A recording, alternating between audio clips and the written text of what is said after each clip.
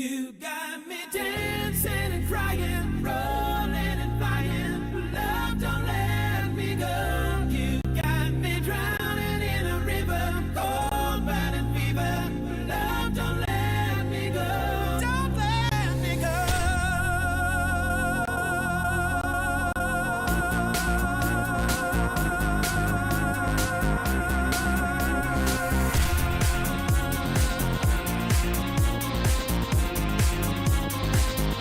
You got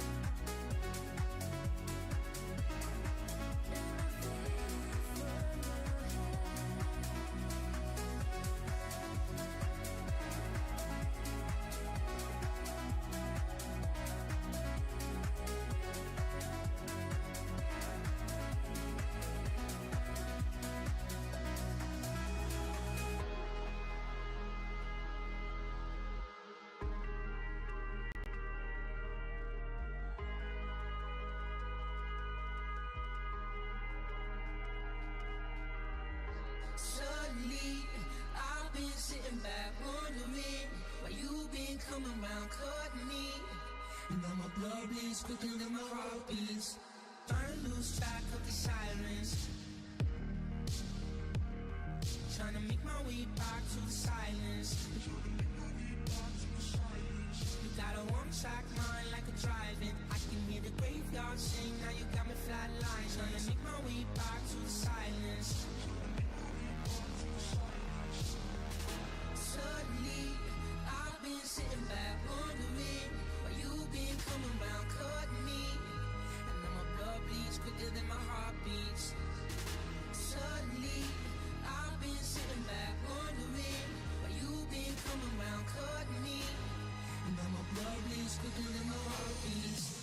Blood bleeds quicker than my heart beats. And now my blood bleeds quicker than my heart beats.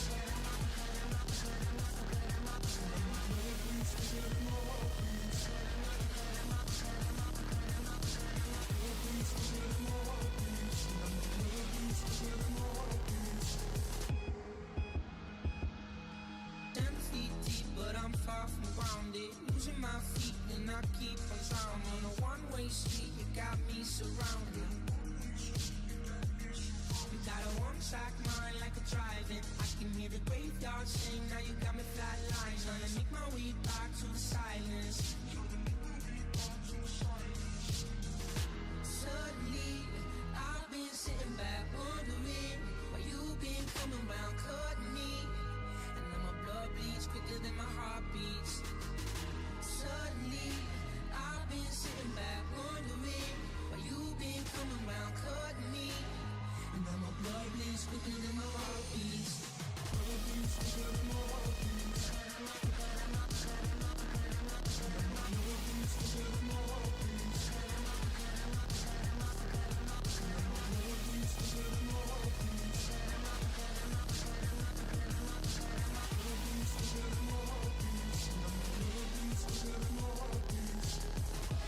Suddenly, you've been coming round, cutting me. My blood bleeds quicker than my heart beats. Suddenly, you've been coming round, cutting me. My blood bleeds quicker than my heart beats.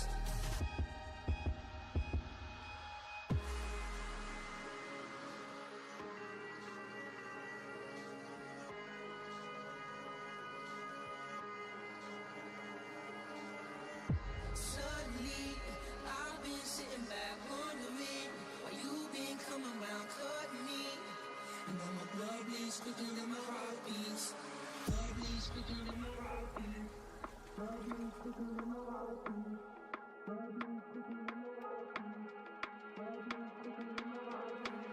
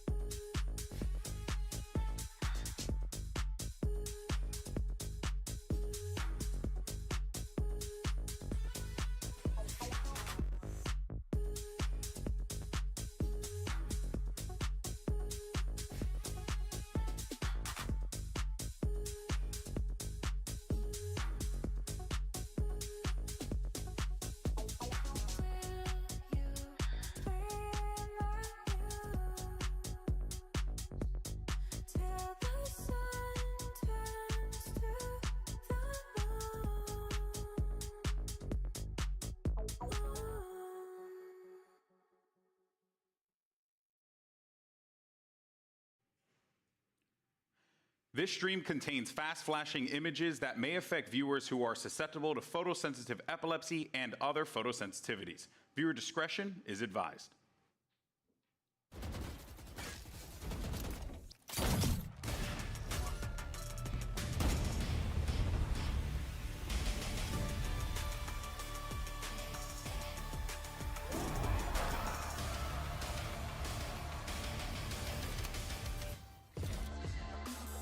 Today, the Master Shanghai Trophy is up for grabs, but before that happens, we've got something fun in store, as we often do. Hello, and welcome to the Grand Final pre-show, coming to you live from the Mercedes-Benz Arena. I'm Achilles, here with Paper Thin and two very special guests, Ryan's Albert Robles, as well as Sabrina Ishwafny. Hi, I'm Sabrina Ishwafny. I'm an environment artist on the Maps team. My role is basically, people like Al will give me a gray box with the layout of the map, and we'll come in and make it look pretty and beautiful and add all those Easter eggs and narrative beats. I give you the outline and you color and... Yeah.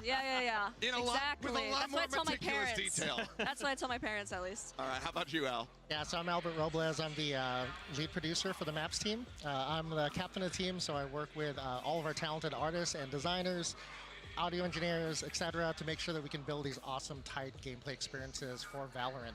I also work with our partner teams like marketing, publishing, esports, just to make sure that these big moments that happen are awesome and incredible for our players. Really excited that we can finally talk about new stuff today. Awesome. Well, of course, you're here because ahead of our grand final between Gen.G and Team Heretics, we're going to have a show match between two teams of international content creators, and they'll be playing on the brand new map, Abyss. Yeah, this is such an exciting day. We get our first look at this new map. It looks super sick from some of the stuff we've seen. Two awesome teams then in the grand finals. You've got Gen.G, who's made an insane run once again to get themselves into another grand finals, and Team Heretics, who looked out of this world yesterday, winning 3-0 against G2. Can't wait. Yeah, should be a banger series, but of course, I'm very excited for the map because while trailer did go up on socials earlier, you and I, we've not seen the damn thing. Obviously, you guys know what's going on. You've been the ones building this, but we're going to be going into this one completely and utterly blind. Now, of course, during today's final, make sure you use the hashtags VCT as well as Valorant Masters so we can feature you on the broadcast. And also, scan the QR code. It's going to be there on the bottom of your screen to take part in today's MasterCard fan poll. We've got a very simple question. It's been a long tournament. Decided to make it easy for you. Who's going to win? Which team, Gen.G or Team Heretics, gets those votes in, and we will see the results later on. Now, before we get into the show match, before we get into the nitty-gritty detail with you guys, let's go ahead and see what's going on with Victoria and Zoe over in our vertical watch party.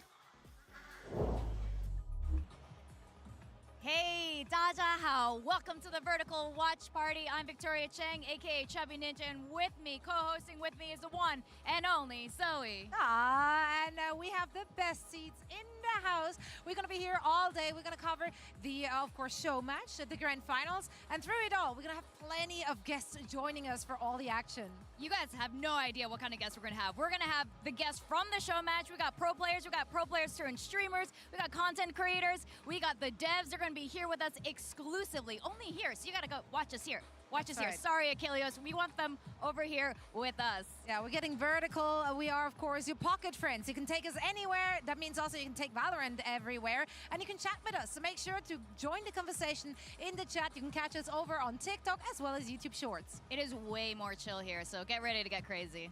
We're going to see you around. Bye-bye. Seems like a whale of a time, and maybe I'll have to pop up there myself because I don't want to be missing out on the vertical feed. But let's go ahead and take a look at the two teams that will be getting to try out Abyss here on the stage. First, of course, we do have Team China, Dan King, Gen.G, Li Ju, Xiao Jue, as well as EQ118. And they will be going up against Team International, the godfather of Valorant. Leading the charge there in the center, we've got Mixwell, we've got Masayoshi, Michi, SpicyU, and Dohyun. So I'm curious off the rip, what kind of agents do you guys want to see played on this map without going into detail, without explaining why? It gives us a little bit of a teaser. Yeah, I'll pick this one up. Really excited to see some Jet. some Rays, and some Omen, the traversal agents. I won't explain why, but those abilities are pretty powerful on this map. What about you, Al? Yeah, I mean, like, a lot of agents are viable in match, but yeah, like, agents with mobility, which will be very obvious very soon, will have huge opportunities on this map. Can also go with Neon, any TP characters like Yoru, definitely some opportunities to surprise the other teams. Nice. So I'm kind of curious about the process of making a map. Like, from start to finish, how long does it take? What are some of the key beats you have to hit along the way to really get this thing ready and present it to the public? Oh gosh, I mean, like, I'm actually really excited about talking about this. Like, I know a lot of our players don't get to see, like, under the hood and how we create a lot of the content. I mean, it takes anywhere from like 12 to 18 months. The key thing, though, is we are always gameplay first, right? We start with the design of the map. Shout out to Joey Seamus, who's our lead maps designer, who's responsible for Abyss. He works with our gameplay analyst team. We do internal playtests. We really make sure that we're hitting opportunities, feedback from players, as well as like innovations that we want to try in Valorant maps. We do all that work, make sure it's all buttoned up, it gets a green light, and then we hand it over to all of the many teams on the maps team. And then, Sabrina, I want to know where you fit into all of this. Like, he just went through a massively long process. Yeah. Where does your team come into play? Yeah, so design, as Al mentioned, they're cooking on stuff well before we're in there. Once we wrap up a map, then we start. We have wonderful concept artists that come up with the thematic and all the lore and all the cool stuff. And then they present us to us 3D artists, and then we make it in 3D so our players can play it. Yeah. That's kind of the short version. I mean, it takes like months of hard work to get in there, and we have to work with all the other teams like agents and marketing and et cetera, et cetera. It's a monumental effort from multiple teams. No doubt. No doubt about it. I mean, yeah, obviously a team effort. I am kind of curious, not to throw a curveball out there at you, but when it comes down to, you know, how a map is going to be laid out and everything, is that often just minds coming together, or sometimes is it just one guy or one person at the company that says, I have this crazy idea, what do you think? Yeah, I mean, it's not just Joey. I mean, we have multiple map designers working at once, and we've got a lot of folks who are experts in that craft. Again, like, you know, we always start with, like, what are the opportunities we want to do to, like, delight, like, our players? What's some of the feedback we've been getting? And again, you're going to see in this map, what are also, like, new, exciting things that we can do to, like, offer new things to players? And then, again, it's just a really long process. We stay super simple, right? Just simple blocks. Work on the layout, get all those tight fundamental things that are in all of our core Valorant maps, and then just make sure that we're happy with it before we greenlight it, and then make it look amazing. And may I add, this map was our most collaborative yet. We worked extremely close with creative, design, narrative, premium content skins, agents. Like, honestly, we all came together really hard for this one, and we're hoping that the players are able to tell and appreciate it. That's incredible. I mean, yeah, I can't wait to see it. Obviously, a labor of love. Now, we're here in the biggest arena we've ever had in Valorant esports. Obviously, one of the things that comes to my mind as a caster is, how is this going to affect the competitive scene? Like, what is this going to look like for some of our teams and players, do you think? I can speak to this one. Sure. So once it's out, it's really hard to predict how our players will actually play things. We play tested internally, but based on what I've seen, don't think it'll shake the meta up too much. I do think that this map has a lot of outplay possibility, a lot of clippable moments. So it should be, ideally, very exciting to watch. And yeah, really excited for the players to get in there. Awesome. Well, obviously, you know, as Clinton was pointing out, we're here in this arena. The fans have been riled up. You guys, I know that you've been out there with the fans, meeting them. How has the experience been for you guys so far in Shanghai? Oh gosh, Shanghai has been amazing. We got to spend time like in FanFest, meeting all the Chinese fans, people flying into Shanghai to like participate in the event. It's just been incredible. It's really been also a very humbling experience. I was thinking the exact same verbiage, humbling experience. China has been fantastic. The fans are so passionate. We got to meet a bunch at FanFest, and that was awesome. And then the crowd here, absolutely insane. Some of the rowdiest, loudest, excited, passionate players I've ever heard. So that's been a very, very exciting experience. No, it absolutely has been. This entire tournament has just been an absolute pleasure. It has been a blast, and these fans have been delivering ever since we got here into the Mercedes-Benz Arena. Quick thoughts, though. As much as you guys have been able to follow it, obviously you've been traveling around, you've been busy getting this map shipped out. Do you have a favorite to be able to take the grand final later on? Gen.G or Heretics? Al, I'm going to go to you first. Oh, gosh. I mean, it's been like a roller coaster. Like, watching the last couple of days has been like an absolute roller coaster. But I'm going to go for Gen.G. Gen.G, Yes. man after my own heart. Super down about you. I'm going for the underdog here, Heretics. All right. They absolutely demolished the lower bracket, and honestly, just like Sentinels did, I want to see them bring it home. Well, we'll see if they're going to be able to do that, but let's get this show match on the brand new map Abyss started. The Masters Shanghai Grand Final starts right now.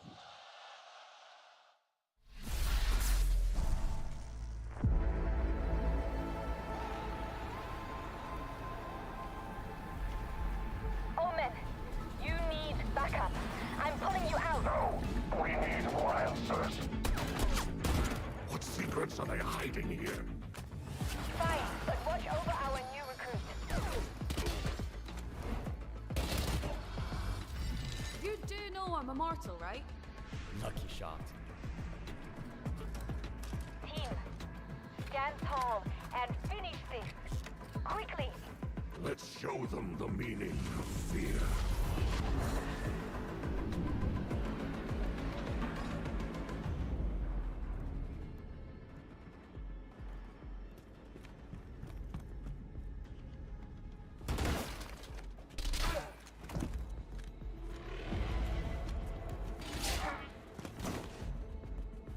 They're ready for us, eh? Yes. And they're holding something powerful.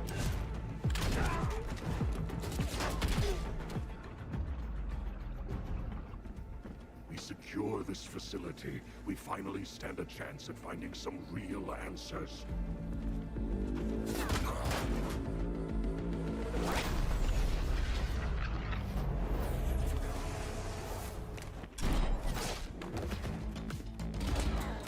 All right, lucky socks, don't fail me now!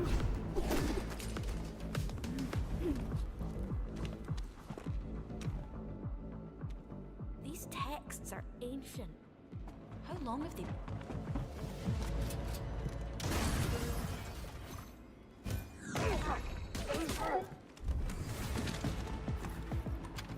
Library clear. Careful. They think they're clever.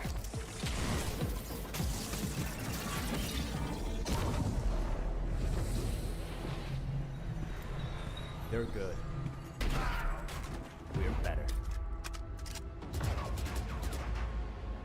The monster is here. Boom.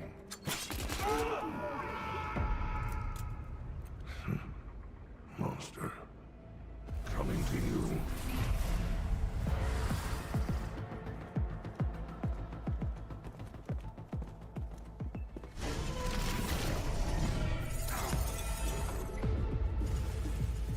I had expected more. You reckon that's the end of them?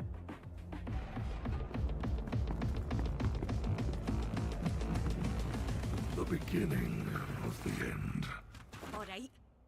Who's ready for overtime?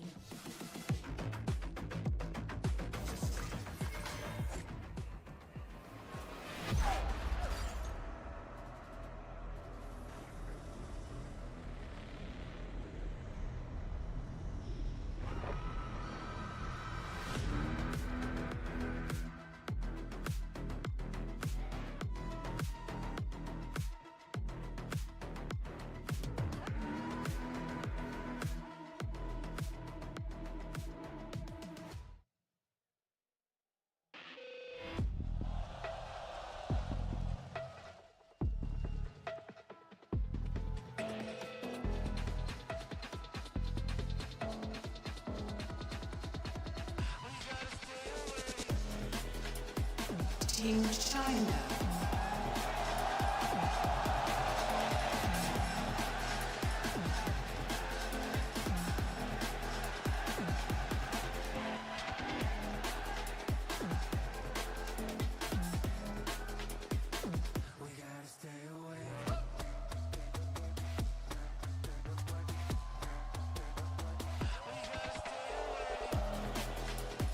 Team International.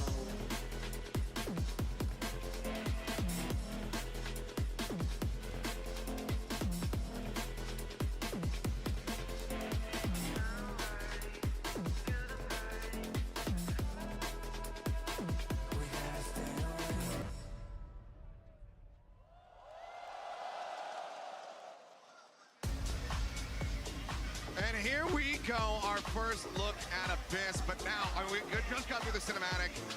Paper Denny, your reaction, because I think I'm still processing. I mean, it looks awesome. It looks like a secret underground layer, you know, they're kind of working their way, trying to get to whatever is hidden underneath. So I was really, really enthralled with all of that because it just has this great kind of cool feel to it. Yeah, I think for me, that final shot and just kind of seeing it, you know, surrounded by the rocks, this little facility just placed down there as they fight their way through, looks super awesome. But how do you guys feel now that it's out there in the public? They've seen at least the cinematic so far, and they're about to get their eyes on the in-game map. How do you guys feel? Your first reaction, Al? Yeah, so like I'm super excited to share a lot of info on this map. Yo. Again, seeing that cinematic always gives me chills. Again, this is going to be the first Valorant map that has no boundaries. So you saw in the cinematic, you saw like an enemy agent fall off of the map. That is going to be like the new gameplay hook that will be part of this. And it's super exciting. It's very heavy on lore. It's a very beautiful environment that Sabrina and the team built. So yeah, I can't wait to see them play it. My reaction, finally, after all months of hard work, so excited for the players to check out all of Abyss. I mean, you talked about this being within this treacherous chasm. Omen discovered the Scions of Hourglass, so this is their headquarters, is where this is all taking place. And they're holding back all of these Radiant Knight secrets and relics on the inside. So hopefully our players will take a look at that. And where did that influence of, you know, these jagged rocks and everything, where did that really kind of come from? Is, well, actually, maybe I'll hold that thought, because here is our agent select, and we've got geckos on either side. We've got plenty of mobility. Raze there, Neon, Jet, Omen. I mean, across the board, Sova, I guess the one that has a little bit less than anybody else. But is there anything that jumps out to you here? Now, this is what I love. No Sentinel. Agents now, I think it's Damn. going to really show off a lot of the creativity and a lot of the stuff that we were trying to give to players. We really want players to think about different ways on how to traverse a map using utility. Yeah. I mean, I think there's... Oh, sorry, go ahead. No. I was going to say, Omen, Mixwell and Omen, very interesting. I'm excited to see how that plays out. Yeah, no. I mean, he's a very good player, so there's going to be a lot of interesting stuff going on. Are there maybe some unique things that we might be able to look out for with some of these agents that are coming into play with this map? So maybe unique interactions with the map itself. I guess we'll see real soon. There's these skill jumps in the map, not to spoil too much, but some of them are more agent-friendly. Others are only you're able to do with certain abilities. Okay. Yeah, keep an eye out too when like the attackers are in A main and B main, which is like right entering the site. We're gonna see some like really cool stuff that's kind of intentional on the design side, which we'll talk about more as the match goes on.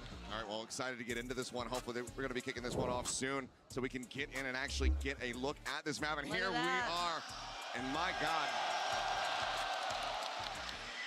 It does look gorgeous. You've done a fantastic job here in your teams. Thank you. Me and our entire team. All right, well, let's see. Okay, 1A, 1B. We're on B site.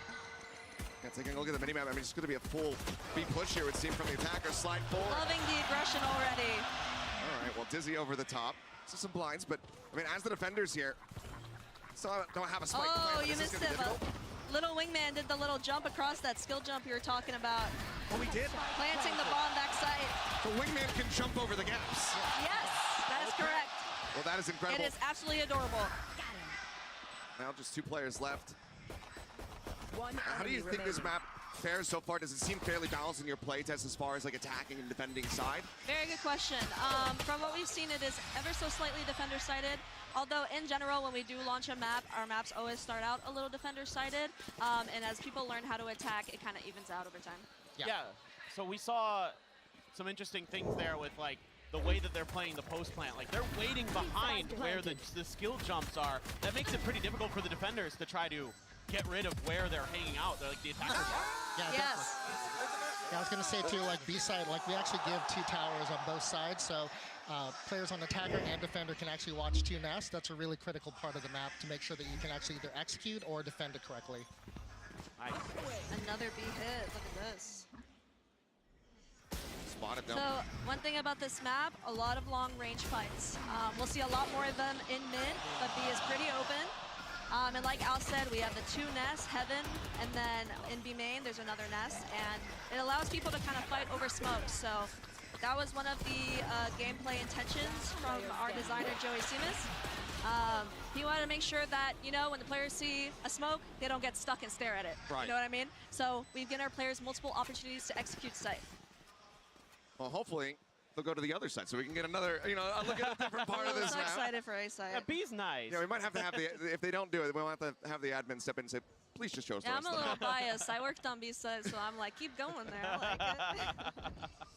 Oh, look at that tree. That's gorgeous. Got a little Radiant Knight tree here. Yeah, this is a very lore heavy map, so that's like part of that, like sort of like part of the Radiant Knight secrets of the science of Hourglass. Yeah, we really had to investigate what does the Radiant Knight effect look like on different natural elements. So you see the rocks in the distance that you mentioned, and then also this tree. Oh, a little play in mid here. And we're seeing a little bit of vents as well. So this leads you right into A heaven. Okay, so breakable door, breakable vent to just be able to cut across and get yourself over to that A site from Exactly. Yeah, so mid control is incredibly important on this map. Gives you a lot of leverage. And you saw the Jet held their spacebar to drift towards that rope. Is that necessary on that jump, or No, can you just make that? you can make it as long as you press F. Okay, got it.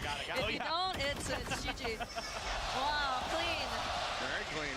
The players left standing, and that's going to be Team China getting themselves on the board and showing us a lot more of the map than what we had seen in those previous 2 rounds. Yeah, and as anticipated, we're seeing those very fast, quick plays, high risk, high reward. Now, what if you have an oopsies and you have the, let's say you have the spike and you fall off the map? Oh, so that's a really good question. Yeah. So like, it's actually not possible to lose a spike. We definitely want matches to finish, so if the spike does go over an edge, it will always immediately spawn where it fell off. That's excellent. Nice. Same goes for bodies, so rezzing. If a body falls off the map, you cannot res. Got it.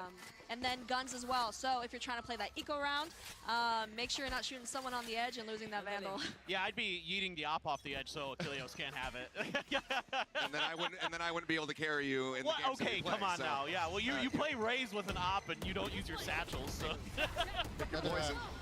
Another B-side hit. Definitely not getting Ooh, the satchel. Yeah, I think we're starting to see why that, you know, that mobility is so very important, but this is a great shutdown here from the side of Team China. So fun fact, this B main ramp that you saw, the smoke, it does not completely cover up the ramp, so there's still a gap. And that is part of not wanting the smokes to just block everyone off. So, yeah, so being able to play around it, being able to peek over top of it or to the side, so just giving you some more angles of approach rather than just keeping a team completely locked in place because of that smoke. Yeah, that's something we really want to point out to you. Like, you guys are used to seeing maps like Ascend B-side. Like, as soon as a smoke usually hits a choke point, it's completely cut off. But it's intentional on this map for both A and B side. A single smoke cannot completely cover an entry point. Plus, we give you those skill jump opportunities so that there are more ways to actually enter site. But it is very high risk, high reward when it comes to actually doing those trick jump executes. And we're seeing a part of the map here that I'm really curious about is mid. Like how long it is, how wide and open it is. What was some of the thought process into making it that way? Yeah, so that's also really intentional too. So this is very lurk heavy for mid. It is intentionally designed. You go all out or you go home. Yeah, and it is designed for these aim duels. It's like that. Yeah, ones that right now Team China getting the better of. Yeah, lurked out of B main up into this little corner. Yeah, Joey was telling us it's really hard to sneak by here, so if you're going to go through mid, you probably want to stack. But controlling mid is super important because it does branch out multiple ways into those sites. Oh, look at that. Guns action. Yeah, the break of the vent right into a kill. Catch people by surprise, just hiding behind that vent, just kind of waiting it out. So many flank angle opportunities there in mid as well. There's absolutely. So many paths to come in and out of it. Yeah, I think that we're going to have, once this does get into pro player, once players get this on their hands, like how high prior that's going to be. But yeah, A main hit, as you say. Let's see if we can see a trick jump here. Come on, Mixwell. Storming their way through, but slow down. So you see him on top of that box in A main, so this is a really good way to look over that smoke. Oh, watch this. And here he goes with the TP on the bridge into the smoke. Okay. This is exactly what we wanted to see. I don't know, but the timing on the Dizzy, looking fantastic great. execute. that map look. Oh, that is gorgeous. And that is exactly what we want to see from this map. That map looks so fucking trash. That is so hard to pull. It looks like it's challenging to pull off at the very least. Like a little bit difficult. Yeah, I'm so not hype. You can't do this solo. You have It reminds me of Fracture, like when it came out. These off angles as well. well. So you really want to throw them off with the abilities, the utility, and all the bodies. So obviously we see that there with the Omen, but what other agents can really kind of make a similar maneuver to that? I mean, I assume Ray's blast packing, jet dashing. Jet dashing. Okay. I guess you can send Euro TPs, but those are typically the agents that are able to do that. So fun fact, the jump that was just made, you're able to make from A site to A main. So any agent can make that jump. It is just a strafe, like an air strafe. Right. But not the other way around. Yeah, super challenging to do, but you can totally risk it and totally flank attackers coming in through A main. So only defenders can make that jump without the use of abilities. Yeah. Yes, correct. So really cool pointing out here too, they planted right on that bridge. Super popular plant site. Something we didn't get to talk about too. We really intentionally didn't want the death drops to be super frustrating. So the majority of the map actually has ankle-high borders, so that you can't just like back into like an edge and then fall off by accident. Okay. There were a couple of choice spots where we That don't connector have between ankle borders, A and bridge mid, being one right of them. there, Again, high risk. Really like worth planting the spike there if you can get away with it, and trying to it's gonna be defuse it like is a really really strong position for like defense and retake. Breach or like a race satchel. Play test. Yeah, the satchels too, yeah. But I would assume, maybe something like Astra Star not going to be able to pull somebody off the side of the map, right? That's a good question. The ankle borders do stop you. If you're standing on top of it, which on B site, you can technically plant the bomb on that ankle border, forcing your opponents to play on that edge, and then you can use abilities to push them off. You don't even have to fight. Okay. Well, I'm really Breach curious about ultimate. the It's competitive yeah. once this gets into the hands I feel of, like a breach on because that map would be really strong because his ultimate just we've seen some pushes you back. just dominance in execs here in this tournament, but also from other squads in the past. So you We're curious to could see how push that people will off the look. map. Here we go.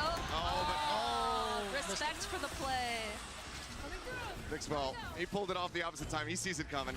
Actually, no, he tried doing that again. Pro tip for players trying this map, if you're Omen, the trick is to actually aim above where you want to TP and not try to get it exactly where you want to go. It makes doing that play a lot easier. Okay. Oh, okay. There you go. A word from the wise. Okay, we're seeing this. Why is the Neon on Gecko not display now. picking up his ultimate? Sliding all over the place. I'm just curious what the balance is Like going to look like what? between high mobility, but also, a collection of agents, a team that is going to be able to just go for really nice set executes. And I think that something like Neon Jet, Neon Yoru with a breach in play. All these things are coming to my mind right now, and it seems like the possibilities are damn near endless. For Showmatch, they're having a lot of fun with the agents that they picked here. They're really showing off a lot of those mobility things that they were rehearsing and having fun with. But a lot of other agents are viable here, right? Especially like controllers. Like you can actually stop a lot of these pushes with your Vipers, with your Harbors, with your Deadlocks. But yeah, I'm really excited to see like what meta develops in this map, because this is like a new layer that we're adding to our core gameplay design. Another agent that I found surprisingly, and personally, this is a personal anecdote, really strong on this map or very interesting is Sage. With her wall, you can block off some very peculiar angles. So like B-site, we're about to see that little jump up that you do. You could wall that off completely, and then they have to shoot through like multiple pieces of her wall just to get across to the site. I was also going to ask about Sage. Are there any jumps that you can make using her wall?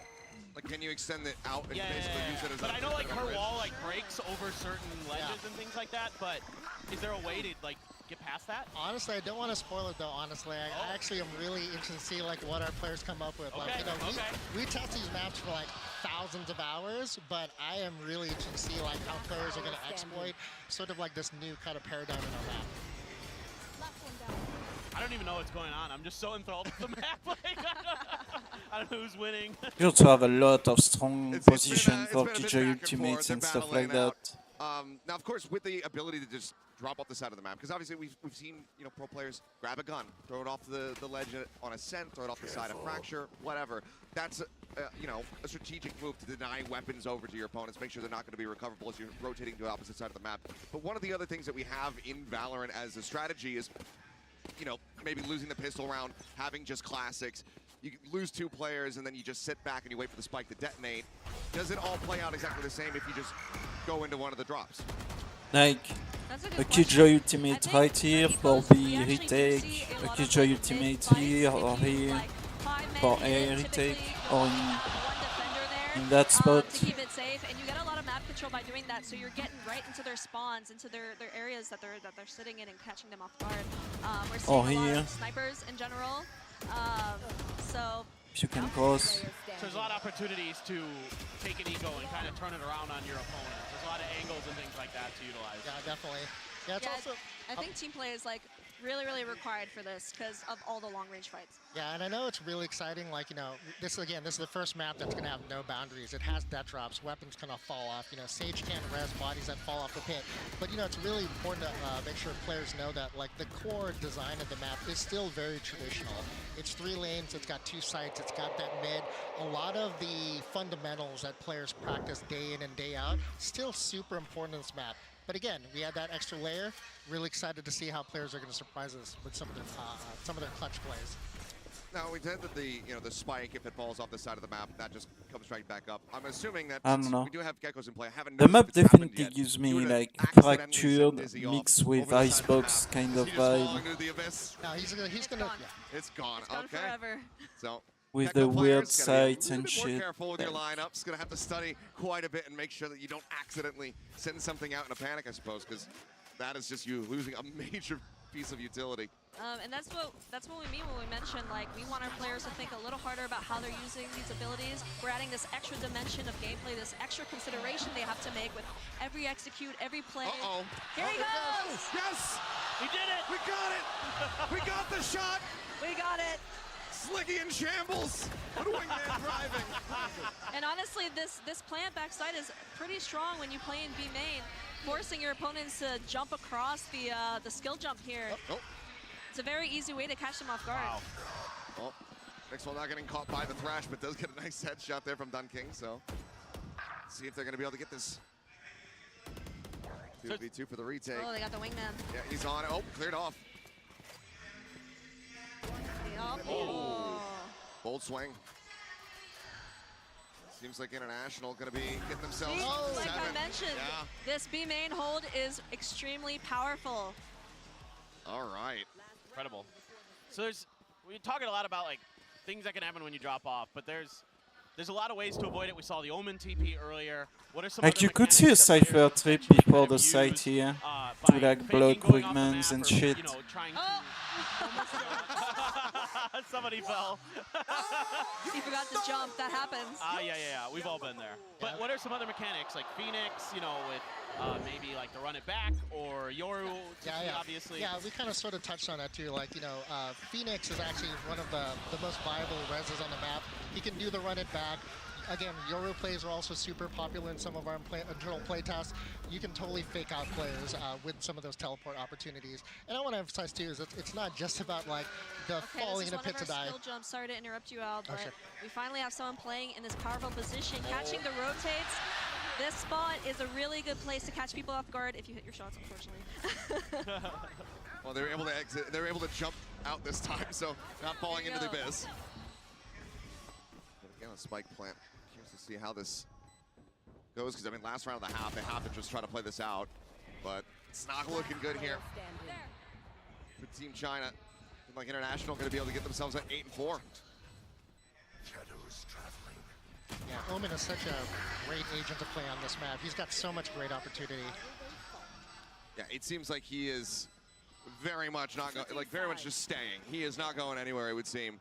But I'm curious to see how it's going to combine in with, you know, other controllers, as you were talking about, since, you know, Viper in the mix. Do people want to play Astra Brimstone? Yeah. You know, one smoke, that can't lock off an entry to the site, but 2 smokes can. Yeah, and you know, and we're just talking about the agents that are available now. Like, one really exciting thing, like we talked about, like we're getting even more collaborative, like people across the team, agents teams, our skins team. When you think about like maps like this, like what are the opportunities for agents in the future? I'm actually really excited about what can happen, you know, in future lineups. My anticipation, personally, I'm seeing the Viper and then a dome smoke potentially. Just because that B main not being able to dome smoke it is pretty rough. Very true. Oh no! He's gone dead again. We're forgetting to jump again. Again, high risk, high reward. High risk, high reward, or no reward. I don't don't think there should have been that much risk in that one, to be honest. That was by choice for sure. And like Al said, like we have all these ankle borders, everything's intentional. We don't want this to feel frustrating at all. This is just adding an extra dimension of gameplay because our players keep raising that bar. Right. Yeah, I don't think that could be frustration at the map, just frustration at your not pressing the space bar. But yeah, that's user error right there. able to trade one back. Okay, we got him again. Oh, I love the way that. Yeah, so using the Dizzy to cross there is really smart because typically a defender will be holding you on that jump. They're able to clear it out though, so now that this is starting to get away from them. Last player standing. It's all on Mixwell. Call it with you, Till. But yeah, I'm loving the approaches that we're seeing. It's so neat to see because it's just so unlike anything that we've had in the game thus far. But like you said, it's still like it doesn't feel that different, but it is still very different. Yeah, so the layout is very traditional. It really aligns with our core maps. It should be very straightforward to learn, very straightforward to play, except we're just adding this extra thing you have to think about. Yeah, and I was going to say too, like seeing the reaction of like our players. I saw some stuff in socials today. Luke's going to be deceiving too. Like this beautiful map that's in this deep chasm, it kind of gives us this idea that it's a huge map. It is not overly big. You know, every new map takes time to learn, but we're really hoping that players will pick up the layout on this. And as you can see too, like action happens immediately. I mean, they're going past that barrier and executing on site, and we get straight to the action, which is intentional. Now this is the eco round team play I'm talking about. I'm hoping to see. Let's see if this works out for them. Curious if this does fall apart. Do they just go to the side? Excited for this one. Spotted. I mean, they're just going to wide swing him, so he's got a back pedal. They haven't taken a sight yet. The blind. Oh. Okay, looks like they're holding it down. Mixwell not going to be able to jump off the side. Respectable attempt. Yeah, not bad. Decent amount of damage dealt. Got to be careful on that rope in mid. A lot of times in our playtest, you can actually like hang on that rope, and if people aren't paying attention and clearing corners, you can catch them off guard. Yeah, I had my manager do that to me. He sat on the rope in mid, like in a 1v1, and I just walked past him and he shoots me on the rope. I couldn't even be mad. It was just so cool. And those are those clippable moments that we're talking about, you know? Right. I have a question. Hopefully you can answer it for me. But you talk about the increased collaboration that you have between the different teams. Do you ever have somebody on the agent side come to you guys and be like, hey, can you put something like this into a map because we have an idea for an agent on this end, or is that fairly separated? I will say opportunities to do that are growing. I mean, like we're always really careful, really intentional on how we introduce like gameplay mechanics in maps. Agents team does the same I thing. feel like this could be a good deadlock map as we do more things. because of all like the jumping and shit you have to do and the with, movements. Like, kind of new out their abilities, and kind of like again talking about like we've had 3 what we call core maps, which were really straightforward. The hooks weren't really heavy. This is kind of back to that experimentation of seeing if we can add that layer to really excite players. But yeah.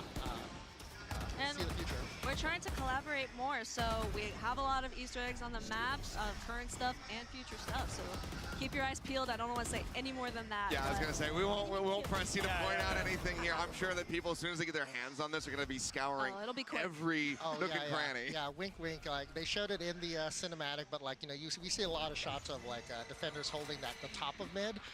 We actually have like for the first time like a lot of our premium weapon skins like in the map showcase. Part of that lore, part of that story, that is probably some of the funnest stuff that we got to collaborate on because it adds so much and kind of unifies like that Valorant universe. Yeah, so the idea is like the Scions of Hourglass are keeping these artifacts away from the world. And then our agents, they broke in, so it's not a secret anymore.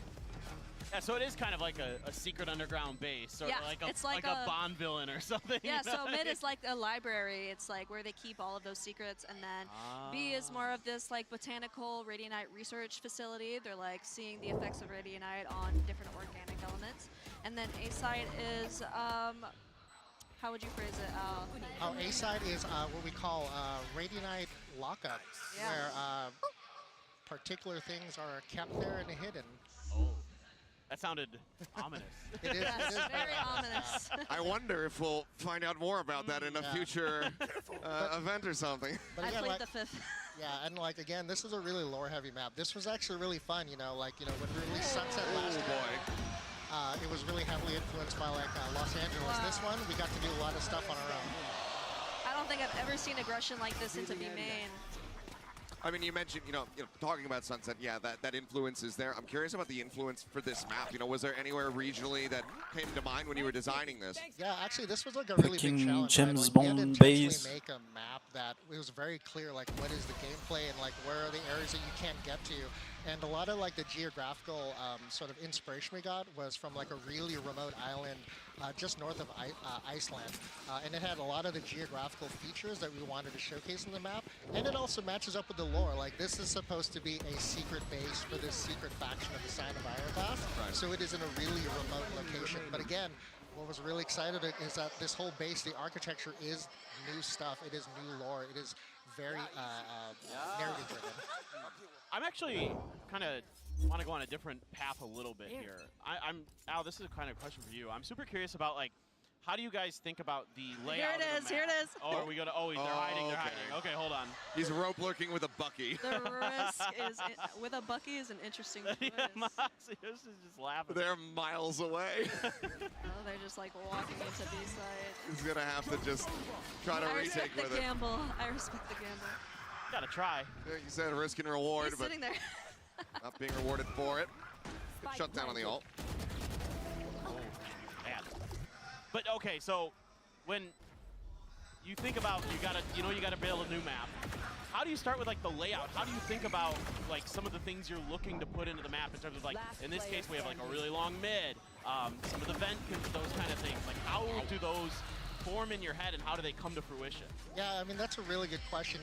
Actually, a lot of times folks will ask us, like, does like the narrative, the story of the episode, or like things we want to do in the Valve universe really affect like the layout of the map? And actually, I'll be honest, the answer is no. It really starts with the gameplay, right? Like it has to feel really good in that prototype phase where it's just gray blocks, right? We call it gray box. And like when we talk about opportunities, things we're deciding, honestly, it is just the evolution of like what our players are doing in the game today. What are opportunities? What's feedback we're getting from players? And also just like what are just fresh new ideas that like our design team, and the team, the broader team as a whole want to do, and then we just try to find the right combination of that. And again, test very heavily. Sure. I will share with this map. I mean, this map at one point had like even more extreme verticality. It had things like jump pads and crash pads, so you can go like very long distances. Oh, okay. And we even had like harder trick jumps. We had platforms that were like half a meter, Tiny. like, very tiny. But again, lots of playtesting, lots of making sure that it still hits those key beats for like the design principles for map. And again, super excited to see how players react. And to clarify, the crash pads would actually help you not take any fall damage. So we had like these jump pads, you could go super, super high, and if you fell down, you'd take no damage at all. But in the end, we wanted this to align a bit more with our core maps instead, and then and then hopefully not be too punishing. Yes. One of the things that I like that we have seen more times than I expected is way more. Is kind of just like where you hit the where you actually hit the depth when you're falling off the side of the map, what that limit is. So it seems like you have a decent amount of time to try to react. Like if you're playing Jet, something like that, you actually slip off the side of the map to be able to get that updraft off. It's not like you just are instantly dead. It's about 3 to 4 seconds, right? We don't want to make it. We don't want to belabor the point. Like once you fall off, if you don't have any movement utility, you'll die within 3 to 4 seconds. Right. Well. 1v1 here. Uh-oh. Nice. They didn't take damage from their own shock dart at least, but Mercy of time. It's 2 rounds away here for Team International. This went by pretty quickly. It's been, fairly back and forth, but it feels like this defender side, they're finding their groove a little bit more, but this nice early wraparound. fights, that early aggression, the risk that they're taking makes for a very riveting map. And then disaster. Yeah. I can't wait to see that, the first week or the first couple days, especially of this map coming out, all the clips that are going to be compiled and posted online of the streamers losing their minds. And if people are wondering if you can plan on the edge of B-side and you've got a breach on the post plan, you can totally have multiple agents go off the edge. Off the map. Yep. It seems like maybe everyone will just firm handshakes and agree not to play breach on this. No, or just if you I feel like it could be a big breach deadlock map. Cypher, Killjoy. I think Killjoy playing A. Killjoy playing that position. Neon gets so far up there. Like A and mid to A. It's gonna be super strong. Looks like this is being watched for though. Oop. Updraft. Because then you can like just rotate back, and then you have a free ultimate for B and shit. Like, Almost finding it. Man. Really solid. I'm curious, for Sabrina, what is the process like for you when they kind of give you, you know, like the gray box? When they say, like, this is the map that we have. What is like the first couple steps of figuring out like how what the look of this map is going to be? Yeah, I mean, as a 3D artist, I come in a little bit later, but we do have fantastic concept artists. We started out super early during a blue sky phase, which means the sky's the limit. They could do whatever they want, try the most insane, crazy things, and we do not want to limit them on their creativity. Then we hone it in a little bit, try to figure out, okay, what does this look like? They actually take the map into consideration, trying to fit all their ideas into there. And then the rope we work. come in. Yep. It might pay off. Oh, there's guys out, but there's but now he's got to get out. Might need some assistance to get out of this position. He's got the teammate holding him there. I can see the panic in the movement. This is incredible. I mean, this is exactly what we wanted to see out of this show match. Right. It could maybe just, you know, blast pack, jump off backwards. He's got his ult as well. Get out of it a couple different ways. Smoke here by Mixwell. Again, it's really hard to sneak by in mid. You've got to commit. And that smoke covers all the way into the vent too, so that's really nice to bail your team out. Yeah. Yeah, I mentioned that like dome smoke is not too strong on B side, but mid gives you incredible power. Limiting that information, getting the early info on mid is so important. So sending that dart into back of mid or a fade eye can make all the difference for your team. Have there been any I feel like KO like trying out some can be like super strong and too. stuff like that on this map, trying The to KO knife. Actually, our game analysis team enjoyed Because based on where you send it, you have like you have like almost like for sure info, you know. Like you can isolate position with the KO knife and basically have it almost like a Sova dart. Okay, yeah, here's a big question. You have like two choke points, aiming, beaming for his molly. His flashes are like, pop flash are gonna be like super strong too and shit. You know, like you have a choke point here, you have a choke point here for the molly. And then his ultimate to push like a Cypher, a Killjoy, a Deadlock. And the knife. I feel like KO is gonna be really strong. Building up in popularity. Okay, but can't say for sure until the players get their hands on it. Again, we keep saying like, I cannot wait for players to get the map and see how they surprise us. I was here 2 days ago, and yeah, Lotus plus Odin, that was pretty serious. That was rough to watch for sure. Well, long range meta, I quite like that, so. I'm a big fan, personally. Breeze used to be my favorite map. I was like a Reyna main. So I was all about those aim duels, so mid is a haven for me. You told me you were a Chamber main. Was Reyna the first love and then Chamber was the other one? As they nerf my agents, I move on. You know what I mean? Then I became an Astra main, and then they took my star away. I'm loving this, I'm a Neon main, so I love the Neon action on the show match. Well, speaking of the Neon, it's like China, they're going to bring this back, just maybe one round separating. This angle is so powerful. It's not quite connecting the spray. Vandal moment. And then most of the boxes on both bomb sites are pennable. So that should bring some interesting gameplay. Are there any other walls to look out, maybe around mid or anything like that might be pennable that players should consider? Not that we know of. Not that you know of. Usually our players discover those ones. Yeah. I will say we try our best. Yeah, if there's time after the match, I would love to show you some really cool one-ways that our lead designer, Jerry please. Seaman, showed us. Yes. I'd love that. Oh, let's go. Yeah, if you want a little pro tip, that jump up that you do, if you actually smoke that off, that really affects the attackers. Like, jumping across without seeing where you're going, absolutely terrifying. So smoking that for post plant is a really good way to counter that like uncomfortable situation. Yeah, that seems like something, especially like really early on, or just very much like in ranked, to take advantage of in the early days, because we expect like the pros, you're going to be able to get down this like really good, just like methodical rhythm, knowing where you're going. Look at some players who could probably navigate a map blindfolded because they've just played it so many times. But in ranked, very different story. So that's a really good tip, I think. What about for Clove, if they go off the map? Can you still use their smokes? You cannot. Oh, you can use the smokes. Oh, you can use. You can use the smokes, but the ult does not work. No, correct? not deal. I was gonna say this map would just be a major nerf to them if that were the case.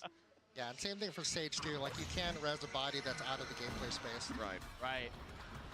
Oh, I think we just saw Dizzy fall down into the pit. This is a really good little camp corner. Rarely cleared. The box is actually, that box as well is pennable, so you could clear that by penning through it as you're executing, which I highly recommend. Well, they don't get overly punished by it. This looks like this is going to be going to the distance here. Yeah, against the eco. 11-11. Satchel out. A wide angle. Oh boy. Yeah, the jiggle peeking here on the corner is not People working out super great. The outlaw on this map as well. Yeah, I mean, seems like you're talking about long range, you're talking about sniping, and if you can really get that snowball and force your opponents onto ecos, onto half armors, it feels like the outlaw very much could thrive. But one of the other things that I'm curious to see is going to be, how quickly can you get on top of the outlaw to try to punish it? Because it is just that two-shot weapon, and if they're going to be posted up in mid, there's a lot of routing options. That's true. And honestly, with the long-range areas that you do typically fight with those weapons are easily dome smoked. So it's not going to be like the op is overpowered or anything like that. There is a good counter. All right, let's see this hit. Double stack. They're taking their time, but spotted. Obviously, some of the boxes you're talking about is noted, but now way is cleared. Another run it back to try to open up the site even more. It's flashed up. This is looking like this is going to end up going Team China's way. 5 players alive. They trade so well. Spike planted. The comms, home team advantage. Yeah, right? Yeah. Fair point. See if they can do anything to try to run this back. But money-wise, not looking great here for International. So often we see the lurkers in those positions, get anticipated and not be able to hold their ground, but Gen.G able to make it happen. So now match point. See if we get any other new little unique features here in this potentially last round. Yeah, even though you're able to lurk a little bit on this map, like you distract everyone on site, you have that one guy going mid. Defenders still have multiple positions like this where they can hold you and kind of be prepared for that. One thing I want to ask about, since we don't have any of these agents in here, are like the traditional sentinels, like Cypher, like Killjoy. How have they played on this map? How have people found them? So far, I think there's been a bit of a bias towards Cypher, only because, you have global utility. Placing those trips helps you really keep track of those lurkers, which can be incredibly punishing. Killjoy is pretty fun as well, but from what I've heard, Deadlock is incredibly strong on this one, actually. Really? Oh. Yes, that wall can hold down a lot of space. But yeah, plus one to Cypher though too, especially if you're worried about Neon on the other team. Like having those trips in key locations can, no pun intended, really trip her up. Oh yeah, of course, if it's near a jump and you're trying to get over there. And like I mentioned, getting that early information in mid, we've actually been seeing a lot of people dropping that Cypher cam to try and see what's going on in there. Makes sense. Are there Cypher? Real close here. Off that at another time, but Team China in front of the home crowd, able to pick up the victory here over Team International. But what an incredibly fascinating China match. number I one. think we got to see a decent little bit of some of these things that you guys were talking to us about. But I think that there's also still way more to be explored here. Absolutely. I mean, this went beyond our expectations, honestly. Yeah, I am super excited that players will finally get to play this map in the next couple days. I remember seeing the prototype of this map, and it was wild. Like early iterations trying so many new exciting things.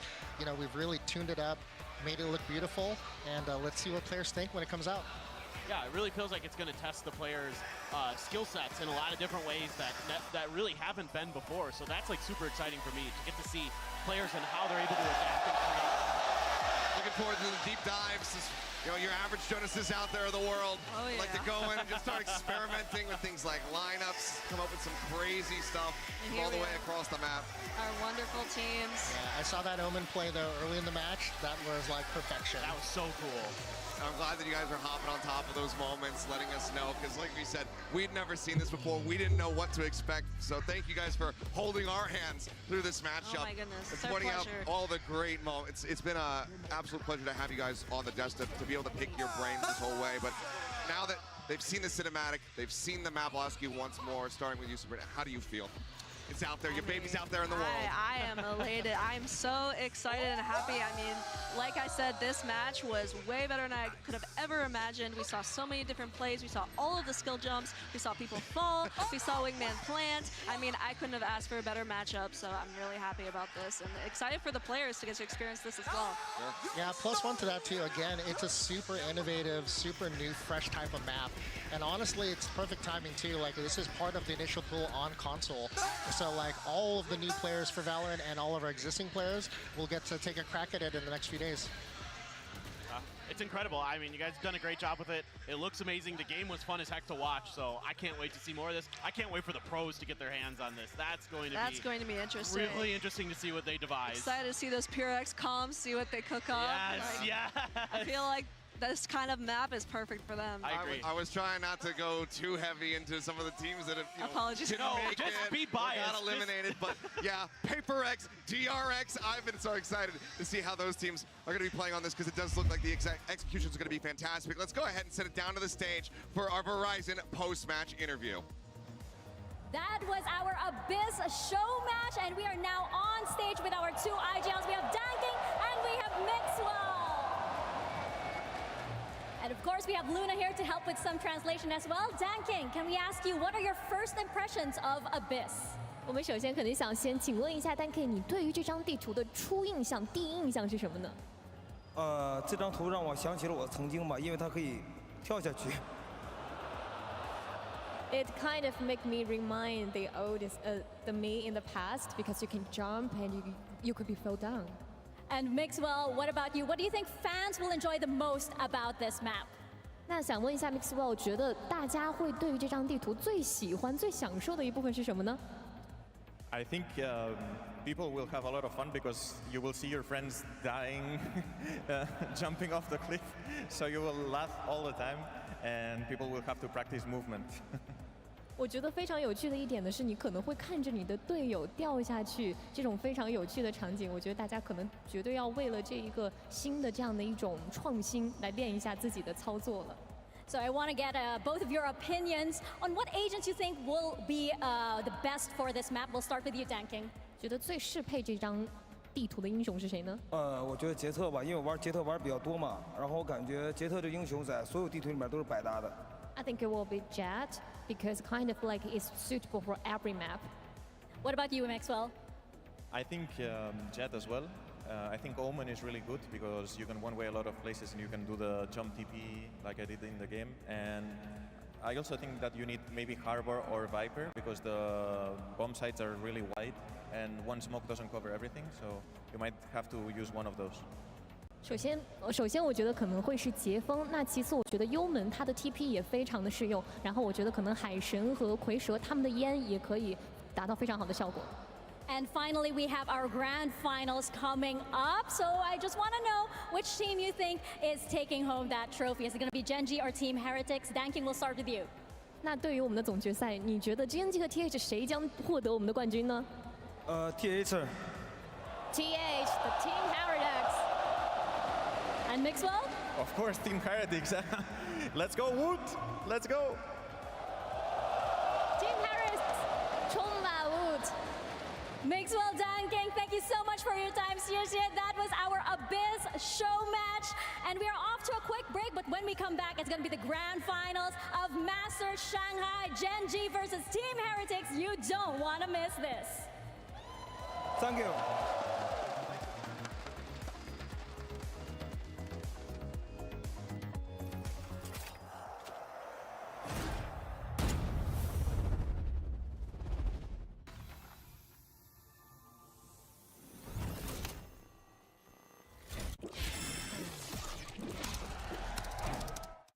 gives you wings.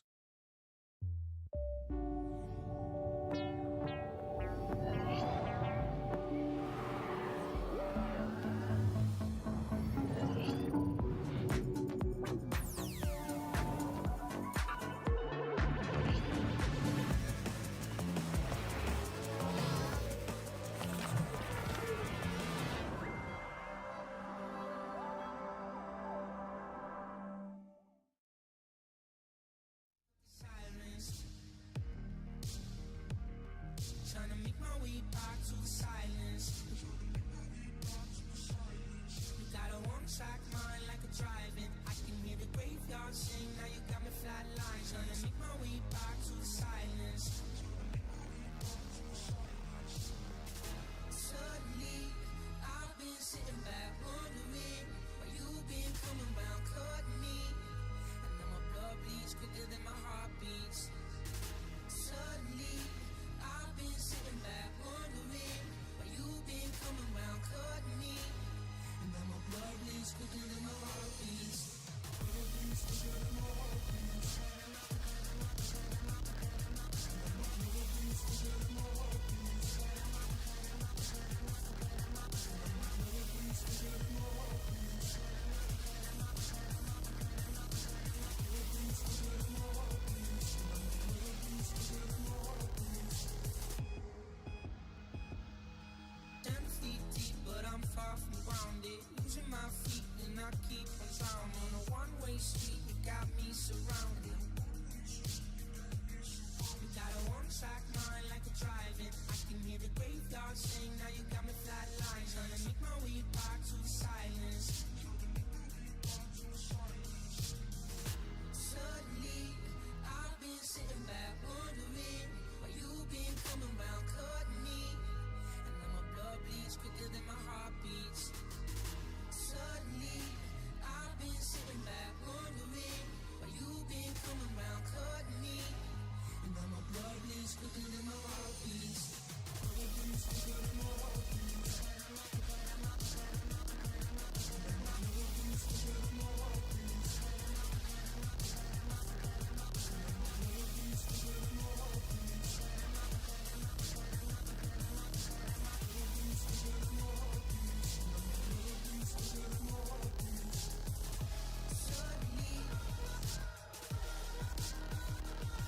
heart beats. Blood bleeds quicker than my heart beats. Blood bleeds quicker than my heart beats. Suddenly, you've been coming round, cutting me. Now my blood bleeds quicker than my heart beats. Suddenly, you've been coming round, cutting me. Now my blood bleeds quicker than my heart beats. Suddenly, I've been sitting back wondering why you've been coming round, cutting me. And now my blood bleeds quicker than my heart beats.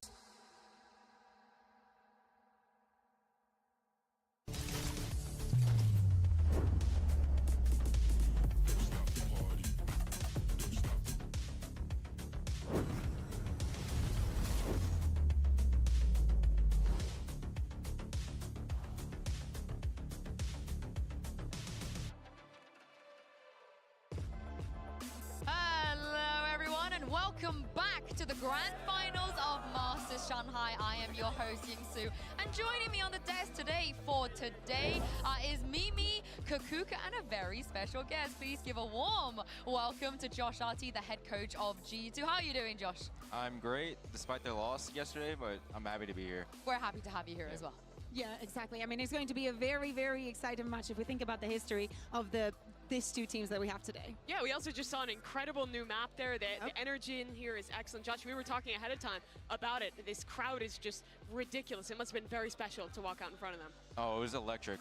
I'm so grateful that I got to walk on stage at least twice, experience this massive crowd. But yeah, I can't wait to be back in an arena like this again.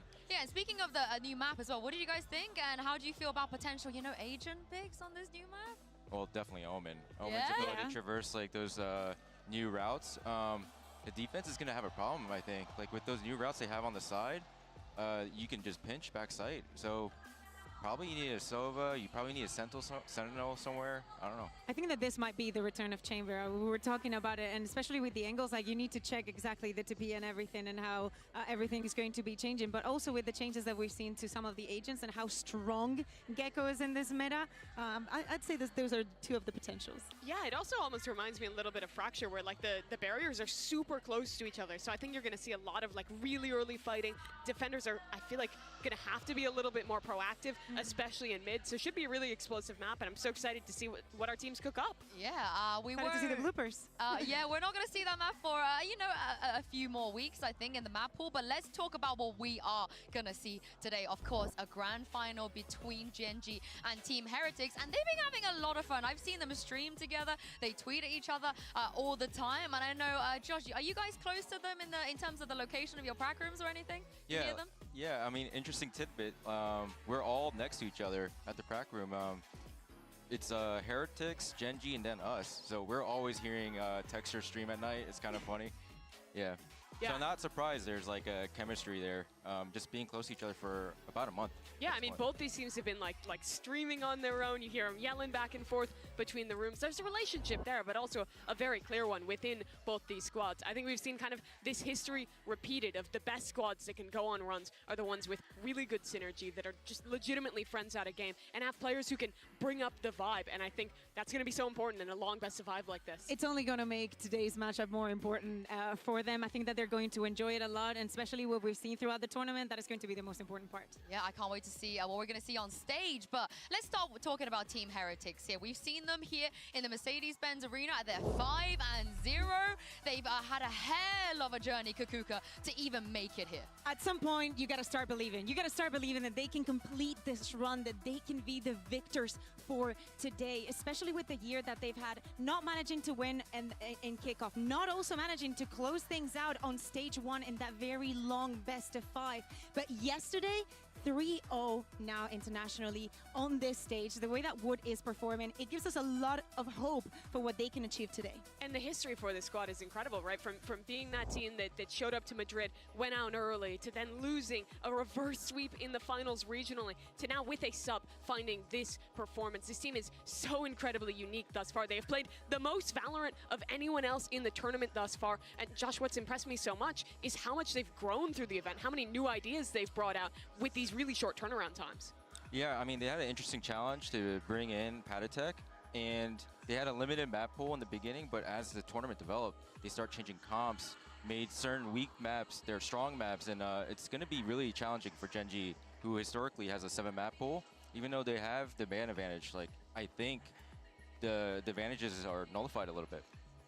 Okay, yeah. Yeah, you agree, Kakuka, hearing this? I think that it's going to be definitely stressful for Gen.G. So far, they've had this flawless round, but now Heretics is coming up so much stronger. As you're saying, every single time that they find another challenge in their run, they find a solution for the next time, and it's very surprising to see that they can do it in such a short period of time. But this is the thing, that they're going up against Gen.G here.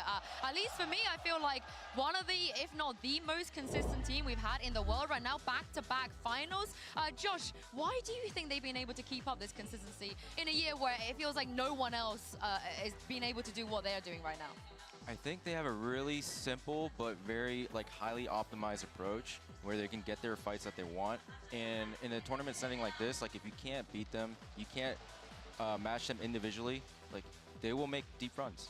Yeah, and beyond that, right, they have a lot of stuff that is kind of simple on meta stuff, but they've also been a team that a lot of people I think have picked up ideas from. Their comp on Icebox, they were one of the first teams playing the KO Gecko, their ideas on Breeze as well. Even if it can look a little more one-dimensional at times and they adapt a little less, the execution is at just such a high level that they are beating teams consistently. They're the only squad that is still undefeated here in Shanghai. Exactly, but that is something that we also saw in Madrid. They have been in this position before. Yes, this year is looking great for Gen.G, but they need to secure that trophy. They weren't able to do it back in Madrid, but today they have a very, very good chance. Yeah, they absolutely do, but there is a bit of a curse, right? It's been second place consistently at home in Madrid, and a Pacific squad. At the beginning of the year, they got the first. Sure, but still, no team from Pacific, no Asian team has ever lifted an international trophy. If they lose today, they have the unfortunate reality of being the only team to ever be in 2 finals and lose them both. Wolf. This seems like Gen.G's time and really their chance to finally win that trophy for themselves and for their region. Yeah, speaking of Gen.G earlier, Mika Fabs caught up with Munchkin for a quick chat. Hey guys, I've got Munchkin here of Gen.G. Munchkin, this roster was built from scratch at the top of 2024. You guys, made it over second at Masters Madrid, all the way through Pacific, and now you are here at the grand finals of Masters Shanghai. Let us know, how different is the Gen.G from all the way from kickoff to right now here at Masters Shanghai? Back then we were boys, now we are men, and pro bit. All right, good luck. Thank you. Yeah, the boys to men buff. Josh, is that a real thing? Is that something that we should be keeping an eye out for? Honestly, when you go through grueling series and like a loss like that, you do grow a little bit. I feel like as a team, they probably matured on like how to handle those losses, and they probably took valuable lessons away from the Sentinels game. They're men now, guys. They're Yeah, men. they're men. They're adults. Men. They're ready to go. It is funny though, because both these teams are so young, right? There's a lot of players that are having their like debut year. A player you're looking at on your screen here, Karan. Like all these guys are so fresh to the scene, but I think have grown up and evolved so quickly. But this is the thing, we mentioned it already. There does seem to be a little bit of a curse with Pacific teams. Paper X, they couldn't do it. DRX, they didn't even really come as close as Gen.G and Paper X. It just feels like all the other regions, they're picking up trophies left, right, and center. And Kakuka, we still haven't seen one for the Pacific region. And it's so crazy, right? Because if we go back to the early days of Valorant, to those first tournaments, it was all about Vision Strikers, DRX, Paper X. They've stolen our hearts so many times. But actually, coming as close as Gen.G, not many have been. And it will be, I think, a very good reward for the year that they're having to be able to lift it and bring it home this time around. Josh is a guy who's played against now all of the Pacific teams in this tournament. Do you think there's a reason that that trophy hasn't been lifted? Do you think there's a difference in the style of Pacific that has maybe eluded them in these deep tournament runs? I feel like what they kind of lack is like the multi-dimensionality of their game plans. But they're very, very optimized on like how they want to take their fights. So as long as Neil, the head coach of Heretics, could develop a really good game plan for Boo to call, I feel like they can solve Gen.G. Let me throw another question here at you, because there is a curse on the side of Pacific, but for EMEA, it feels like every time EMEA have reached a final, unless they're going up against Sentinels or another EMEA team, they've been pretty successful when it comes to lifting a trophy. Why do you think that is for that region? Because I really like the answer you just gave for why Pacific are still hunting for that trophy.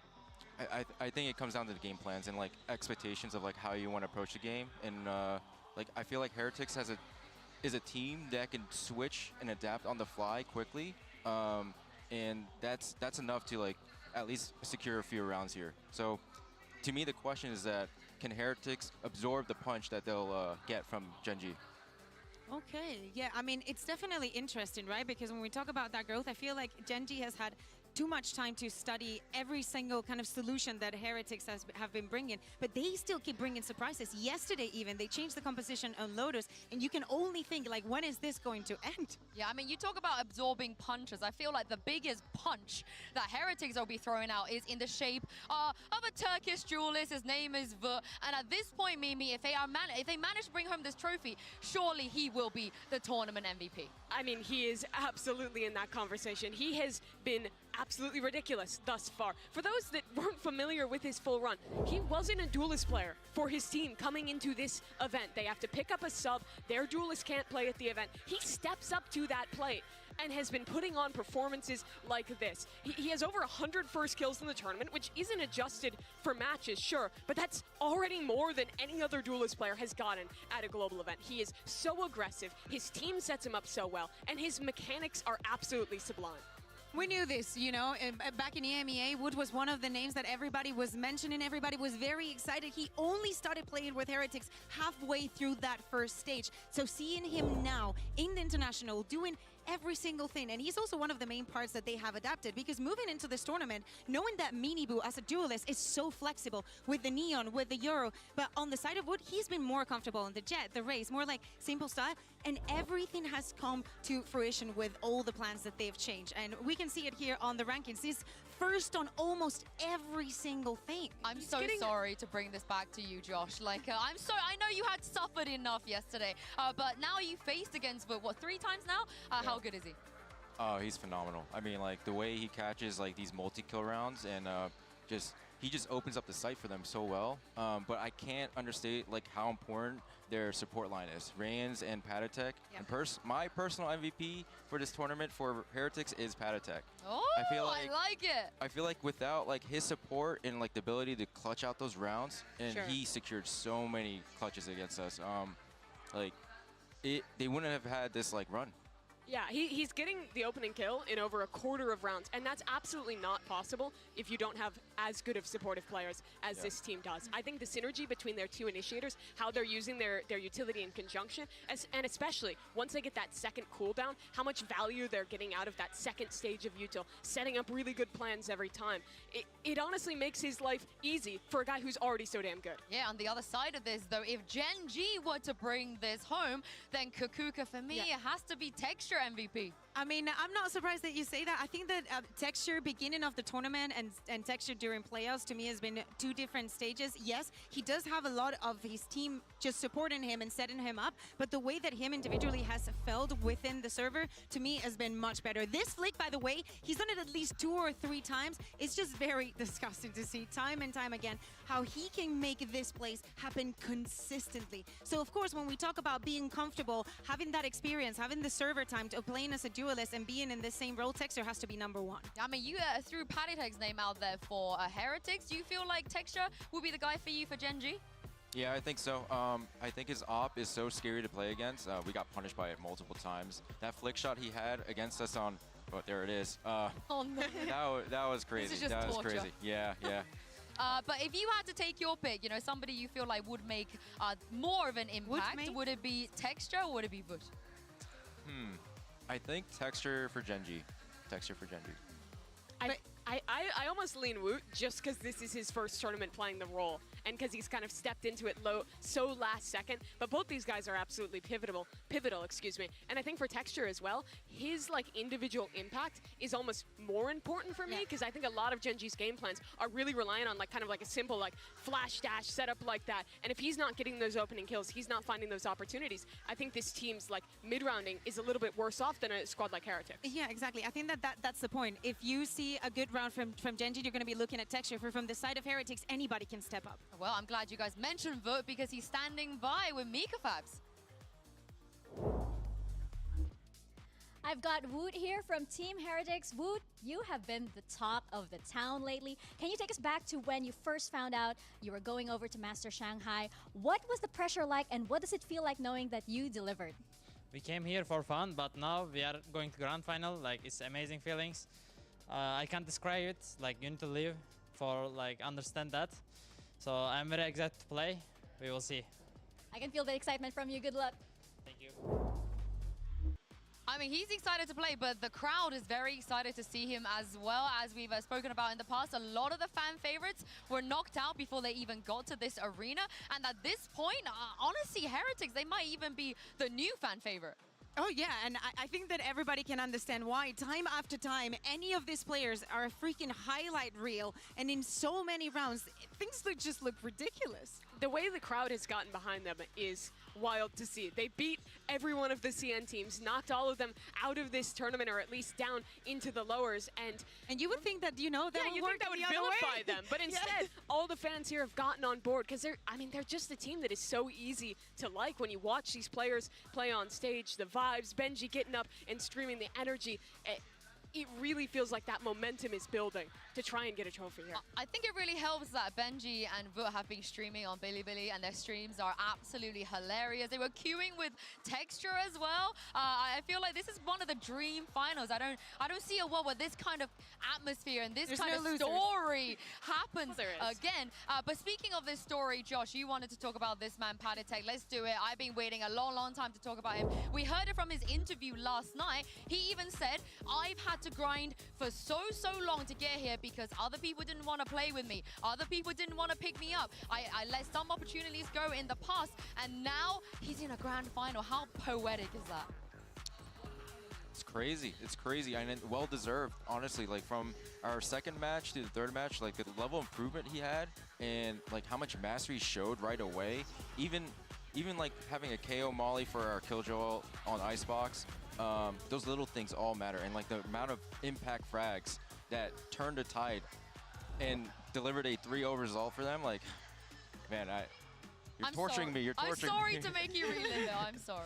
I mean, time after time, we've been talking about Patatek and the impact that he's had in the team from the beginning of the year. He's never been just a sub. He's part of the team. I think that everybody can agree that Heretics is a 6-man roster. They can just be swapping people in and out. But I would be so pissed and so disappointed if people did not pick him up for next year. Pick him up, honestly, because Pick him up now. He's proven that he can work in any kind of situation, that he can take teams to grand finals at international events, that he's been playing and knows this game inside and out. What he's done is also unprecedented. The only team who had to sub someone in and make a run at an international tournament who got even close to this deep was PaperX back in Japan.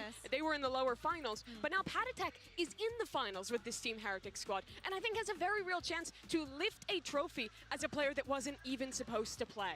Yes, so well deserved. But also, I don't know if you guys saw that on your screen. All it took was for Gen.G to get up from his seat and do a little wave to the crowd, and everybody on that side lost their minds. But why wouldn't you? Gen.G's been doing so well. He's just a showman, and he's great on the server. I'm just surprised that he still has a voice. Time after time, we see those videos of him screaming, losing it, and yeah, this is this is literally all that you're going to see on camera. If he's not cheering Woods, he's cheering the rest of the team, but also individually, he just shines and merges so well with the rest. But Meteor's been fantastic this tournament too. And Josh, I wanted to ask you again about playing against this guy, because it seems like even when he's alone on a site, he is so tough to deal with as a player. Oh yeah, he destroyed us. I mean, I feel like he has a very unconventional style as a Sentinel player. If you compare it to Gen.G Fishy, like he plays his setups really well. Meteor is willing to break his setup and go for the unexpected frag and then like fall back. And that sort of playstyle is really pressuring in a stage like this. He's like the one Killjoy player that you're gonna see like playing in front of his util, and you're like, okay, he's got a whole plan. Yeah, why is there? And then he gets 2, and then like what can you do? It's one of the reasons also, like maps, for example, like Ascent, you know, when we think about Gen.G's best maps, or even Breeze, you think of Meteor and the impact that he has. It doesn't matter if it's on the Killjoy and he's doing something like playing in front of his utility, or he's just going with Euro, swapping everything around, and again, just merging so well with the rest. I'm glad you guys mentioned the Killjoy, because Gen.G, obviously, they switched their comp against you yesterday. I wanted to ask you, did that throw you off at all, you know, seeing Gen.G go from the Cypher to the Killjoy? How much preparation did you make for that? I mean, it's a comp that we faced a lot. It's been the meta for, I mean, thanks to Fnatic.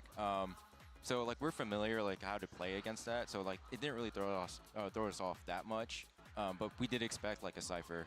Do you think that's what they should do again today, just to stick with that the new comp that they ran yesterday? Oh, I think so. What about you guys? Yeah, I liked it. I think it looked really well put together. And this is not the first time we've seen them switching things up throughout this tournament because of that substitution we've been talking about. They've had to iterate on their comps and change up ideas. But despite that, the game plans look so thoroughly thought through. I think Boo's calling, like his macro calling, on pretty much all of these maps, even when the team is changing, has been so impressive this entire time. And I think that makes them, honestly, a pretty tough team to prep for because they can vary it up so much. It's so surprising, but I think that yesterday we saw like the last straw of it. I will be surprised if we see any more of the changes because it really looks like they've reached a point where they feel comfortable, where we see, yeah, the changes on split, maybe deciding to play that Ascent that wasn't a good idea, but honestly, it didn't look that bad. I'm down for a vote, Neon. Just the full off. Yeah. Give vote on the Neon. But it's time for the result of our MasterCard fan poll. Earlier, we asked you which team is winning it all, and you guys have voted for Gen.G. What do you guys think about this? Controversial, or you expected this? I mean, they have the double ban. They've been flawless in the tournament so far. I think that people get very, very excited because of how Heretics has made us dream and believe in everything that they're doing on the server. But if you are realistic and you think about Gen.G and the way that they've been performing, they do deserve to win this tournament. Also, they get that double ban. So there is a lot of things working in their favor. I mean, they're like guaranteed to get to play Breeze, Ascent, some of their best maps really early in this series, which I think is huge for them. But for all I believe in Gen.G, I do think back to the last final they were in, where they were favored against Sentinels, where they had the double ban, where they were up in the series, and then the last map comes around, a map they should have been favored in, and the mental slips and it falls. High five, girl! Bring it in, bring it in. All right, of course, I have not deviated from my Heretics pick this entire tournament, but Josh, you're not on this graphic. Who would you have said? I gotta go with Heretics. One of us! Yeah, sorry. I know it hurts to say because I'm Korean. I'm like rooting for the Korean brothers, but like, it's so good. Heretics, after facing them 3 times. We get it, we get it. You're one of us now. But the wait is finally over. Today, 2 teams will take the stage, but only one can lift the trophy and make history. It's time to bring out your Masters Shanghai Grand finalists, Team Heretics and Gen.G.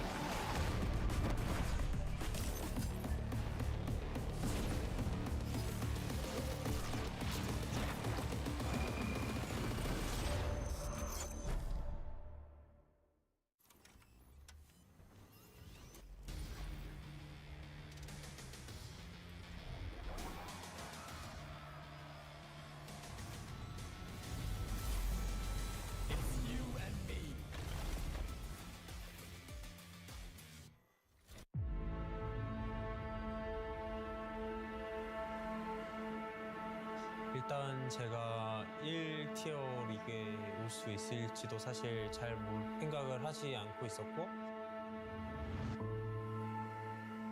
프로를 하고 싶으시다면 좀 많은 것들을 버려야 돼요. Gen.G's hopes and dreams laid on his shoulders. But how much can one man do? 그러니까 이게 무슨 말이냐면 이제 친구들과 놀고 싶을 때 놀지 않아야 되고 그리고 자기의 어떻게 하면 게임을 늘려갈 수 있을지 They've still made history, but that trophy is not for them. 무언가를 이제 원하는데 그 원하는 거를 이루려고 할 때 그 한 가지 일에만 집중을 해야 되지 이게 다른 일까지 집중을 하게 되면은 저는 사실 프로를 추천드리지는 않습니다.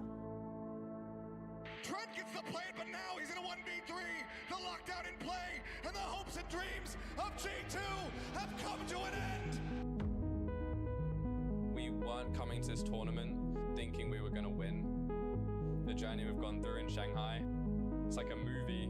Mercedes-Benz Arena, show some love to Politics.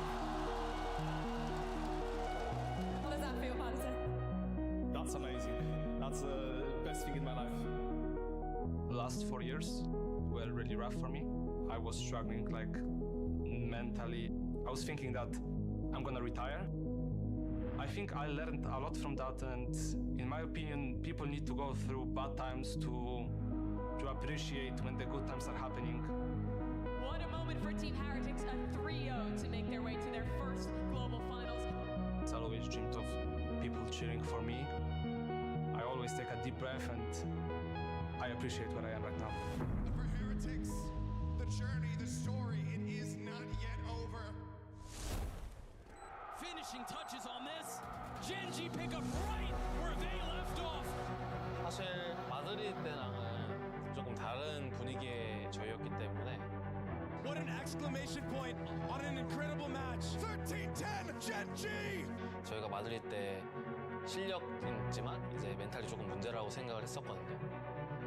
근데 국제전 이번에 상하이 들어와서 그 부분이 완벽히 해결된 것 같아서 They are back. Karen finds it. They get themselves into back-to-back grand finals. 사실 제가 이 젠지를 가장 마지막 멤버로 들어왔었거든요. 근데 제가 이 팀 들어오고 처음 연습을 했을 때 느꼈던 건 정말 제가 지금까지 만나봤던 팀원들 중에 가장 잘 쏘는 팀원들인 것 같다라고 느꼈었어요.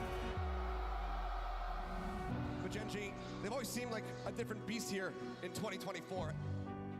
The consistency has been unbelievable, and they are on the precipice of their first ever championship.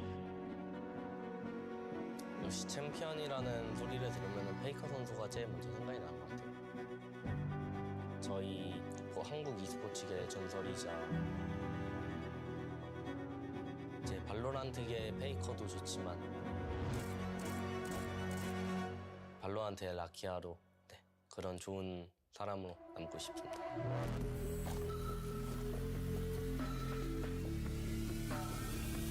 We gotta stay awake. Gen.G will make it in the long run.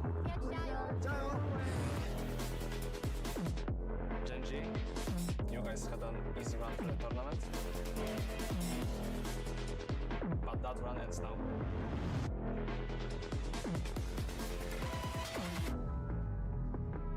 저희가 이제 상하이의 최종 보스입니다. 재밌게 해보자고요.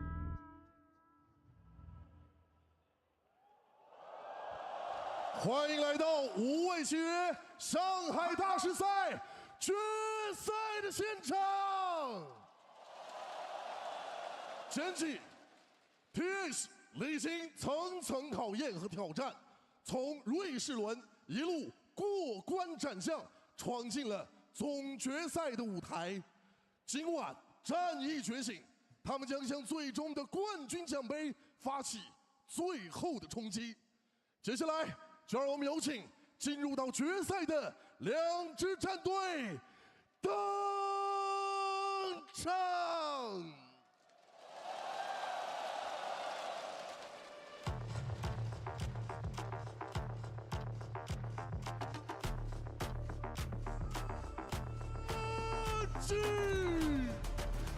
是的，在上一次马德里他们是隐恨在了决赛，他们没有能够拿下那个 BO5，而这一次上海大师赛对于Gen.G来说又一次要遭遇 BO5，可能 BO3没有队伍能够阻止他们离冠军就差最后的一场比赛。是的，太平洋赛局火种依旧延续，他们就是Gen.G。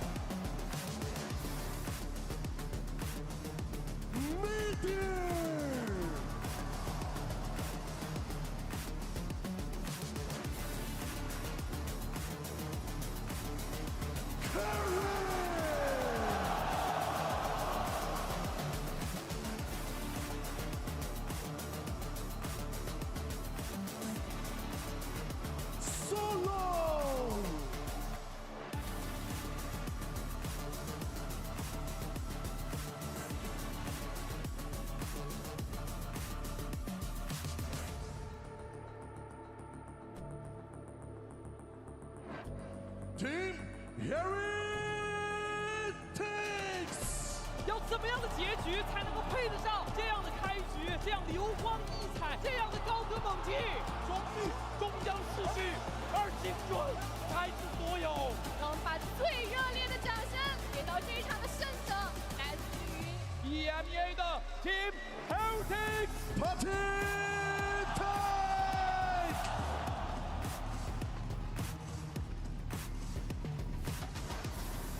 Race!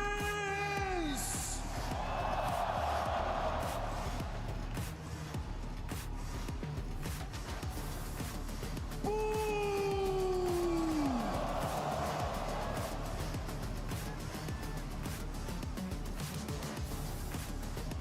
Into fishing!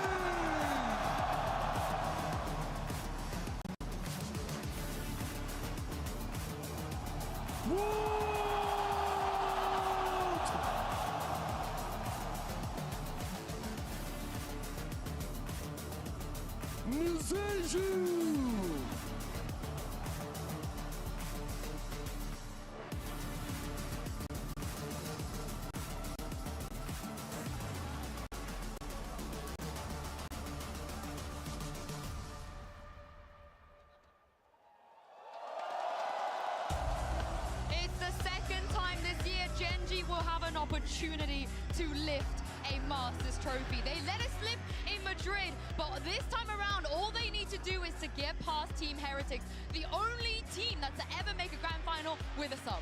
Yeah, exactly. And as we look at the maps, we do not see surprises. Bind is going to go out, especially after the latest adaptations from Team Heretics. And Sunset is somewhere where Gen.G just does not want to face them. Breeze is going to be the first one in. This is a really strong first few maps for Gen.G. Their Breeze has looked incredible with their Astra Yoru composition. Their Ascent, they have also been pretty much, undefeated thus far in this tournament. And you also have an Icebox and Lotus where they've shown to be competitive. Let's talk about this Breeze right off the bat, Josh. I think we all expected it to come up in the first 3 maps. What do you make of this, and who do you think this favors?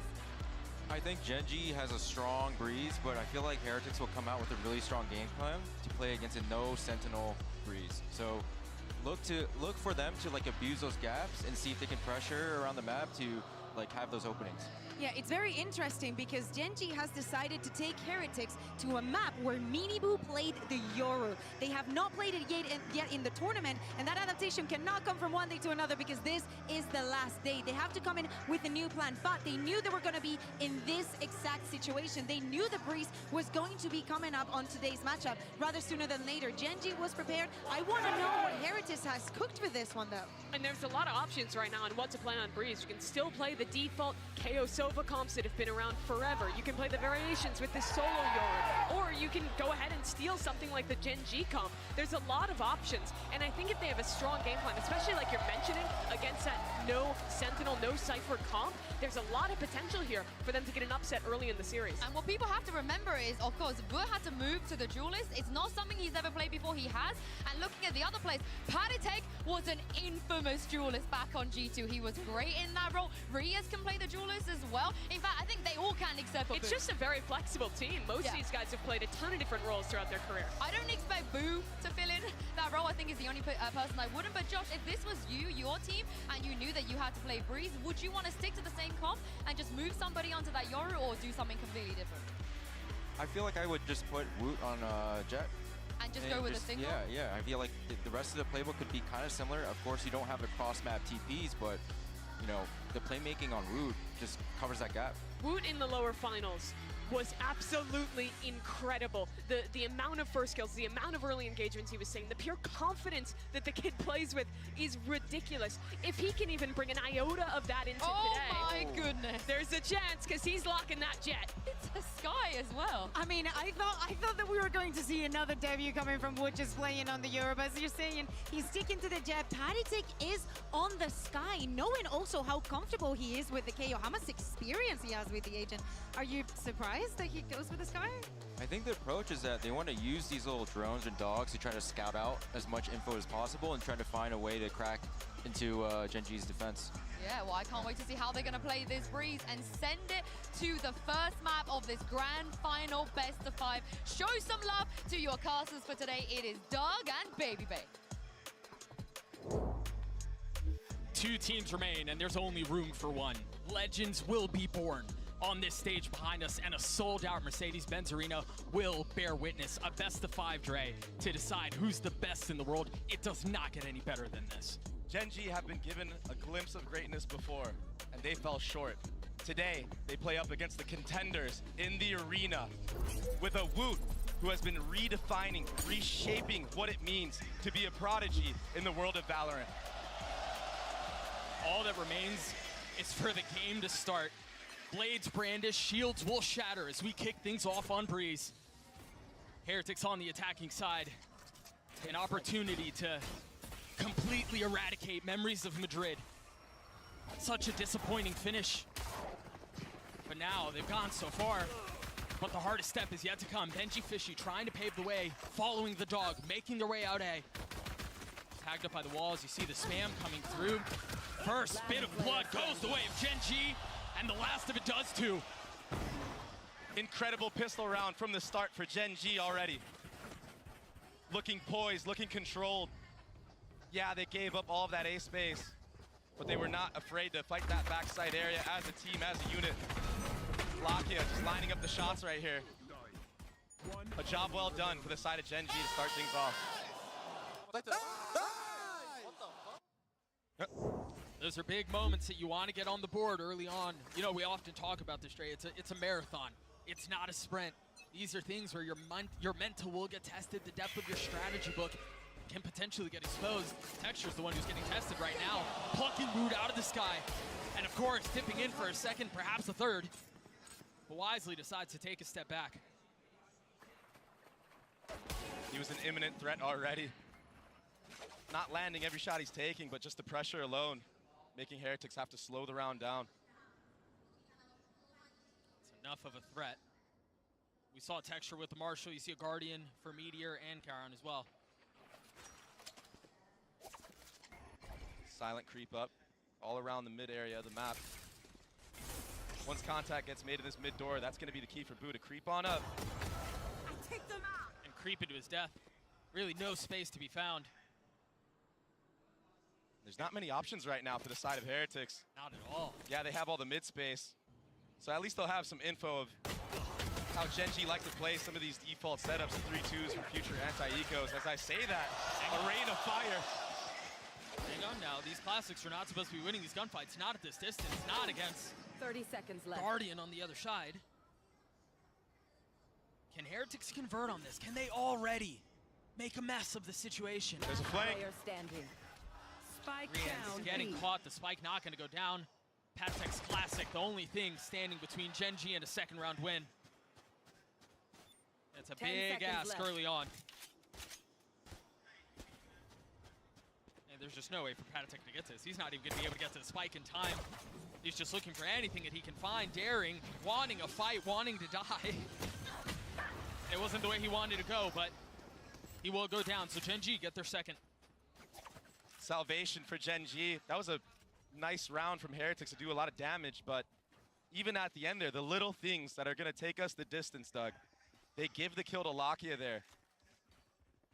With that Sheriff now, look at his ultimate. Viewers can't see it yet, but he has 5 ult orbs online. He's only 3 away from that Hunter's Fury. There you go. And an Operator already online for the first gun round of Team Heretics. Yeah, flash go out towards elbow, a little bit of presence B. Rian's making himself known. Right here. Oh. Again, these openers from Gen.G look so good right now. Picks everywhere on the map, left and right. That Operator got online too. And yet again, a 5v3. Oh, it's looking to double dip. Benji Fishy posted up on half wall. Oh my gosh. While Patek goes down. This has the potential of being a nightmarish start for Heretics. I mean, to go down flawless in your first gun round. When you imagine that you're playing for a grand final, this is not how you envision it to start. Nerves can definitely be a factor in high pressure moments like this. And I think that's what we're seeing right now just from the start of Heretics, peeking individually one by one across the map. There was a pick B main on Woot. There was A main from Texture with that Operator. And then as well, just the solo peaks, B main after one after another. Just dropping like flies. 30 seconds left. And so Benji Fishy now just has to sit by and wait. Hope and pray that the round will come to a conclusion without being detected. And hopefully carry that Vandal into the next round. But they're on the prowl, they're hunting him.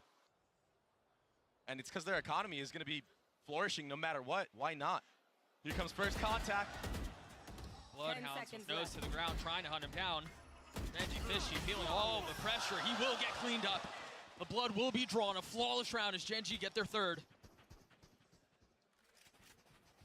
Just dialed in is Gen.G right now. Starting off strong as ever. Just a Pixel Meteor. The original member of this roster. He's been a part of the team since 2022. And he opened things up onto Woot of all players.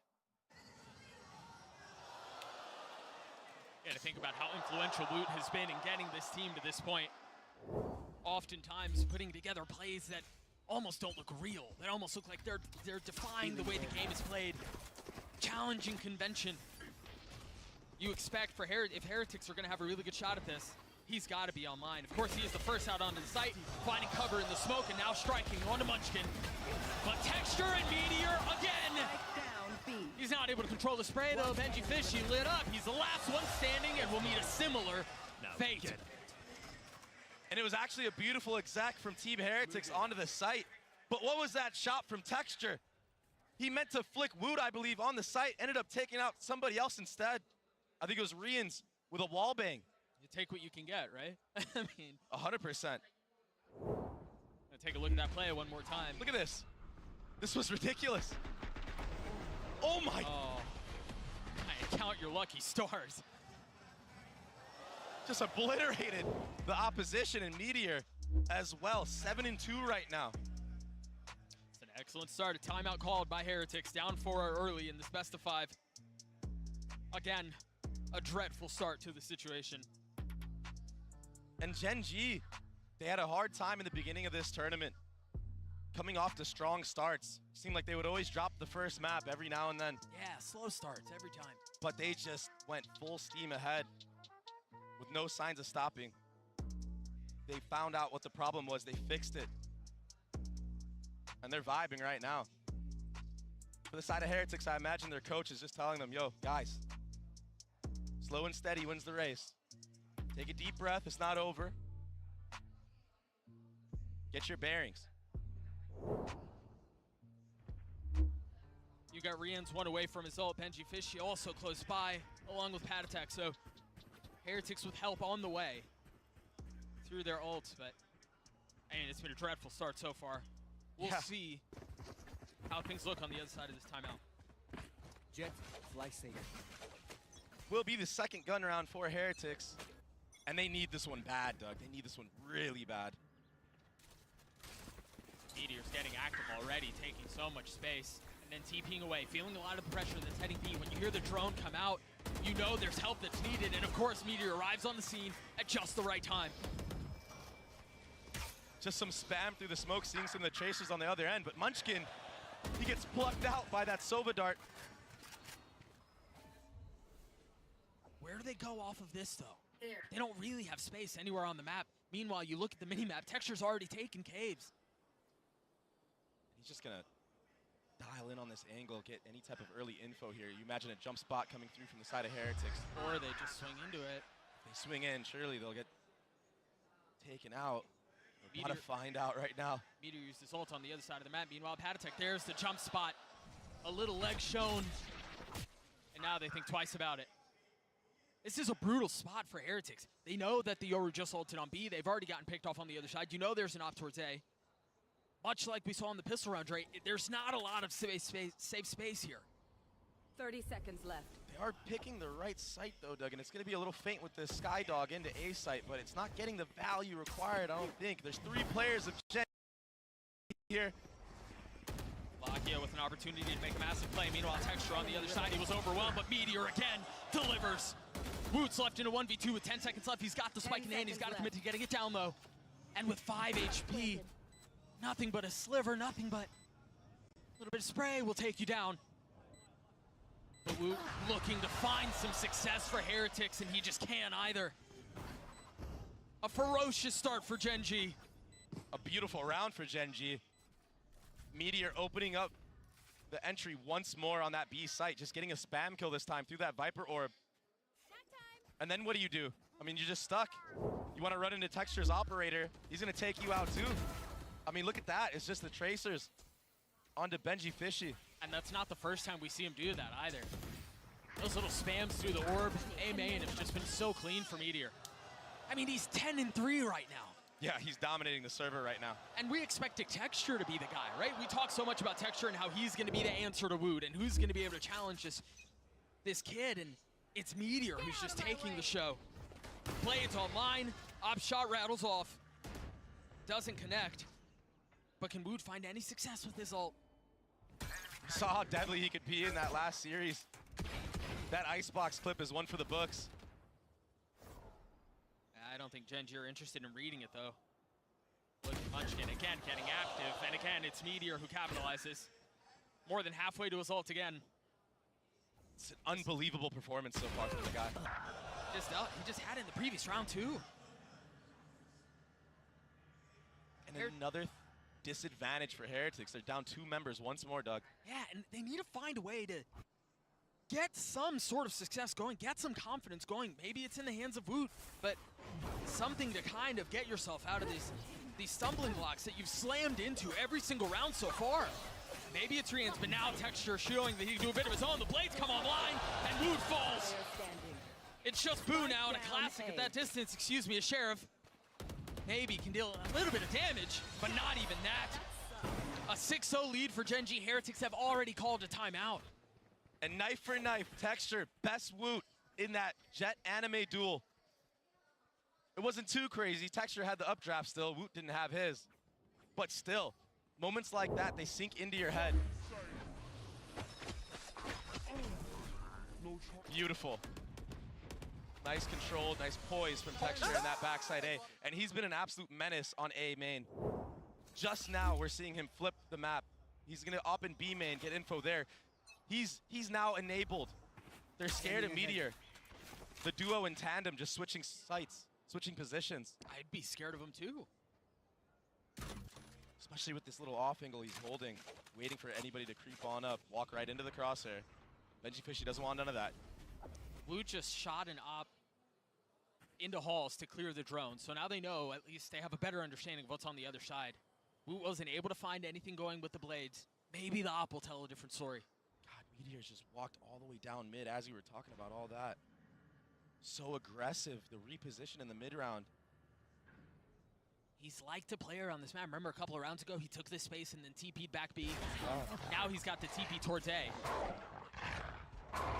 Dog and Halls will get some value, but it's going to be the fight in mid that's going to be the deciding factor in this round, and Boo comes out on top. Benji Fishy gets the best Munchkin on the other side as well. Heretics putting together a round, and it's about time. They've got plenty of money, but I can't imagine Texture goes for a 1v5 here. They're handing over the spike to Boo so he can get the spike down, get the ult online, carry that into the next round. Spike planted. There you go, success found. And they're in a tough spot right now because you want to hunt. It's a 5v1. But if you drop all your weaponry right now, you're not going to have much left in the tank. You're going to have a scrappy buy, light armors. You almost can't afford to. Yeah. And so maybe they get one, and maybe that's when they decide to cut their losses. But as I say that, it does seem like Heretics are getting a little bit active. You've got the dart that just hit backside from Rien's to make sure that he wasn't there. Benji Fishy's also on the prowl. This is risky. When you're down this big, every dollar counts. And I don't think Texture knows. It's tough when you have so many angles you have to clear. Oh, of course he knows. Guess is it just the right time? So Benji Fishy falls, but Heretics on the board. They got around, and they did so their own way, right? You think about it, it wasn't really anything crazy. They won their individual fights on different areas across the map. That bodes well. Yeah, it was a slow and controlled round from them. It was the dog through halls that kind of distracted members of Gen.G and allowed everybody else to creep on up forward. Boo in that mid-orb fight, that was his first kill of the round. So you're 100% correct. The fan favorites, they take the first round for themselves. Gen.G still with the cozy lead, and Op still in the hands of Texture. Woot has his own. Way more aggressive this time around is Texture. That trip will keep him at bay. And then even if that's cleared, you've got a cam further up the hall. And the toggle's right on cue. And the thing is, Doug, I think Heretics are reading into the fact that Texture has been opting towards this B main area because he hasn't been peeking A main like he has been doing the last, first 5 rounds of the half. Sure. So the macro game of Heretics are starting to understand how Gen.G are set up, and it's kind of been giving them the advantage, at least in that last round. If they decide to go A, they're going to have to reckon with the 2 Astra Stars that are sitting at their feet. I've got your trail.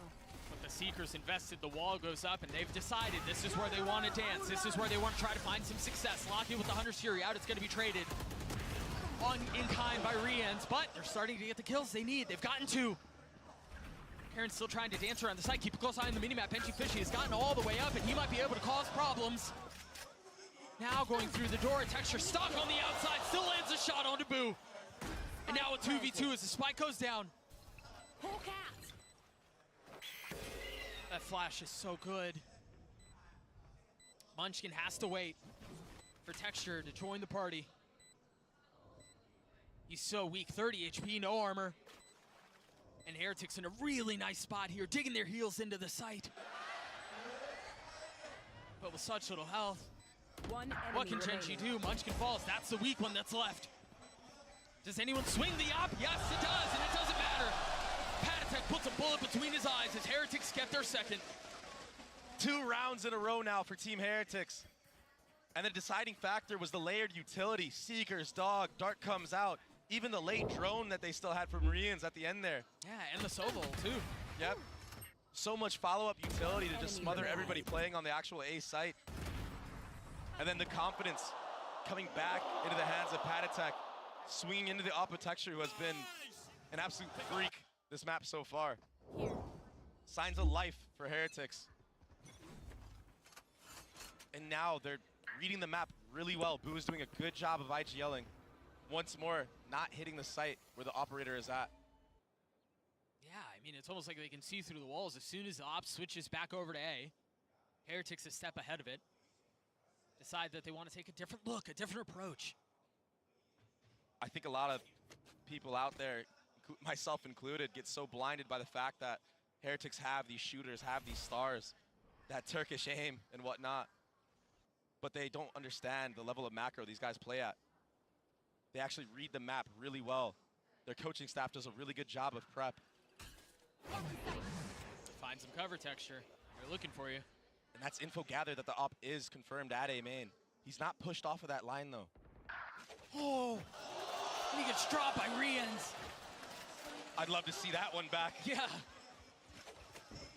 And again, Heretics finding success early in the round. Another numbers advantage. Surely he doesn't take his TP, right? That's a second one he sent down there. The first one was a fake. That's a fake too. That's enough to slow you down and make you think twice about it. But Heretics now wanting to go B. Can they get past Munchkin? The spam is good onto the first and onto the second. Damn. Fishy's there on the trade, yes, but it's a 3v3. Holy shit. By the time he arrives, the round will likely be over. He can't get in. What was that from Meteor? The run and gun on the first kill. Consolidates his aim, secures the second. He's here to win it all, man. Careful now. Oh, Meteor caught by the trip. Gen.G Fishy showing that he can wield the op as well. But Gen.G will get to 7. 14-6. Second Yoru ult online and available. Here's that entry. Oh my gosh. Texture didn't even stand a chance, but it was the B anchors, the B setup, that clone following up. And then Meteor pushing all the way through. Smelling blood in the water. Into the next we go. Op still in the hands of Woot. Cutting through. Carried over by Gen.G Fishy. Boo has his pit. Maybe they play around that here. That's just so tough when you think about Meteor's ult. It's such a good counter to that. Op trained and shot delivered. Oh. Dash still on mine. Halfway through. Heretics again have the door slammed Okay. in their faces, but Rians continues to push. And it's just a freeze to the round now. Everyone grouping up. Bomb is alone in halls. But he's going to be met by the force of Lakia. Does he wait for his teammates to come up mid-door? He's quietly put together a really nice map so far. Oh. Rian's getting close line on the other side. What's Boo up? not allowed to get into the site as the door gets toggled once more. They have found some passage out, but they still haven't gotten. They know about the Yoru. That's a big swing out from Boo as Lakia falls. Can he find anything else as he pushes? Oh. What a shot from Karon. Another 3 for him as Gen.G gets 8. Finessing around backside A. Protecting his teammate who was stuck stairs. It was the distraction again for Gen.G. They make you look at so many different angles as you're entering into these sites. And this mid, in the beginning, Meteor got contact from the tunnel, sent the clone up, while Texture was holding his elbow the entire time. And at the end here, Karon, the spray control, looking so good. We haven't talked about him a ton, but he's putting up a really nice performance as well. Everyone on the side of Gen.G is delivering, and that's what leads to this 8-2 score. That's what leads to Heretics calling their second time out of the map in round 11. And keep in mind, this isn't a map that Heretics play often. And when they do, I mean, I think it's, what, like a Neon or Yoru comp that they normally run, but they have to go for the Jet here because they have Woot, who has been, I mean, absolutely astonishing this entire tournament. He's first in almost every single stat for Duelist in his role. So I don't blame him for going on to this Jet pick. But the Sky, it's not getting as much value as I'm sure Heretics thought it would get going into this matchup, going into this series. Keep in mind, it is only the first half. Maybe they got some things cooked up on the defensive side. Gen.G 3 over Heretics. It's one of the few in the crowd who are pulling for them. But I mean, that guy might be right. The way it looks so far, Gen.G look incredible. I think we've got to mention though, it's not about how you start, it's about how you finish. Damn. 12 and 4 for Texture. The op's still online. Currently posted up A. This Molly, as soon as Munchkin can get some contact, does such a good job of delaying. Yeah, it's just deny any rush off the barrier. That allows time for that Yoru TP to go all the way in the back of B site. So if they do actually commit, he can be there. There can be a third member there. As all that's happening, Lakia gets info on Benji Fishy and Halls. A triple shock dart bounce. That's not something you see every day. No, I thought that thing was going to soar right past him. He's got the angles down, the geometry. Heretics quietly leaning towards A. Remember, Texture has his op, and it's looking that way. Another opportunity for him to strike into the hearts of Heretics once more. Someone needs to break his dart. Quick step back. Fox the dash. The flash through. Meanwhile, Boo's the one that falls. Texture gets the best of Woot again. He's had his number the entire time. Down A. Gen.G are obliterating Heretics on this half. And the setups, they're just shining so bright right now for Gen.G. A smoke comes out in main off the dog. There's a suck to follow up. Nobody from Heretics can come out and support Woot, who just dashed onto site. There's a dart behind them as well that allows everybody backside to just get some free kills. I mean, it's just too hard to entry against a comp like this. You have to try to bait out some of this Astra utility early on. Maybe catch him on a cooldown. Maybe catch him so he doesn't have that suck available or the stun. And just like that, Meteor is slowly Texture is slowly creeping up to Meteor's score. 16 kills for Meteor, 14 for Texture. But it's all gonna rely on the controllers on this B site. Meteor is here to support. Munchkin has gotten so much value here as well. I mean, forget about the dastardly duo of Meteor and Texture. Look at the value that Munchkin can provide, that Karen can provide. Another kill found. Patatek and Boo have to try to make something of this. One enemy But they've got them cornered, they've got them Spike surrounded. down B. They know where they are, they're on the hunt. Gen.G get to 10. Firing from all cylinders is Gen.G. Every single member pulling their part, doing their part in this. It was up to the controllers here, the double anchor. Meteor TP'd in, he didn't even have to. Yeah, he didn't have to do much there. Karen. You know, a player that we talk about a lot. You think about his history and you think about his story so much as Lakia, and what a wild ride he's had. We've actually got an Omen player moment standing by as we get to pick his brain a little bit right now. I'm from Gen.G Sports, 라키아. G2가 로터스를 굉장히 좋아하는 맵인 걸 알고 있었고, 그리고 굉장히 좋은 전적이 있었던 맵이었기 때문에 픽을 했었던 것 같고요. 저희는 예상을 했었고, 저희의 이제 로터스를 다시 제대로 보여줬던. It's looking like a point for 상대가 매우 Gen.G. 따라오는 게 힘들었었는데 이번에는 그런 일 없도록 저희가 더 신경 써서 잘하고 저희의 퍼포먼스를 더 보여드리겠습니다. It would seem as G2 look to keep themselves in this half. Munchkin finding 2 quick kills, however. Suddenly starts answering back. Still 2 rifles in play. Wide swing out. No way. Taken down. Munchkin finds one. Hunter's Fury out. Icy. The tap on. Munchkin on the swing. Bails them out. 테르틱이 현재 제 기준에서는 결승에 올라올 것 같은 팀 중 하나고요. 선수들이 굉장히 잘한다고 느끼고 있고 네, 그리고 저희랑 아직 붙어보지 않았으니까 결승에서 한번 좋은 경기 펼쳤으면 좋겠습니다. 많은 유럽, NA 그리고 중국까지 이제 많은 지역들을 만나게 됐는데 그런 상대들로 이제 이겨서 결승에 진출해서 매우 기쁜 것 같고 네, 결승전도 이제 잘 준비해서 해야 될 것 같습니다.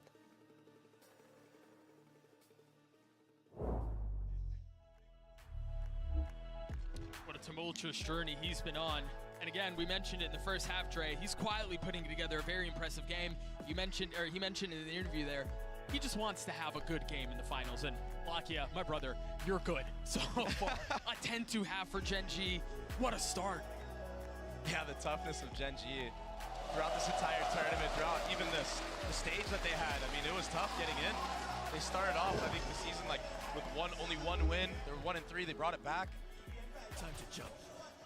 Made it all the way here to Shanghai, and now this is the half that they just seem to just own teams on. This is where they thrive, on this attacking side of Breeze. Munchkin calls such a good game here with this Astra. You'll see them deny a lot of info in the mid round, usually. Sure. And slow starts like this, always.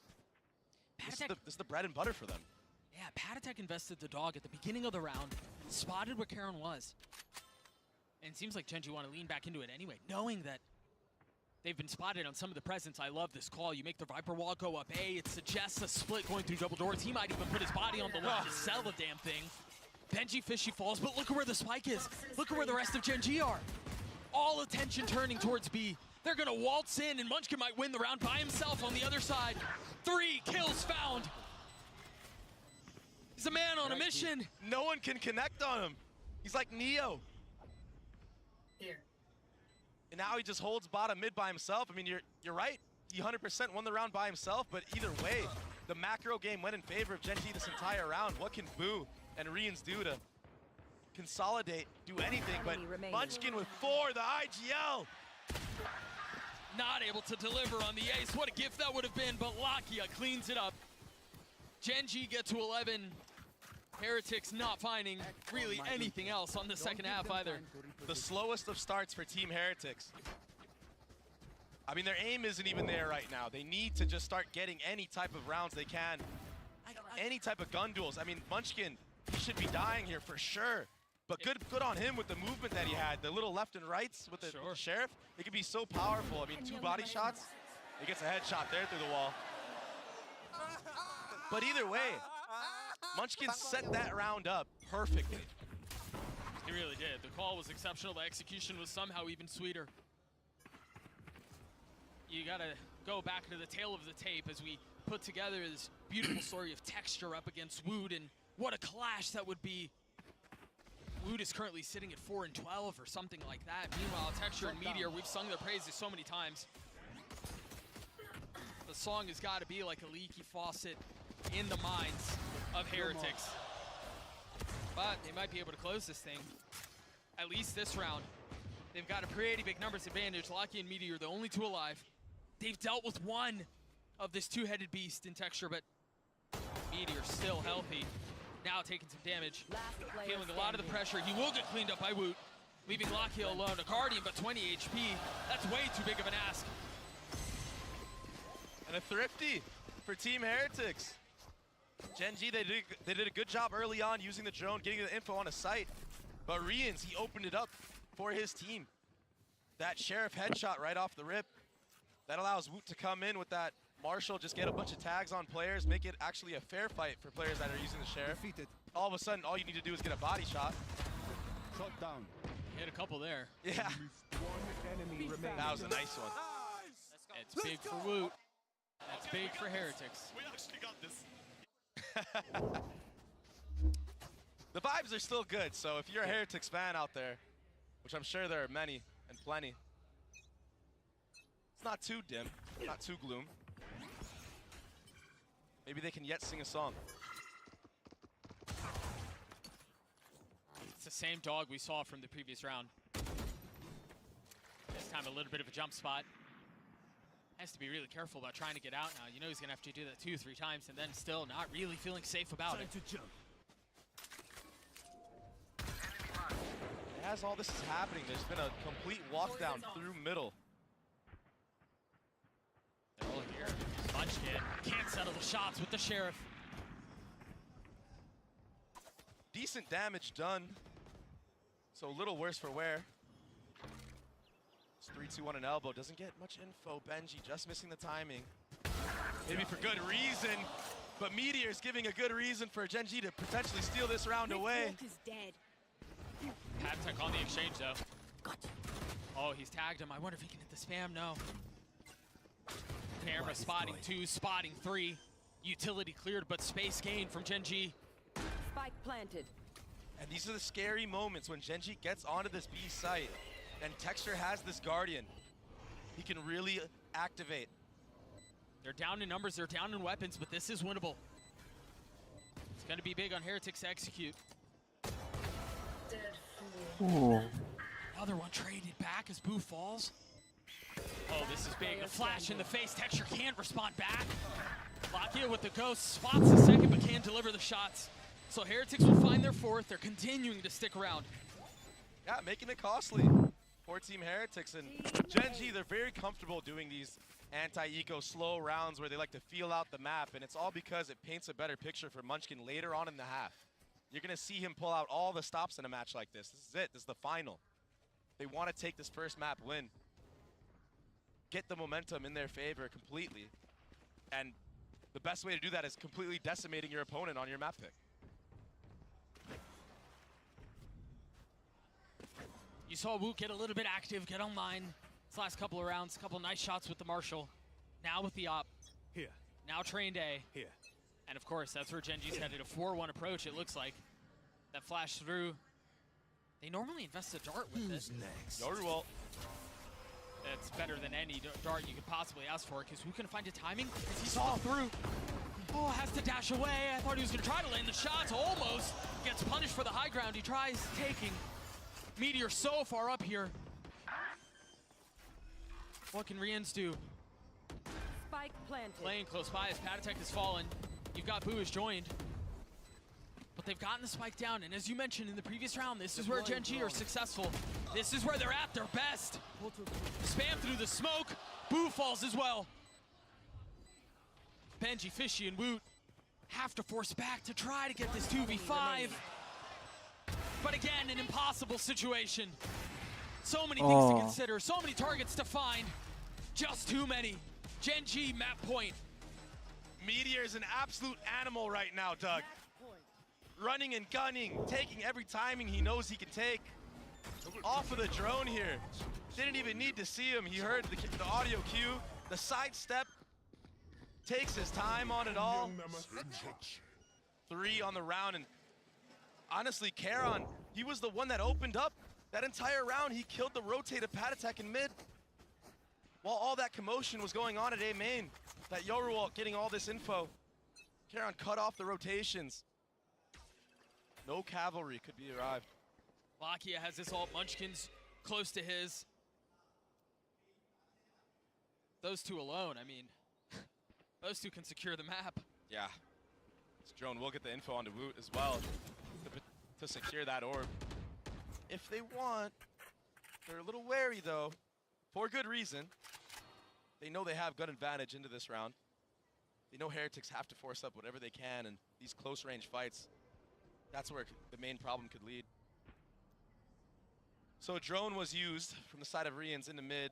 Didn't really get any type of info, and Gen.G are more than willing to just wait for all the utility of Heretics to be thrown. Another flash used, not getting any info. Patek having to check it with his face. He's gonna get plenty of idea of what's on the other side. But you see them on the minimap, they're starting to creep in. The walls, the corners are starting to shut, but Patek kicks the damn wall down. Riens gets in on it as well. Another round the way of Heretics, but is it too late? I mean, is it too far gone? Can't help but feel like it is, Doug, but good work from Patek slashing down the two players in A main with that stinger. I talked about how close quarter combat can favor that gun. And he played it to near perfection. Look at this replay right here. I mean, that's more than ideal when you're running that gun. For sure. You gotta settle it just enough, and he did that. So satisfying when it hits like that.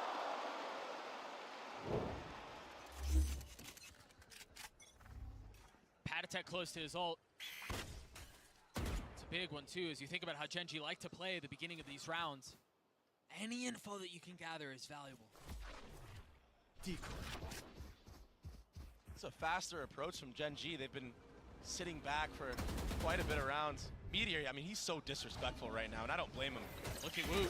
Oh, look at Woot. He tried doing the same thing. Both Sovas almost caught in their utility, but Locky is the one that falls. And now the Seekers on the swing. Karen not able to get much more. There's no room for Meteor to get back to the spike.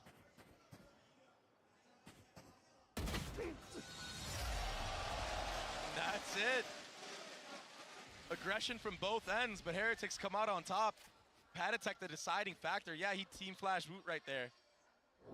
But yeah, at least secured the follow-up kill. Poor Woot, he was like, I had him, bro. Either way, that second shot, oh my goodness. That's the Woot we know. And suddenly Gen.G calling their first time out. Coach has some words to say. Maybe using their ults to combo it. Just get onto the site, get that Viper's Pit online. And they have so many good that are going to be going into this next round. Heretics are putting quite a run into this in the closing moments of the map, or what you would think would be the closing moments of the map. They seemed like they were dead. I mean, they seemed like they were done. But Rians has been such a good spark for this squad. And of course, with Woot getting active as well.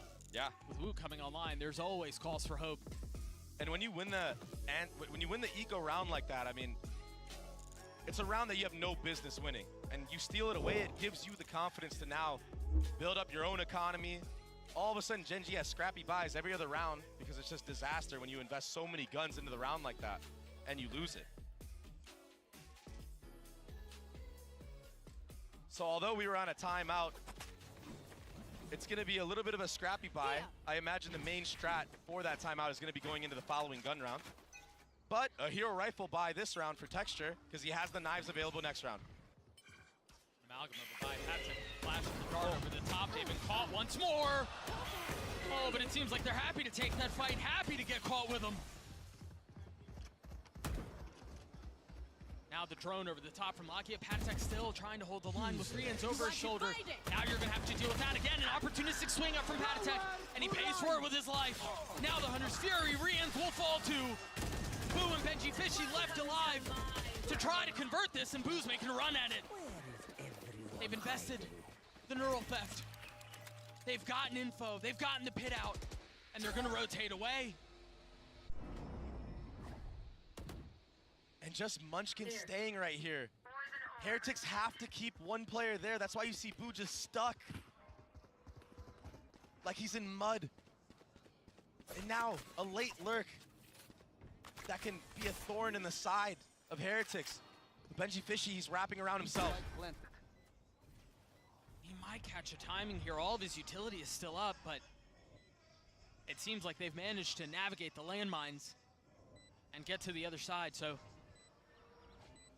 Boo and Benji Fishy with a borderline impossible task put in their laps. But they're so weak. There's got to be a really nice timing up for Munchkin. What in the world? How did Benji Fishy hit that? Boo's gonna have to 1v2 here. He's got a Phantom in hand, but time is so short. He's got to go, and he's got to go now. One away from the pit, spots the first, understands where the second is, but he can't drop either. Breeze goes the way of Gen.G. Yeah, Heretics put up a fight. Yeah, they made it interesting at the end, but Gen.G able to slam the door, able to keep the lead in this best of 5. Icebox on the other side of this. We'll see you guys there.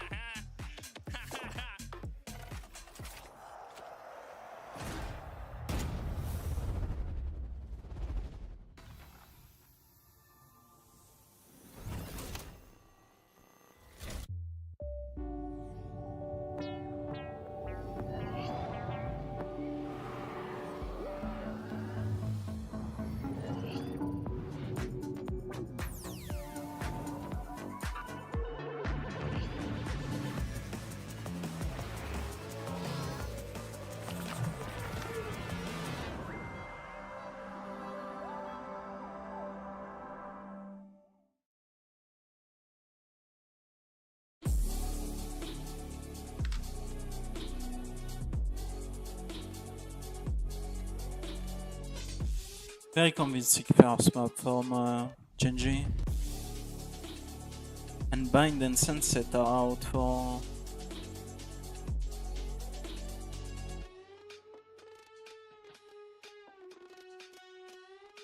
Team Heretics. I don't know.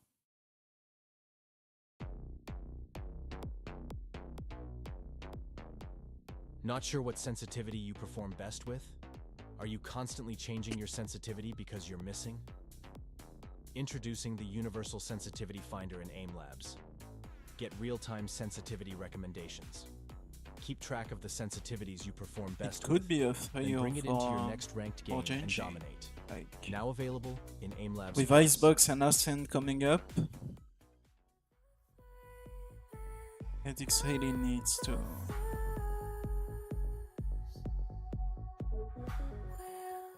they really need to step up.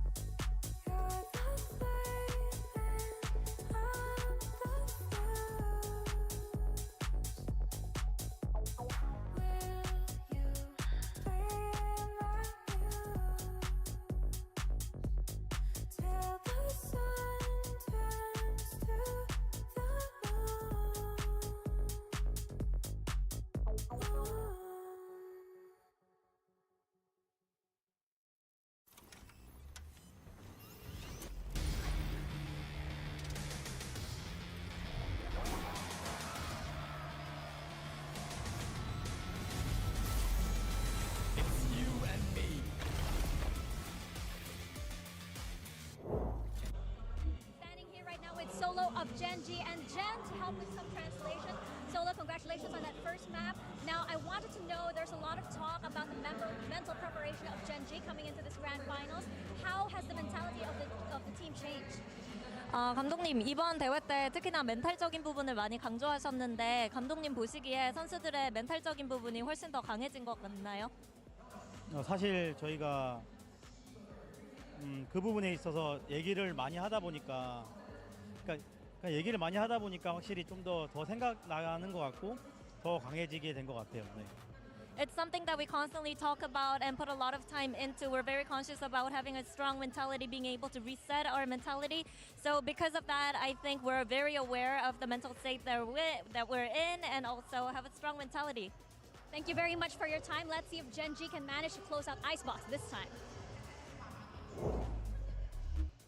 It's strong mentality and also a strong start here for Gen.G in the grand finals. I'm Yingsun right back here once again with Josh, RT, Kakuka and Mimi. We don't see Gen.G winning the first map all that often, so perhaps the work they've been putting into their getting a better even mentality has really paid off. But this is what we expected, at least from my side, on Breeze, right? Like, especially that first half, they knew everything to a T. The rotations were very quick coming in from Meteor, and maybe Heretics was just not really prepared to play against this composition and this map in general. I'm glad you mentioned Meteor because here he is in the Verizon high-speed moment for the day.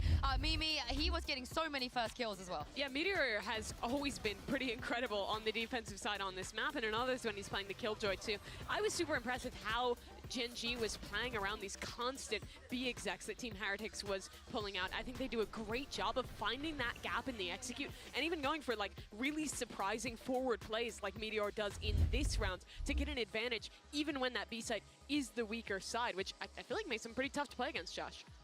Yeah, I mean, but Heretics ran into a brick wall of like a really strong two-man site hold, and their rotation would come in just to affect the play a little bit, and that's the story of their defense. Yeah, and it's a map that, I mean, a lot of us thought that Gen.G would take, but fortunately for Heretics, Icebox is up next. Before we jump into that map, let's take a look at the AIM Lab shoot-around. Here is Wood. Didn't really quite come online just yet, but plenty of opportunities for him to do so as we head on to Icebox. Oh, yeah, exactly. I think that Icebox is a map where he feels extremely comfortable. Yes, to me, probably for them, this was just a little bit of a warm-up. It's something that they knew would happen, and they didn't expect much because of the preparation, but an Icebox, it has to be something different, right? I also think that the perspective in which the teams look at the map is a bit different. Heretics just loves to play for that retake. On the other side, we have a Gen.G that will go to that early aggression, a little bit to what we have been seeing on Breeze, right? Because actually, it was the fact that Heretics could not get the spike down, one of the reasons why they were able to get so many rounds. Well, we heard from Coach Solo already, so let's hear what Coach Neil Zinio had to say ahead of Icebox. I'm here right now with Neil Zinio of Team Heretics. Neil Zinio, I'm really curious, what do you think went wrong in that first map, and how are you going to ensure it doesn't carry over to the next one? I think for me it's quite simple. We haven't had that many reps on the map, especially with this roster. That definitely played a part in it, but for me and what we spoke about in there was like our fundamentals just kind of went out the window. We got lost in the occasion, I think, a little bit, and we just didn't do the basics right. We weren't communicating, we were taking 1v1 fights everywhere around the map.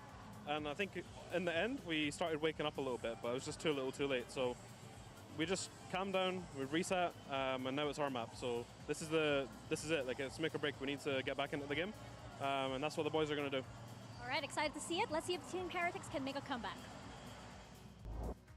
I mean, you've heard the man. They just haven't had that many reps on Breeze. But Josh, you faced Heretics a few times. You've seen their Icebox. What do you think they need to do to bring this series back? I think they have to enable Woot a little bit. Icebox is a very strong jet map, but also for texture too. I think the main things you have to look out for is actually their initiator differences here. I believe they're running against a Gecko KO, and they have a Sova on their side. I would pay attention to how Gen.G is making their opens to see if texture gets a pick, or Woot is able to find the gaps in their utility to see if he can get a pick, okay? Yeah.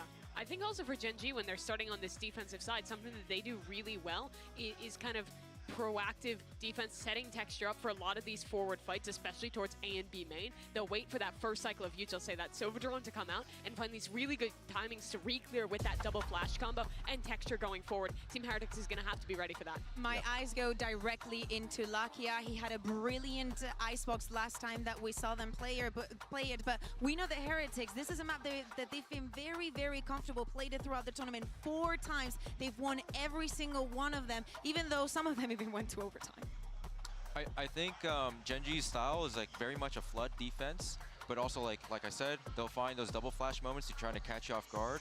I just want to see how Heretics was able to deal with this. Well, as you heard it from Neil, this is it, do or die. If they don't win it here, Doug and Baby Bay, they're going to be 2-0 down in this very important grand final. And what a dreadful nightmare that would be, but I think Kakuka set the stage for what should be a much more competitive map. Heretics have played Icebox so many times this tournament, and they have found success every step of the way. So yes, Breeze was a slaughter, and the score does not reflect how bad of a beating that was, but there was a little bit at the end there to cause some sort of excitement, and I think it all falls down on Woot. He took over the last time he played Icebox. He's got to deliver again. Yeah, he's got that iconic clip that I mentioned earlier in the series on this map with the Jet. And he does a really good job of being able to finesse around these chokes and get a lot of things done, especially on the attacking side when he entries in, especially towards yellow. Oh, he's getting active again, trying to get ahead of things. But Woot's the one who walks away with 2. Speak of the devil. That's as good a start as you could ask for. It seemed like Gen.G wanted to stop the momentum before Heretics could get to a fever pitch, to get to a swelling point. And of course, it's Woot who's able to cash in. Proactivity punished, and that's a good sign for Heretics going into this Icebox map, because if you're already denying Gen.G that early aggression, it's going to make them play a little differently. And when you take players off of their game, I mean, that's when mistakes are made. That's when you have an opportunity to maximize on those mistakes. You can tell for Gen.G there, the objective was not just necessarily to win the pistol, but it was to make a statement, because Breeze wasn't enough. But well handled by Heretics. Now they're going to flip the map, head back A, undetected by the turret.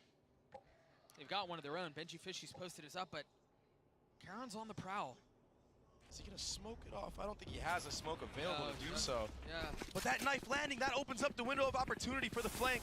Decides to not go for it, though. Yeah, decides to go back mid and try to approach things from a more conventional manner. Meteor trying to post up sight. The dart is cleared. Woot is dead. A little bit more found for Meteor, and Munchkin getting in on it. Papu responds with 2. Karen, who was the late flank, converts for Gen.G. Meteor once more. The anchor that you could wish for. That molly. I mean, it cooked Woot up. Guy couldn't do anything. Yeah, he got the first 2 entries into the round, but when he dashed on his site, that Viper Wall decays you enough to let this molly get so much value. I mean, he had no chance to even swing. And then the second on top of it. Last player standing. Getting away with bloody murder. Karen so steady at the end there to secure the pistol round win, and that looked like it was all signs leading towards a Heretics win. I mean, from the beginning all the way through, Texture again aggressive. I love the pace that Gen.G are playing this so far. Yeah, even though they got punished on the pistol, when you secure a round like that, the confidence is back. Now you're willing to keep going for more. And Gen.G, they're reading into this. They're ahead of it, playing a bit of a retake setup on that A site. Boo! Karen was the hero in the last round. He was the one who was able to secure it for Gen.G, but now sitting on the sideline, forced to watch, forced to wait. Texture's on the swing. The Marshall gets 2. And there's plenty more where that came from. But it's Meteor who takes one away. The spike hits the ground. Patatek and Riens will have to force this thing back, and they've gotten into a 2v2, but with Sheriffs. Oh, they're converting on this. Can Texture snatch this thing back? Can he avoid catastrophe early on? He's gotten 1. Riens with the dart. They know where he is. On the swing into the Marshall, connects the shots. The Red Bull clutch in the 4K for Texture. Texture on fire with that Marshall. He'll upgrade to a Guardian on top of it. What shots. That's exactly what you want as a Jet player when you're playing Icebox. You just keep going for broke, hit the flicks. When you're this close range with that Marshall, you can just opt to no scope. He only had 1 in the chamber there at the end, but he was so confident in that shot, in his abilities. Breeze, Icebox, it does not matter. It's all the same. Texture will not be denied. And again, getting active. Again, looking to make a statement. Has to dash away with 25 HP.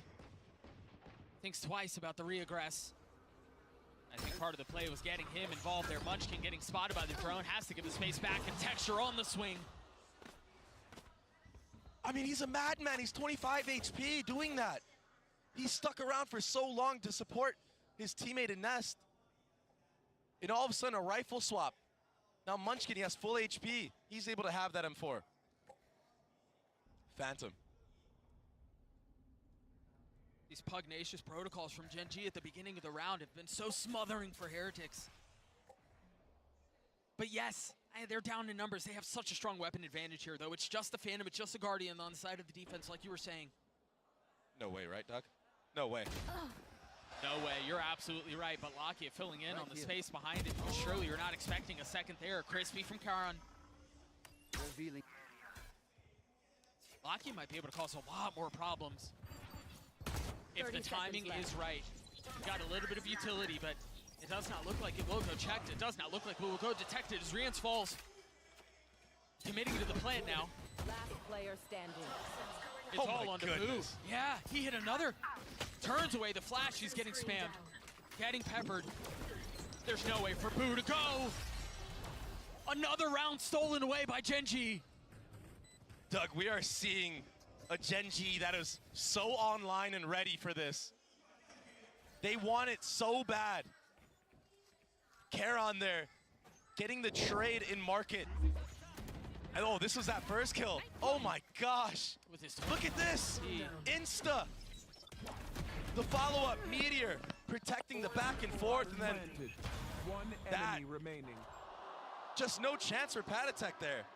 It's looking tough There for hasn't really been a chance for Heretics at all. Heretics. Down 0-3 early. His spy's not great. You've got a hero rifle for Woot and a couple of stingers and sheriffs around it. Do they try to go aggressive again? Do Gen.G try to set the line of scrimmage a little bit further up? Of course they will. See the flashes, see the darts. 410 is theirs.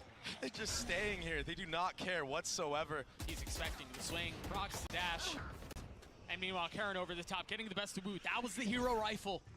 That was supposed to be the firework in the round. Look at Texture's timing on the swing. And Lakia as well. Rian's able to get a little bit of something going on here, though. And they're all hunting. They all know he's there. Lakia's messing with him. Spike down, attacker spawn. They are different right now. This is a different Gen.G. We haven't seen this at all this tournament. They're running it down.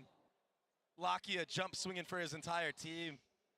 All 4 members are on top of the bomb right now, and Boo. He's gonna be left to his devices, but he really doesn't have much to work with here. No, not at all.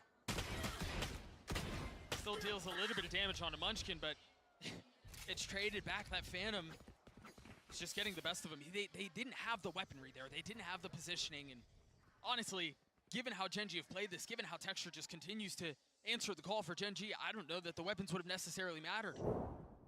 You're right, and the devs talked about it, that double flash re-clear setup that they do. This time it's not off the barrier. They feint that they're pushing all the way up. That causes a reaction from a drone to come out.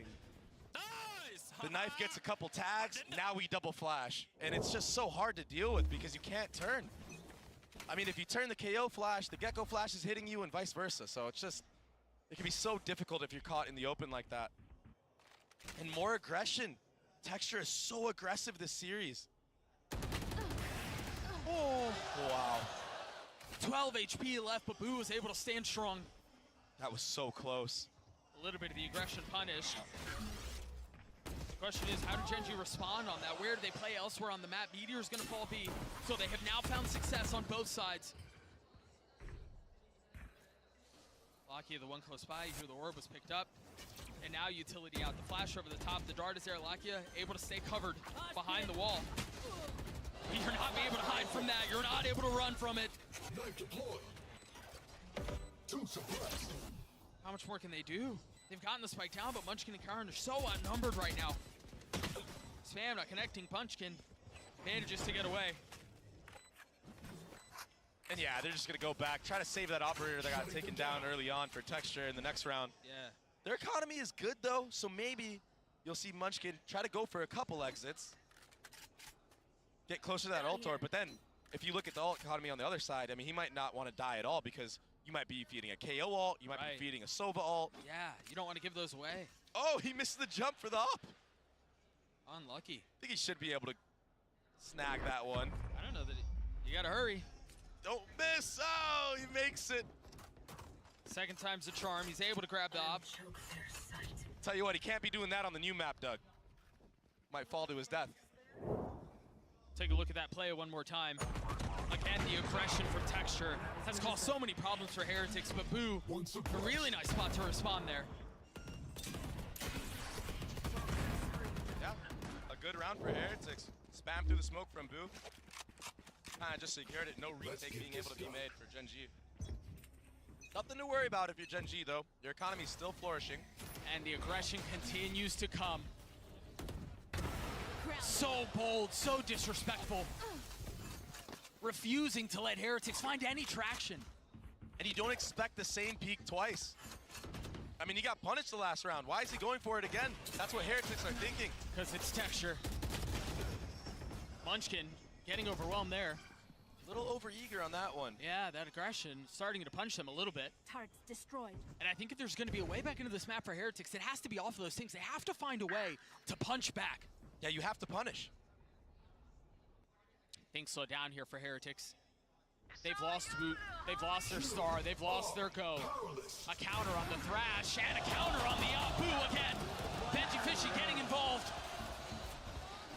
Meteor's gonna join the party late. One away from his ult. Spotting Pad Attack, not able to land the shots, not able to find lethality. But with Forest surrounding the site, Forest surrounding the spike, Meteor, no room is safe. And this is a textbook play from Pad Attack specifically. When enemy teams have Thrash online, he'll use that KO ultimate to counteract it. This was that opening blow onto Woot. Really nice shot. But when he gets this kill onto Munchkin, it secures him that KO ult, denies the info being gathered from Lakia, yeah. And then they're able to just overwhelm everybody on the site.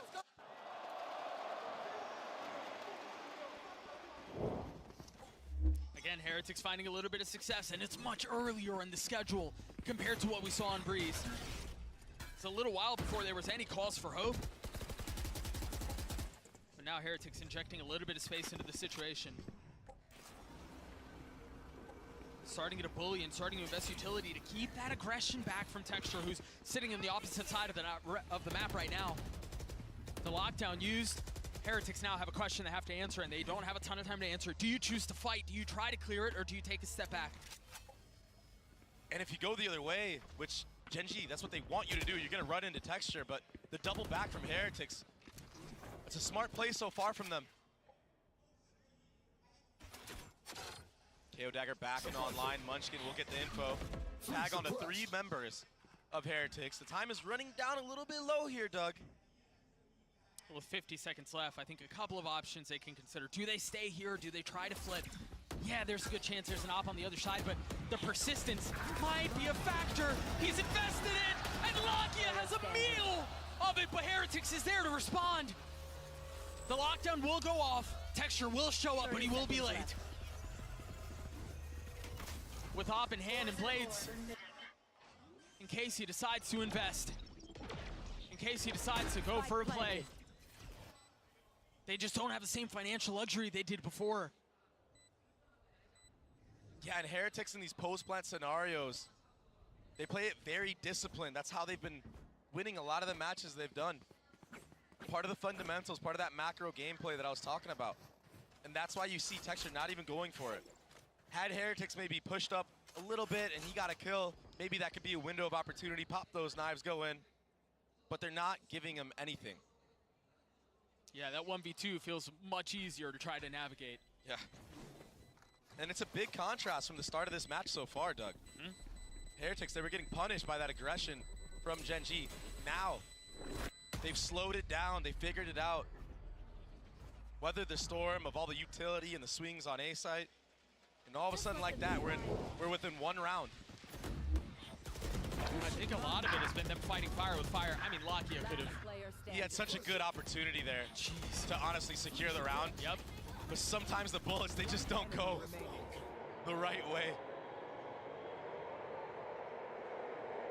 I mean, the roller coaster of emotions that this arena just went through was ridiculous. The timeout called from Gen.G, 1 round separating these two. The aggression that they were throwing into the face of Heretics round after round to kick off Icebox, you're right, has been a little bit weathered. They took it on the chin a couple of times, but now able to respond back, to stand strong, stalwart in their approach. And a lot of it has been, Dre, off of the utility that they're investing in kind. All of the darts and the drones to set up texture are now being responded by Rians doing a bit of his own, of Pad Attack getting some of that early info with his util. And I'm so impressed with Heretics when they use the drone late because they understand that Munchkin has been using that knife early on at A main. That gives them the window of opportunity to use a drone from a little bit closer up, not get picked off by anybody like, you know, texture getting set up by flashes, etc. And the rest of the team now, they're just waiting a little bit back, letting that drone get all the info for them. And then they have the utility advantage like you mentioned. There have been a lot of questionable fights from the side of Gen.G. A lot of solo swings. Munchkin going for right clicks through the Viper wall. If there's players on the receiving end of that, they do have a chance and they could mow them down. I mean, but Heretics, they're playing it very well right now. Early dart cleared. Oh. Heretics are coming to life here. It's a very similar setup. It's been on texture to send a shutter down the spine of Heretics. Now he's the one sitting on the sidelines. What can Lakia do? It's so quiet right now. Do Gen.G continue to reaggress? And if they do, Benji Fishy's playing anti. There's two players, even Rians. Yeah. He's playing anti. And I think that he'll pop the Sobalt from all the way back here to catch out anybody in that lane of fighting. Yeah, if they commit. Yeah. If they send. We've talked about how good this flash combo has been from Lakia and Munchkin. Knife giving things away. I don't even think he meant to hit the knife there. I think it was first sight, but it works out in their benefit. It tagged both players. And that forces Gen.G to have to back up. And Heretics will just continue to push forward off of that. They've got Boo with his pit, but he's a little bit further back. Knife clear, dart out, Heretics forward. It's just Munchkin who's playing backside. Lakia's a little bit further off, and he is the first to fall. Pad Attack with 3, Heretics with life. Flash on the swing around, another one spotted. Pad Attack more concerned with his positioning, more concerned with the problems he's able to cause from there. Still has a knife in hand. Median Karan forced to watch, forced to sit back. Because how do you get into a 2v4?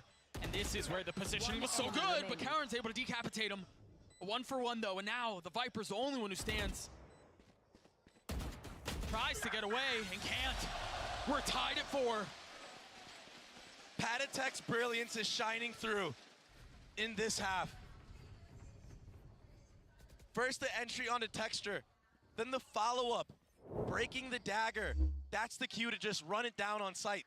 Split Munchkin there. The aggression from Pad Attack, the explosiveness. He even ran all the way to spawn. Let's go, Patsy. Let's go. Even his team knows it.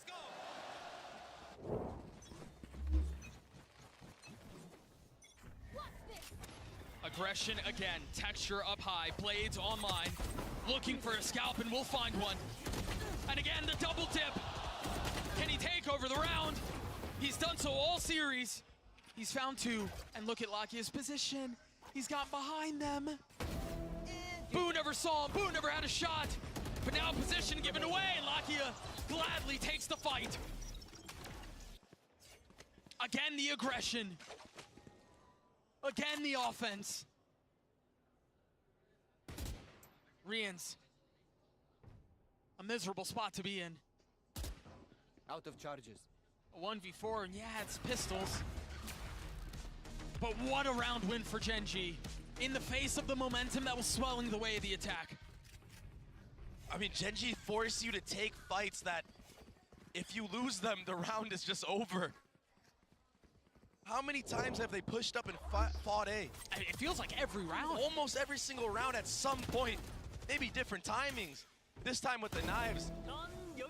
Usually it's Woot that we see going absolutely viral with him. This time, Texture taking things into his own hands, getting the 2 for the 3rd to secure the round. And now he's able to get another operator online. Gen.G are ridiculous. Another kill found. Another line drawn in the sand. 3 left on the side of the attack, and as soon as it starts, it feels like it's over. This response from Gen.G has been clinical. Fully committed to believing and trusting in the process. Yeah, they're going to be able to counter some of our aggression, but we're not backing down from the plan. And that's so hard to do as a player, to keep that mental up. I mean, it's human response and human reaction to pivot, to go to plan B when plan A isn't working anymore. But when you've got a star like Texture, full trust in the team, full trust in the game plan. You can reap the benefits of that. That's what we're seeing right now for Gen.G. They should be able to convert this round. I say that, but there is a Viper's Pit available for the side of Team Heretics. Boo, if he can get this one down, they might be able to maybe steal this one away and pull a fast one on Gen.G. Maybe a 3v5 with Benjafishi hitting mid-late, but Spike down B. I just don't know that there was really any way in. A flawless round as Gen.G get to 6. Yeah, they tried to creep on up, try to get anything working for him. If they maybe got a trade there onto Munchkin, maybe there's a window of opportunity, but I mean, look at this right here. And he holds his ground. He stands tall like Maximus.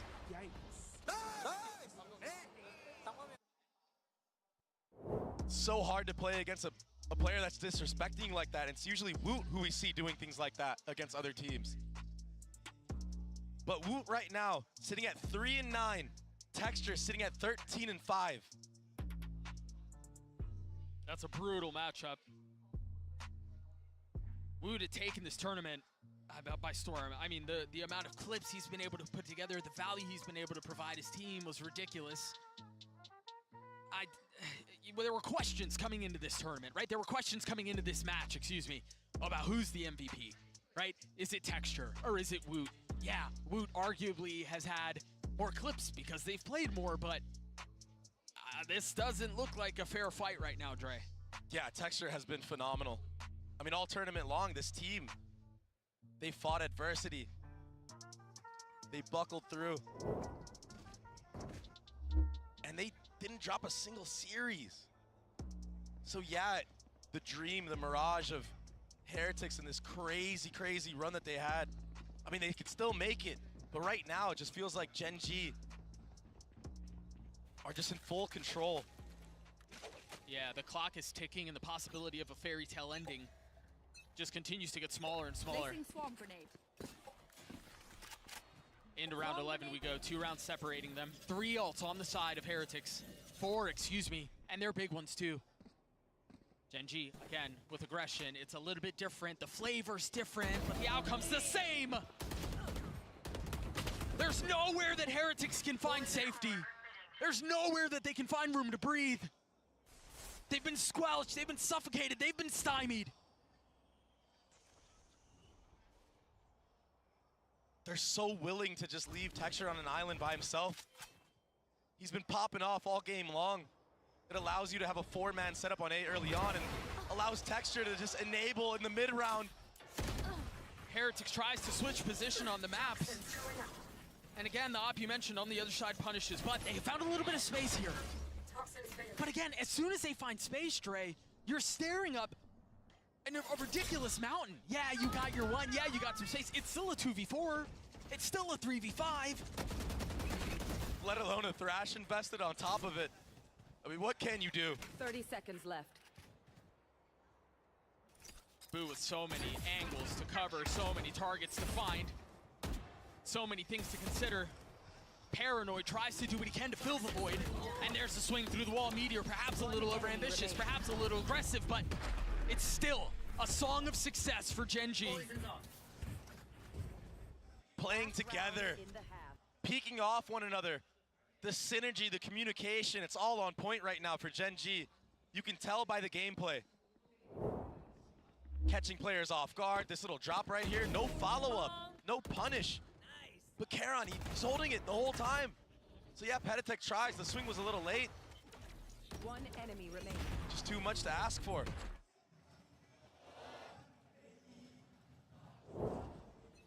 Gen.G faced heartbreak in Madrid. So close, the glimpse of glory that you mentioned, but fell a bit short. This is a team that's playing with a different level of fire, different level of ferocity. You've got the up over the top, Patatek down again. The ults have been invested, Patatek will join the fold once more. Once divided, now reunited. Gen.G try to hold the line, and if they try to flip back, if Heretics try to find safe passage to the other side of the map, Meteor's there. He hasn't been as ridiculous on this map, but he was a terror on Breeze. This time, not given a shot, not finding value. Texture's able to pick off Foot, but they understand now. The veil has been lifted. The hit is A. Full focus forward for Heretics. Gen.G, they have a couple members here to answer back. If they can get the pit down from Boo, if they can find a little bit of space, there's a shot at this. But Karen is one of his own. Now green on both sides. Planted. Such little to be seen. You should run. And now the third ult invested. Just injecting more chaos into the situation. What can tip the scales? What can find some space? Texture dropping into the pit, dropping into the next half. Lakia in a 1v3 with the pit still up, will fall. Patatek gets his third as Heretics get to 5. Through all the calamity, it's Patatek of all members, the stand-in, to be at the top and get another 3K to secure that last round. Beautiful re-clear from Texture there, but Patatek getting ahead right here. The deciding factor for this Heretic squad. Yeah. He's won so many rounds for them in this half. He was good on Breeze too. I mean, he was good on Breeze, he was good on Heretics. A lot more fight out of those Niños in this second map of this best of 5, but the need to respond continues. We're gonna throw it down to the desk to break down that first half. Thank you very much, Doug and Baby Bay. Much closer half this time around, and it just felt like Heretics, they loved going to that A site. Yeah, they do. Time and time again, they were going to A. I mean, in the last few rounds, we saw them switching things up, but it literally looked like the win condition for them was dealing with Texture and that first opener that he was going after time and time again. Him and Lakia were hard defending this side, and as I'm saying, just one round after the other, they had to deal with the fact that they were probably going to be one man down. Gen.G has really good, kind of varied looks on how they approach this A site. It's almost always going to be aggression at some point in the round. They have some rounds where they're going for the super early aggression, catching you off guard, and in other rounds they're waiting for this kind of mid-round timing and then getting in your face. And they have these really strong combos between that KO, between that Gecko, to get Texture these openers. He's been dominating in the first kill department thus far. This is unfair, I feel like, for Voot, but as the site switches, Josh, what do Heretics need to do? Because Texture's job seemed very, very simple. Do you think Voot just needs to replicate that? Oh, for sure. Like, we need to get Root online, and I think he can run the same kind of style that Texture was playing. He can be aggressive in the beginning, find a first blood, and then fall back, and play a little bit in that elbow area just to see if they can get another kill. But like, once he gets those first bloods, like, I feel like his confidence will come back. The same. We need Rian's, we need Patatek to be setting up Wood the same way that Lakia was helping Texture time and time again if we want Heretics to turn this around. Yeah, and I want to see if they can win this pistol round as well. It's time to send it back to your casters, Doug and Baby Bay, and get the second half underway. Thank you so much, Yinsu. Heretics have given this crowd reason for hope as they close things out and kept it competitive at the end of the first half, but it's not over yet. Still down 2 rounds. The ever pivotal pistol has to go their way. And now it's Gen.G, who again were so bellicose in the first half. Now it's on them, and they have a lot more room to be able to dictate the pace. A little bit of info gathered, but perhaps a false sense of security. Where that other player might be. Flash over the top. Benji Fishy not on the swing. Texture falls. That's a big one, Dre. Who other? The man is still here. He's still firing. Oh, you can run, but you can't hide. Lakia will hunt you down. Meteor getting in on it as well. Again, a pistol that's so desperately needed to go the way of the defense. It's just ending in a whimper. Even the plant that doesn't get seen from heaven. Small things like this. It's all going their way. They're aware of all the possibilities right now. Last player standing. Nice trading on the site from Munchkin. And that dagger does connect on a boost, so that's full info gathered from Gen.G. I mean, he even tried stepping it. Just a little short on it. Now realizing there's no way to go but forward. There's no option but to fight. A 1v3 has become a 1v2. But Karn saves the day for Gen.G. And when Gen.G sees something they like on the silent walk-ups that they do, yeah, they're still down numbers. They get close to you and they just explode and obliterate anything in their path. It's one of the hardest playstyles to play against. Because you're damned if you do, you're damned if you don't. If you peek into them, they can punish you. If you don't, they can silently walk up and then just smother you on the actual site. Yeah, and then punish you. Yeah, Yep. You're right. It's so difficult to play against right now. Every team has tried to figure it out, and they just can't. But Boo can figure out how to take the head off protection with that Sheriff. Remember, he died at the beginning of the previous round too. Poor lad. Problem with the buy for Heretics right now is there is none. So they have to be so much more concerned and so much more invested in moving as a pack. Strength in numbers. That opening kill for Boo could open up the retake for them, though. Here. Kind of makes you scared on the attacker's side. You don't want to go back and have to re-clear all that A main. If you do, you might get picked off as well. An early tap here from Gen.G, trying to bait out any utility, but nobody from Heretics showing a single damn thing, Doug. Patient. Trying to lure Gen.G into fully committing. Trying to have them step all the way into the trap before they strike. And Meteor, he's re-cleared some space at A, but the time is 30 running down seconds low. left. If Gen.G connect, if they commit onto this B, I mean, they're gonna run into a bunch of conflict. You got Benji Fishy who's holding mid as well, so if the plan is for Meteor to hit a late mid lurk, Benji Fishy would have been the problem, but he's the first to fall. Bomb's not down. 13 seconds left. They've got to commit. They've got to find a way to stabilize.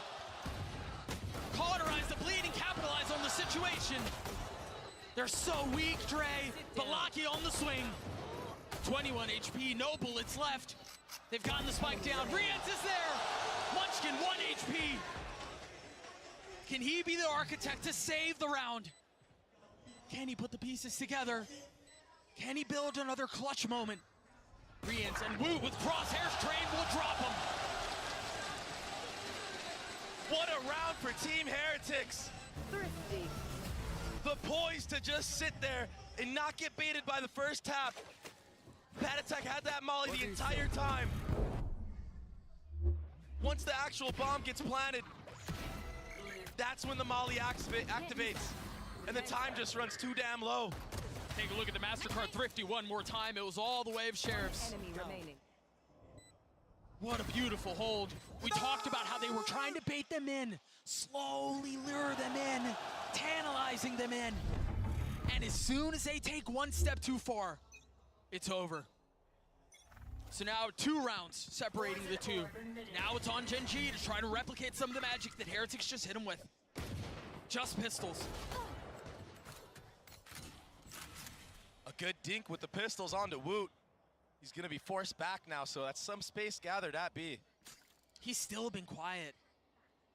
But Heretics are in this fight, in spite of that. Yeah. He did get 2 kills in that last round, so maybe that is enough to be that spark, that fuse of lightning. As I say that, it's texture to diff him again. Woot looked like he had the fastest hands in the game this tournament. There's nobody who could stand to him. Nobody quicker on the draw. We're watching an entirely different player here. Heretics will try to hold them back, though.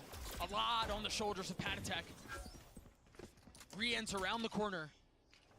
And the cutting of noise. Force Heretics to think twice about this here. They've invested the Thrash. Rienz will get tagged. Patatek up top. Can he find some space? Yes, he can. Only 1 kill found, though. How much more can he do? Not much. He will fall. They can't settle the shots. The Sheriffs again are a problem. Boo in a 1v3. Munchkin has upgraded a weapon. But the amount of utility, the amount of health that they have in aggregate is so low. And that's a big delay from Boo. With 13 seconds left, he's got to commit to it. He's got a firing squad around him. Secret Service to protect. Mission accomplished. But now you hit phase 2. Now you need to drop Boo. As he creeps forward, quietly slithering his way into the site with no one to detect, no one to delay. How much more space can he find? Utility cycled up, forced to sit back on the other side of the wall, and now he's spotted. Now they know where he is. He's able to spot one. The other two are weak. 40 HP amongst both. As Boo has to make a play, and it's a back-to-back MasterCard Thrifty. This one the way of Gen.G. Gen.G, constant fire in the face of failure. They bring that one back.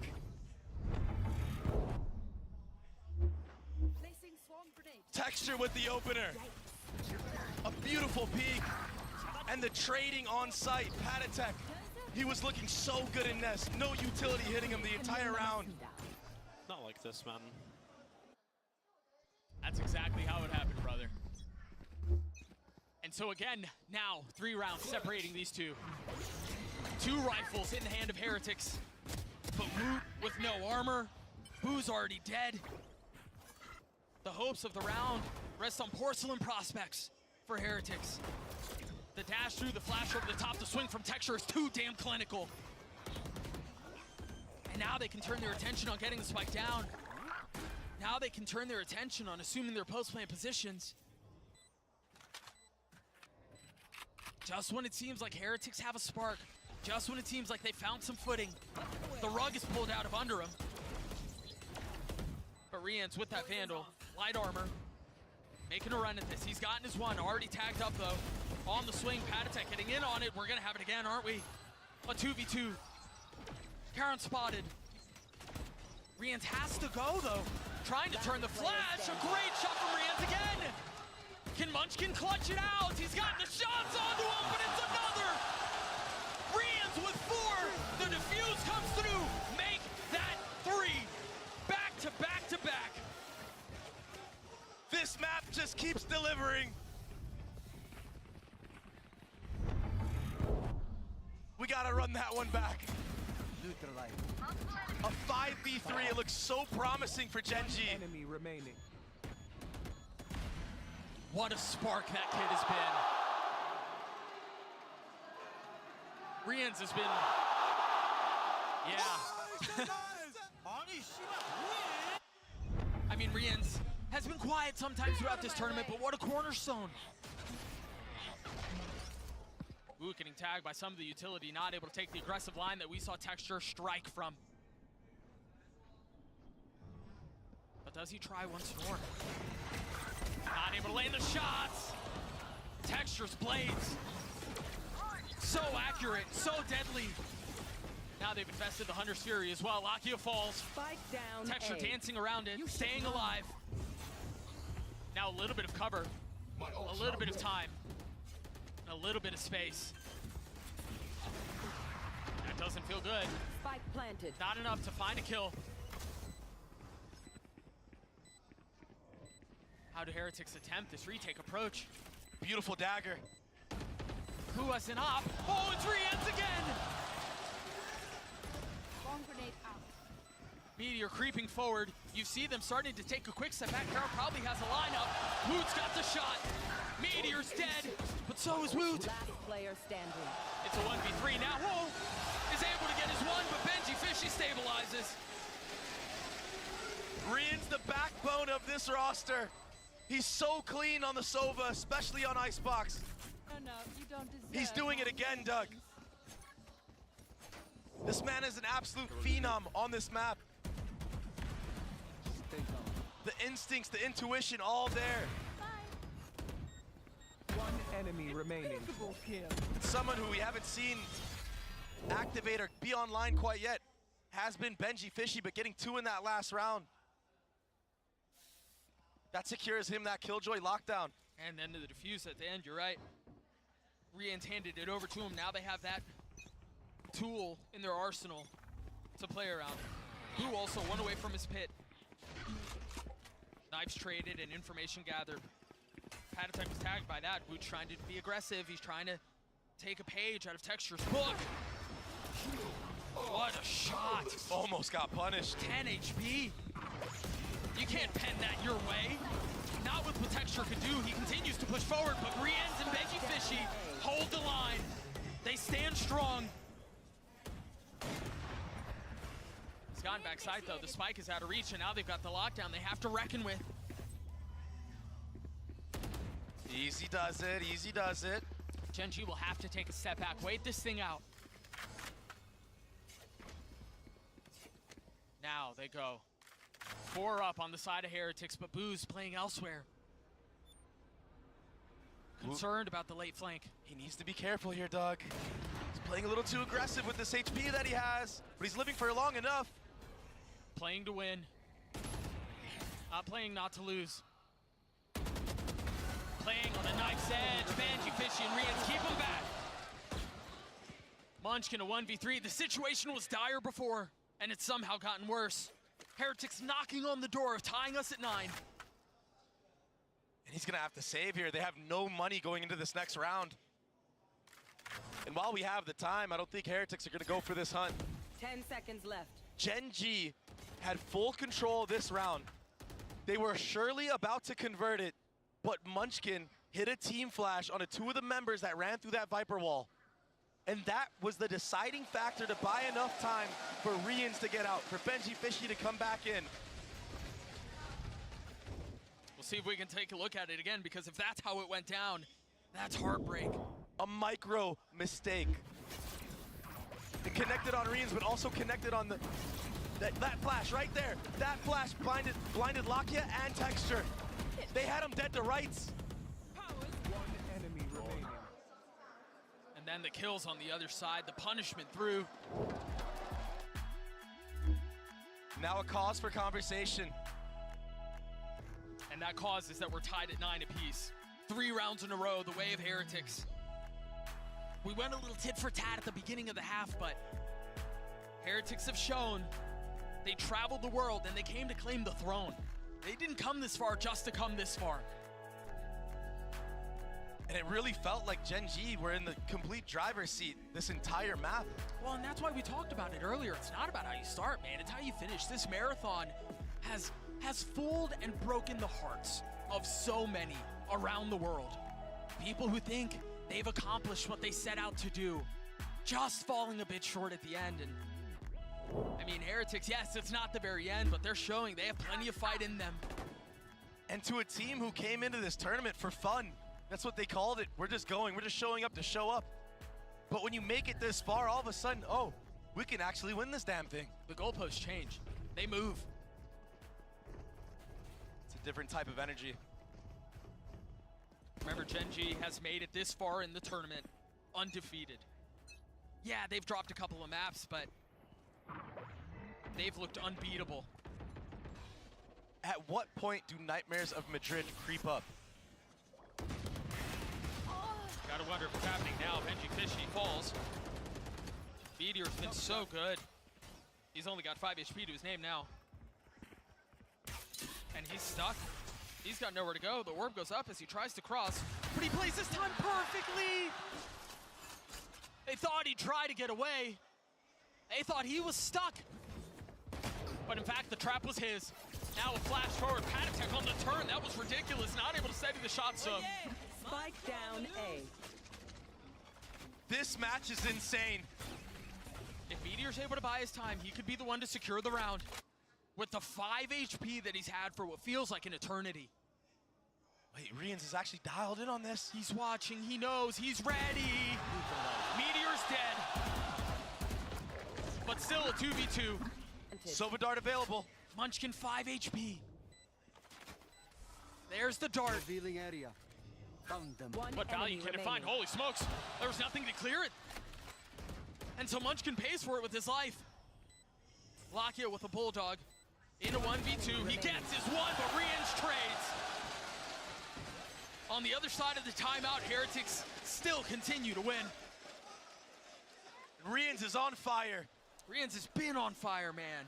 And there's nothing Gen.G can do to extinguish it. I mean, they tried their darnest. They got the first 2 kills, the third on a Patatek on the site. But Riens with the awareness, holding Meteor down. Meteor just can't quite connect. And that dart getting so much value. The insta trade. Lakia had no chance to transfer there. Let's go. Oh my God. I mean, it's just been a bloodbath in the server. The back and forth. Both teams, they don't even require full buys to make it close. 4 in a row, the way of Heretics. This time it's Boo who's gonna get pushed. That one way will only buy you so much time. He gets the pit down. And it's been traded, of course. Venn diagram and green goo. But Doug, there's so many ults available right now for the side of Heretics. They can create so much chaos right now. And it seems like they're succeeding in doing so. Texture's the first to fall. Patatek! He knows he's there, spotting the gun barrel. Lakia punished. Munchkin crumbles. Meteor left alone. In the face of the pin, in the face of 5. He falls as Heretics thrive. And you can hear the crowd roaring. Their tech is only as good as their skill. And there, they have some beats. 5 rounds in a row. You take a look at it one more time. You called it, Dre. All of the ults that Heretics had to invest. And then, of course, kills like that end up being the difference maker. They look sleepy on Breeze. But holy smokes. Those kids have woken up. Such a mind-blowing half. And they're not done yet. 5 in a row. Heretics with a 2-round lead. We've got a fight on our hands. Patient on the swing. Texture not able to punish. 20 and 15 from the star. Jeez. But the demand for more is so great. This is a really nice position from Meteor, but he's got the alarm, but on the other side, it doesn't matter. Catches Benji Fishy with his pants down. Boo on the swing. Gen.G falls once more. But they've kept it competitive. They've gotten into a 2v3. Meteor's 1 away from his ult. Settles the shots on 1. Too many targets on the other side. Munchkin forced to make a monumental play here. Does have the Molly online, so if this tap comes through, they'll have to use that Molly, and that will allow Heretics the opportunity to just swing together here. There's the tap, there's the Molly. Boo and Rian's waiting for the challenge. The orb goes up. It's all a guessing game now. There's not a lot of time here. He's got to hold this. Oh, is there enough time? It's gonna be close. Oh, it's so close! On the edge of their seats, Heretics take us to map point. I cannot believe how close these last rounds have been. I mean, yes, Heretics have taken away the last 6, but it's been down to the wire every single time. I mean, 0.06. The thinnest of margins. It's preposterous.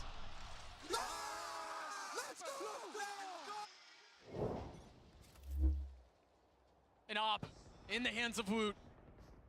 Still quiet, but honestly, at this point, who gives a damn? What a half from Heretics. Gen.G have a couple of tools, though. They have Meteor's ult, they have Lakia's ult.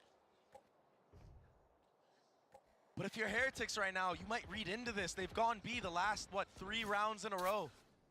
And they've gotten stuff denied. Yeah, I think the interesting thing here, though, is Patatek, he's got his ult. Think about how many times we've seen it already. As soon as the Thrash goes down, Patatek responds with his own. Exactly. And I wonder if that's what they're looking to bait out here. Initiated. First to the lockdown. We've seen him break this before. Is he going for it again? The Molly connects. Is the shot gonna land? It breaks! And they still have the safety valve of Patatek's ult. Lakia hanging on to his for now. But understanding the game of rock, paper, scissors doesn't go your way. Spacing a little awkward there as Texture tries to find a little bit of room to work. A little bit of space to get active. But he will fall. The tap, the first. Almost all members huddled up onto the side, but Heretics get him down to 2. Can Munchkin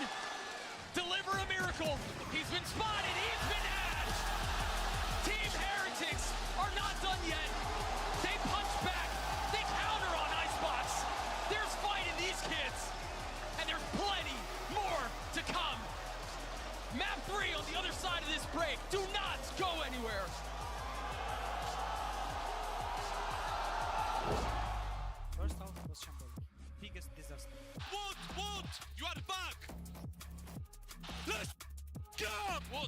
Wood, listen to me, very important. Dodge the knife on A every time. Nice! Let's go! Nice! Let's go!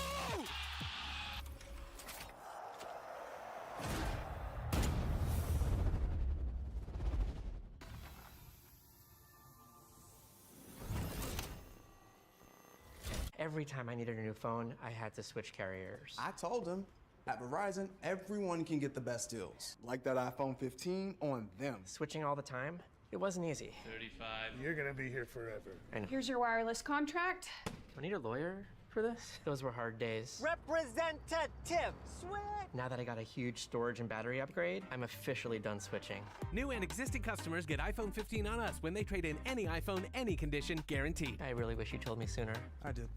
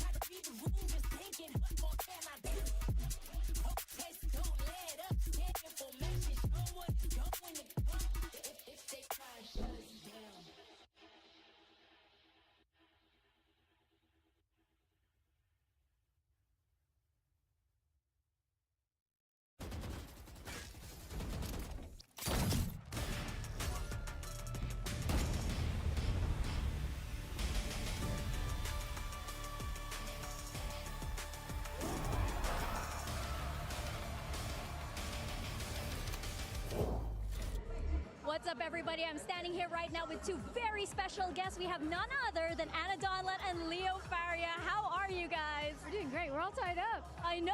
Everything is so crazy. And Leo, we just heard that crowd. How has it felt like to bring an event to China? Oh, it's been so great. Look, we launched Valorant in China last year, and we knew from the get-go we wanted to bring an event here. And it's been incredible. Like, we've got to spend a week here now, walk around the city, see players, hanging out, doing a bunch of cool stuff. We had a bunch of activations around the city. And I think getting here, it's one of the, Mercedes-Benz Arena, one of the most iconic venues in the world. And just seeing the crowd has been phenomenal. I'll be honest, we got a little nervous when all the Chinese teams got knocked out. We're like, are fans gonna show up? And they did. We sold out in 20 seconds, and they've really, been supporting the event. And we're very happy to be here. Oh yes, we can definitely hear that as we walked on this stage, right? And we also had some big news recently. We had Valorant console that was announced. How has that been received from your point of view? I mean, really, really well so far as we can tell. I mean, it hasn't been that long since we did the announcement, but so far the reception seems really, really good. Teams have been working on this for a long time, and for us it was like, we're only doing console if we can bring the true Valorant experience to those platforms, and so that took a lot of work. And so I think the team at home is like celebrating in this moment because we're finally ready to share it with players, and we'll see what they think. We're so excited about it though, so excited. I cannot wait as well. And finally, what do the Valorant audience have to look forward to for the rest of the year? We'll start with you, Leo. We still have a lot of season to go. We're gonna go back from Master Shanghai straight into International League, straight into Stage 2. We're going to crown the champions of the season. And then, of course, teams are going to qualify the champions. It's always the culmination of the Valorant year. That's where we pull all the stops and throw a big spectacle. We cannot wait to go back to Seoul. And I think this is shaping up to be our best champions ever. So we're very excited. Anna, what about you? I think it's going to be the best champions ever, too. I mean, every time we do one of these big events, it takes so much for all the teams involved and players involved. Always feels like the end of the year. Honestly, it's halfway. We're halfway through the year. So there's a lot more to come. Teams focused on getting console out, focused on an amazing champs. And honestly, we still have game changers and some more stuff coming out in the game. So more to come, for sure. It's never ending. It never like ending. We have such a dynamic game here. I cannot wait. Thank you so much for taking the time to sit in for this little interview. We have so much more coming up. And of course, the grand finals of Master Shanghai will continue.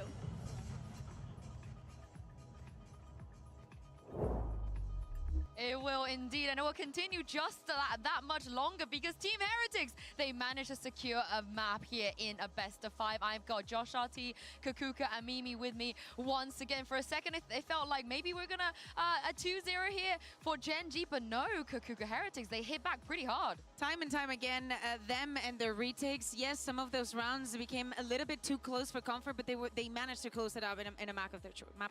Well, let's take a look at the HyperX reflex moment of the day. This one goes to Rians on a map that Mimi Vu wasn't really showing up. Rians, though, was on it. Yeah, this map was absolutely about Rians and Patatek, and in particular how they were playing in the retakes. I think the two of them, we've talked about it before, are super well coordinated on their util usage, but also when it came down to these late rounds, these guys were shooting. Team Heretics is a team that has a lot of stars that can step up, and I think they really proved here that it's not just the Woot show to go on this run. But as we head into the next one, though, how dangerous would it be for Heretics, Josh, if Woot isn't able to show up the way that we've seen him so far in this tournament? Because Ascent is up next. I think Heretics just proved that they don't need Wu to just pop off and they can win with the fundamentals. I saw that in that last game, in the low number situations, they were able to trade out and convert those retake scenarios or all those scenarios that they didn't win in the first game. So hopefully that continues and they can just keep up with that momentum. Yeah, exactly. And now that they're starting on the defense, maybe just with the fact that they were able to close this one out, the fact that they're starting on the defense, it might even means that it goes the distance. I'm honestly way more concerned about that second half and what is going to happen when it has to be them on the attack against one of the strongest, even not the strongest Ascent defense that we have. I mean, you know what happens. You know. Yeah. Yeah, I know. Don't have to bring that up this soon. But yeah, I mean, happy moment for him. Yeah, they did great. They came back. Oh yeah. I was thinking about Gen.G's defense. I was thinking of Gen.G too. Oh, okay, my bad. And Gen.G's defense, I mean, Josh, you've played against it, is really good on this map. We talked about some of the kind of varying of the forward plays on Icebox and their retakes. They excel at that here as well. I think good protocols on that side. Yeah, for sure. And I want to point out that Munchkin lost a lot of 1v2s at the B side in Icebox, and I want to see how he's able to mentally recover into this next game. This is the thing, though. You said that they don't necessarily need Woot to be the one to pop off for them to win. I think the story is the same for Gen.G, Kakuka. You know, we've seen maps where Texture wasn't necessarily present, and the rest of that team managed to carry him through. And hear me out. Even though this is Ascent and we're going to be looking at the Jets, I am looking at Karon. He is the clutch king on this map. Same goes for Meteor. Both on each extremities of the map when we go into that defense are going to be super, super important. But this is Texture's map for Gen.G, and at this point in the series, this is where I'm starting to to look at that mental for Gen.G. They've talked about it as an issue in Pacific. It was the issue in Madrid. They were favored to win that final. They were up early on, and then they lost the map, and the map 5 of Icebox slipped away from them. It's a different team than they were then, but still keeping this mental strong, bouncing back, recovering on a map that should be very heavily favored towards this Gen.G squad is going to be really important. They're men now. They're men. Sure, but if they lose this map, I'm very worried about Gen.G for the rest of this finals. But on the other side of this, this was Heretic's permaban forever, and they let it through against G2, and then they immediately went back to banning it again. So I feel like a mental side perhaps on the side of them as well, as we take a look at the Asian select, and they're going to bring in a Killjoy, yeah. I mean, we're not surprised. This is just the standard composition. Yeah, probably Benji felt more comfortable to be on the Cypher, but Killjoy brings you a lot more to do, especially slowing down and affecting Gen.G's attack. I'm honestly concerned about how Gen.G is going to deal with those post-plants and those retakes that Heretics has been so good in so far. Yeah, this seems to be a pattern. Benji switching over from the Cypher to the KJ. What do you make of this? I think Cypher gave some unique abilities to help him play out the defense that gave us problems. I believe the Killjoy swap is for their attack and making sure those mollies are in the right spots to block out the rotation spots. So I expect a better attack from them here. They're starting on defense as well, though. Benji and Boo are great anchors on this map. If they can get a strong start in this third map, it postures Team Heretics for a great chance to win this final. Well, it's 1-1 on the board, and the momentum is on the side of Team Heretics. Doug and Baby Bay, let's get us back into game. Yinsu, it would be my absolute pleasure. Map 2 was a gift, and Ascent often delivers bangers, so there's very good reason to think we're going to get a little bit more of the same. We talked a lot, or the Des did, about the swap from the Cypher to the KJ. I'd love to get your thoughts on that as well. Yeah, I think it's definitely for the attacking side. Heretics struggled to get any type of B main control with just the cages and the camera. It didn't really do much of anything, honestly, and that's why you saw G2 just absolutely punish them on their defensive side. So that is the change, but the question is, will their defensive side now lack? Because that Cypher, he had so much value controlling a bunch of different areas of the map, playing at 2 spots at once. They're going to get tested. Gen.G had a field day with aggression at the beginning of Icebox, and they caused so many problems, but we'll see if it's a bit of the same. Lakia's drone clearing out mid, finding a little bit of space and getting any info that it can. But all this Killjoy utility, Dre, it's posted up. Hey. Perfect for Benji Fishy, the turret as well. We've seen Boostio do this quite a bit. Saw him do it at Champs, actually. Texture doesn't feel good here. He's taking 70 HP. Yeah, he's swung. He's found safe passage, but he's been put in a corner, now finding space, now getting out. Gen.G looking really good on this pistol, and they don't seem to be slowing down. That's scrappy on the actual site. A bunch of players running through smokes. Woot will convert that kill onto Texture. Got a little messy there.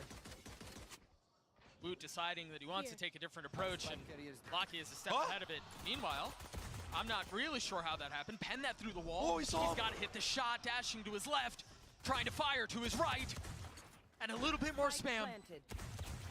What seemed secure, what seemed safe, is now up for grabs, is now unsettled. Woot with 22 HP.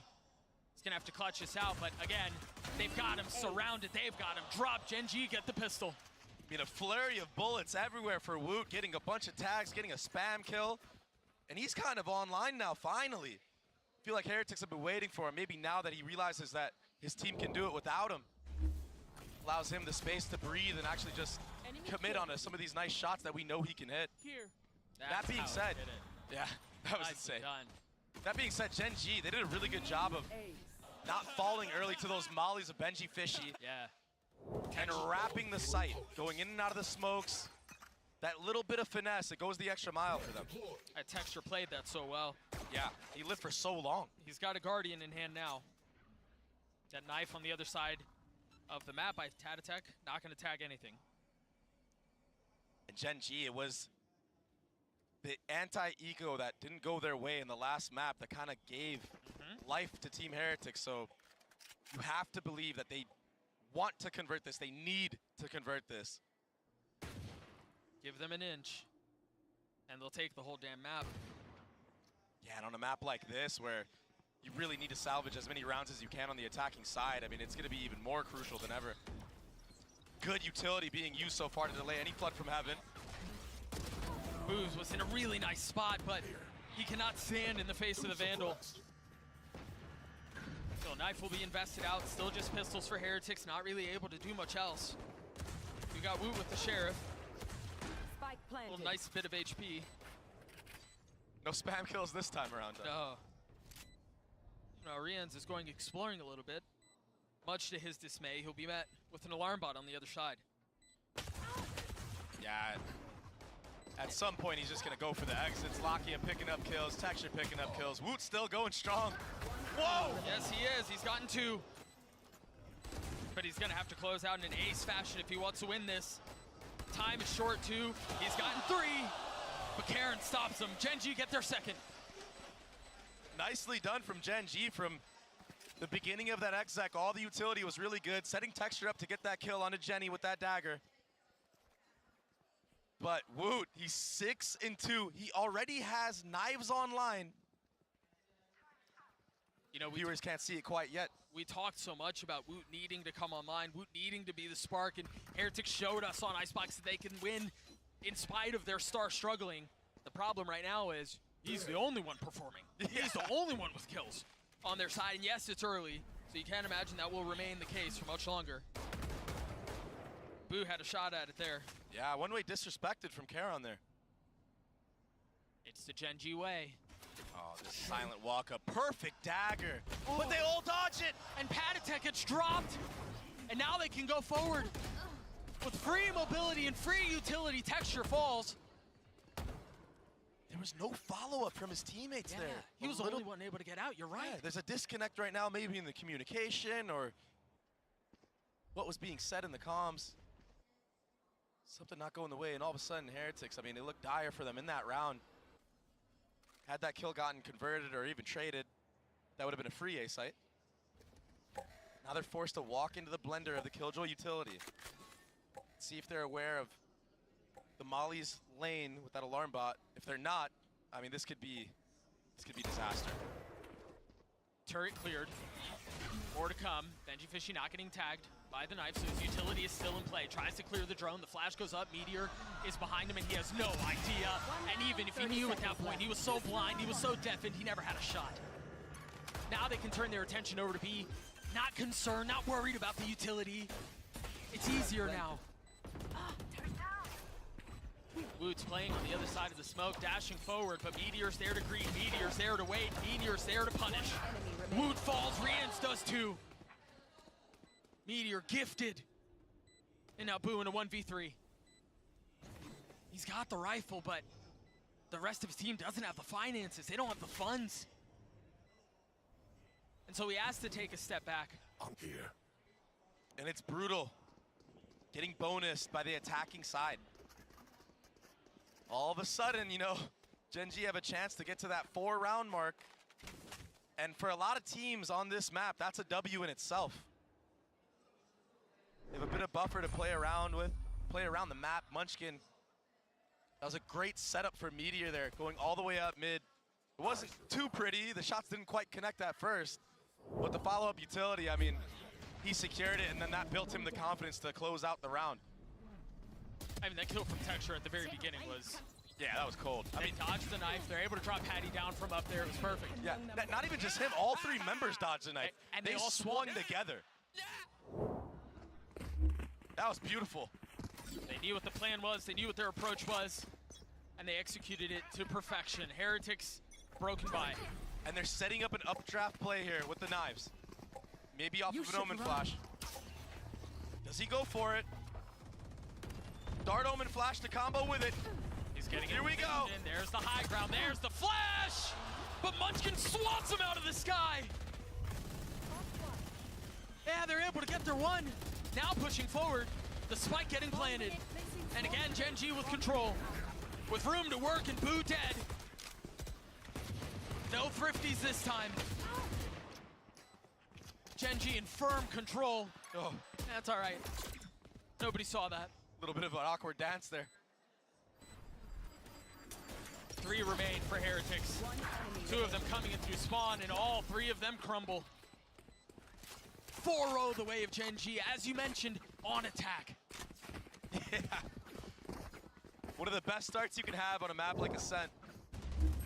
And Gen.G The desk was right. It's one of their best maps. Yeah, that's disgusting. I mean, he wasn't even necessarily looking. Ah, all reaction. Those Overwatch players, they're built different, Doug. Just cold. They're used to plucking things out of the sky, having to flick left and right. Munchkin, he had a rough last map. Josh was talking about how he didn't convert any of the 1v2s that he had. More disrespect shown in A main. Panatek will punish. Oh, yes, he will. Gen.G Fishy not satisfied with sitting back and watching. Gets active, gets involved. Will also reap the benefits. And it seems like Heretics will get a round win.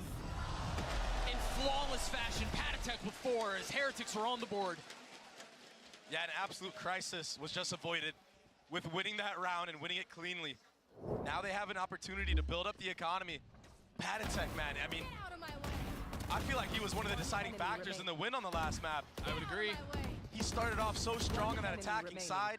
He was the spark that his team needed, the spark that Rians needed to be able to be set ablaze. And although Rians is sitting at 0 kills right now, he does get that Odin online. We've seen how overpowered it can be on a map like this, especially towards that B site, spamming through all the walls.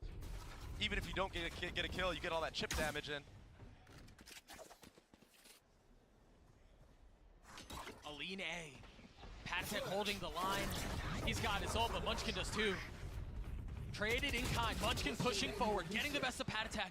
Is he expecting Boo on the other side? Yes, he is. Oh! He gets 2! Not able to convert on the third for Gen.G Fishy! The 1-2 punch is too good! What spray control from Gen.G Fishy!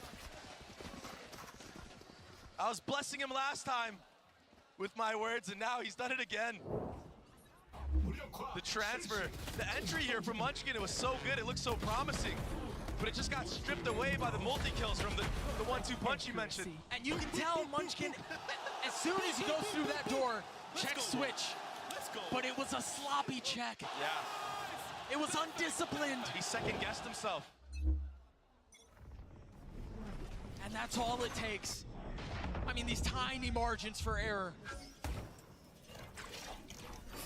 Unreal. Yeah, on Icebox, it was that pop flash that he did that connected on 2 of his players. Gave all the momentum on the side of Heretics. This time around, that little half check. Gotta feel like he's kicking himself in the leg for that one. There's no time to think about that, though. Gen.G made a little bit of noise while they let Meteor sit and wait. But now eyes towards B. And the problem here is Texture has no dash, so he's gonna be met by a flurry of bullets. I say that, but that tag might just be enough to gain the space. Oh, Rians handles that beautifully and then drops the dart, ready for the spam. Texture can't get out, he can't get in. What a play from Rians. The spark on Icebox. Now a full flame on Ascent.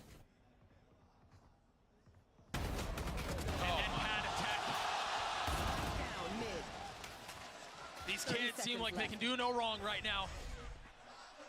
Oh, where is he gone? Alarmbot's still up at mid. Oh, but he's got utility out. Punished. Meteor finding the right time to strike. And now attention divided with 13 seconds left. Karen's gotta go. He doesn't really have time to think this through. He will fall at the hands of Woot. That's what I was talking about, that early dash into A main. There was no kill off of it, so now in the mid round, in the late round, when you're trying to flood on a site, that opens up the opportunity for this Sova Dart to just get a tag on you and that Odin. That was the demise of Heretics, so now they're taking a page from G2's book. Playing up close in the beginning, the spam game, flooding into back site, using utility. Panatek, if need be, can rotate over, throw the pop flashes over the top. I'm so impressed by what Rians did there. If he gets tagged by that ult, probably dies. As you mentioned, doesn't have the dart, doesn't get the kill on the Odin spam. Yeah, great mechanics. Under pressure, under duress.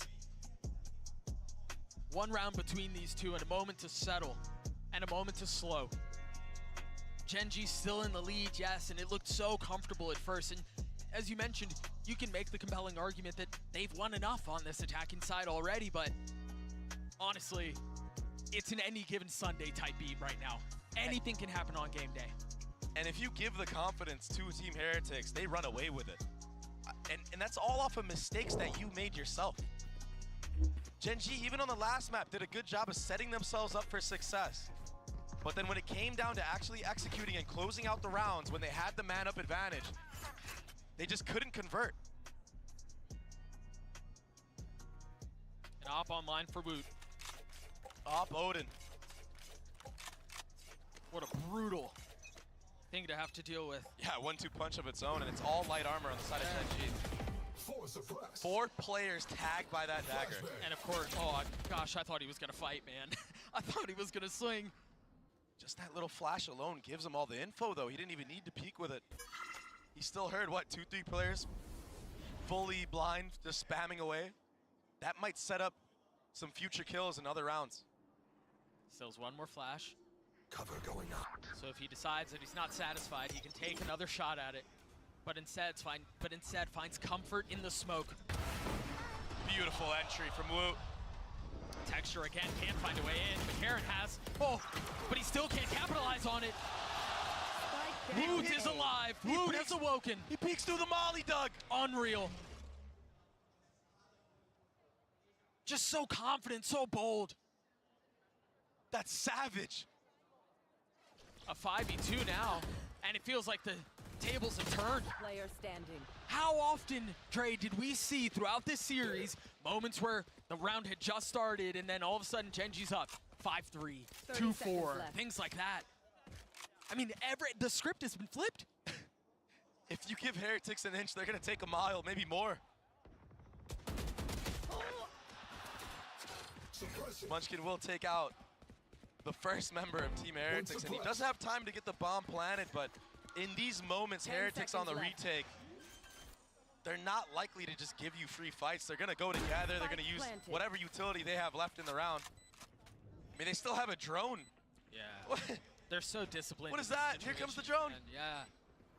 And the tag, the peek from Woot, securing the round. He opened it up, he re-swung in through the KO molly of Munchkin. He's got his mojo back, his swagger back. Then also, I mean, Karen getting lit up, can't do anything about it. That peak was perfect. Oh, even that shot, all he saw was the hair off Munchkin's back. He didn't even need the light up off the drone. This is ridiculous.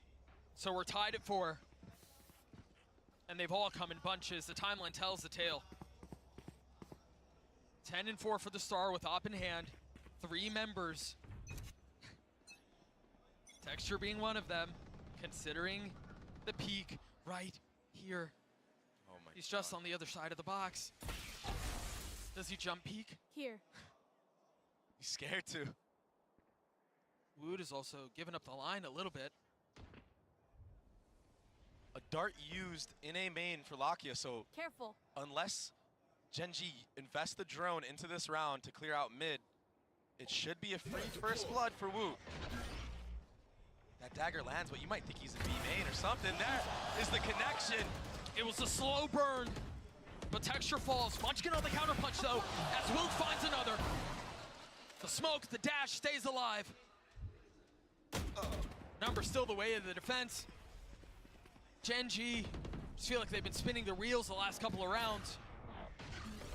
It's not from lack of effort. They've gotten this thing competitive. They've gotten it down to 3, but of course it's pad attack. Here. Spike down. Lakia has delivered on this very site before. Can he do it again? It's not the same weaponry, it's not the same position, but the demand is arguably greater. Lakia down, getting one. Karen finding another. Can they win this 2v3 back? Rian's 1 away from his ult, but has 2 targets to find. Time is short, the drop is there. Karen gets his 3rd. Gen.G take the lead back. Karen carrying the team right now with Lakia. The Omen flash, the TP. Who had too many targets to look at. He couldn't fixate on one. And then Lakia, who just slowly crept out of that sight. Job well done from the boys at Gen.G. And Woot, I mean, he's looked like a completely different player on this map. Karen, oh man, he did such a good job in this round. Biding his time, not giving Woot anything, and then striking at the precise moment that he needed to. Converting a 2v3. Into the next we go. Gen.G with 1 round lead. We've got a couple of ults coming online very soon for the attack. There are plenty on the other side too. Do you think they're ready for this move from Patatek and Wine? We've seen Gen.G try to disrespect that one way quite a bit. Yeah, we've also seen Gen.G be really sloppy sometimes. Oh. Here. No second charge, no second swing. Nicely done to conceal the op. Right here. You assume, but now that you hear the Vandal on the other side, they're gonna rotate back into it. Woot's got a line. Woot's got a shot, but it doesn't land. Procs a dash. Do they dare swing into him? Surely not. So confident. Lakia is going to drone him off as he should. But now there's a turret still there that you have to break, and he's still holding his ground. Doesn't connect. Tries to strike onto the third, the fourth, and it's the shorty that delivers. Rians gets his. There's a casualty involved, but it doesn't matter. Because the round seems secured. 30 seconds left. Lakia, 1v3. Or else Heretics are knotting us up at 5 apiece. He's close to the spike, but time is of the essence. I have the spike. He has no choice but to go forward. The problem is, forward is not safe. Forward is not secure. We're tied at 5. Woot absolutely overwhelming the opposition. I mean, he held his ground so much. At first, all the way pushed up B main. Gets tagged by the KJ turret of Meteor and the swing of Meteor. Then goes all the way back up forward, falls all the way back to here, and does this. Get out of my way. Plenty of reasons to smile. Rians just had to take him out. He's like, yo, chill out, brother. That timer's not moving, Dre. Uh-oh. Trying to take a glance on the stage. Can't quite make out what the problem actually is. But while we have the time, I would like to talk about, obviously, Heretics coming back into this half, making it an even game. They were down, what, 4-0? Yeah, something like, 4-0. It didn't look good. Yeah, and it was the back-to-back mistakes that Gen.G made to allow it to go to 4-2 and give Heretics a way back into this game. If they can close out this half at about 7-5, it's something to look forward to on their attacking side for sure. But Gen.G, I mean, they're really good at a map like this. I'm sure they'll take 5 rounds any day of the week going to the defensive side of this map. I think most teams on the attack side of Ascent would. Yeah. And now the roles have reversed. Woot is on the top of the scoreboard, sitting at 13 and 6th. Texture is at 4 and 9. But this is nothing surprising to me because Jet on attack, I mean, you either drop 30 or you're sitting at like under 10. Yeah. And that's like a good game. It's just so hard to entry. There's so many layers of utility that you have to deal with. Right, and your job is to create space. Honestly. Yeah, that's literally it. And if you get the kills on top of it, that's W. That's icing. Yeah, exactly. So nothing to be too worried about. But you can definitely tell that Gen.G are feeling a lot of the pressure and those nightmares that I spoke about that happened to them in Madrid. They're slowly seeping in to this stage.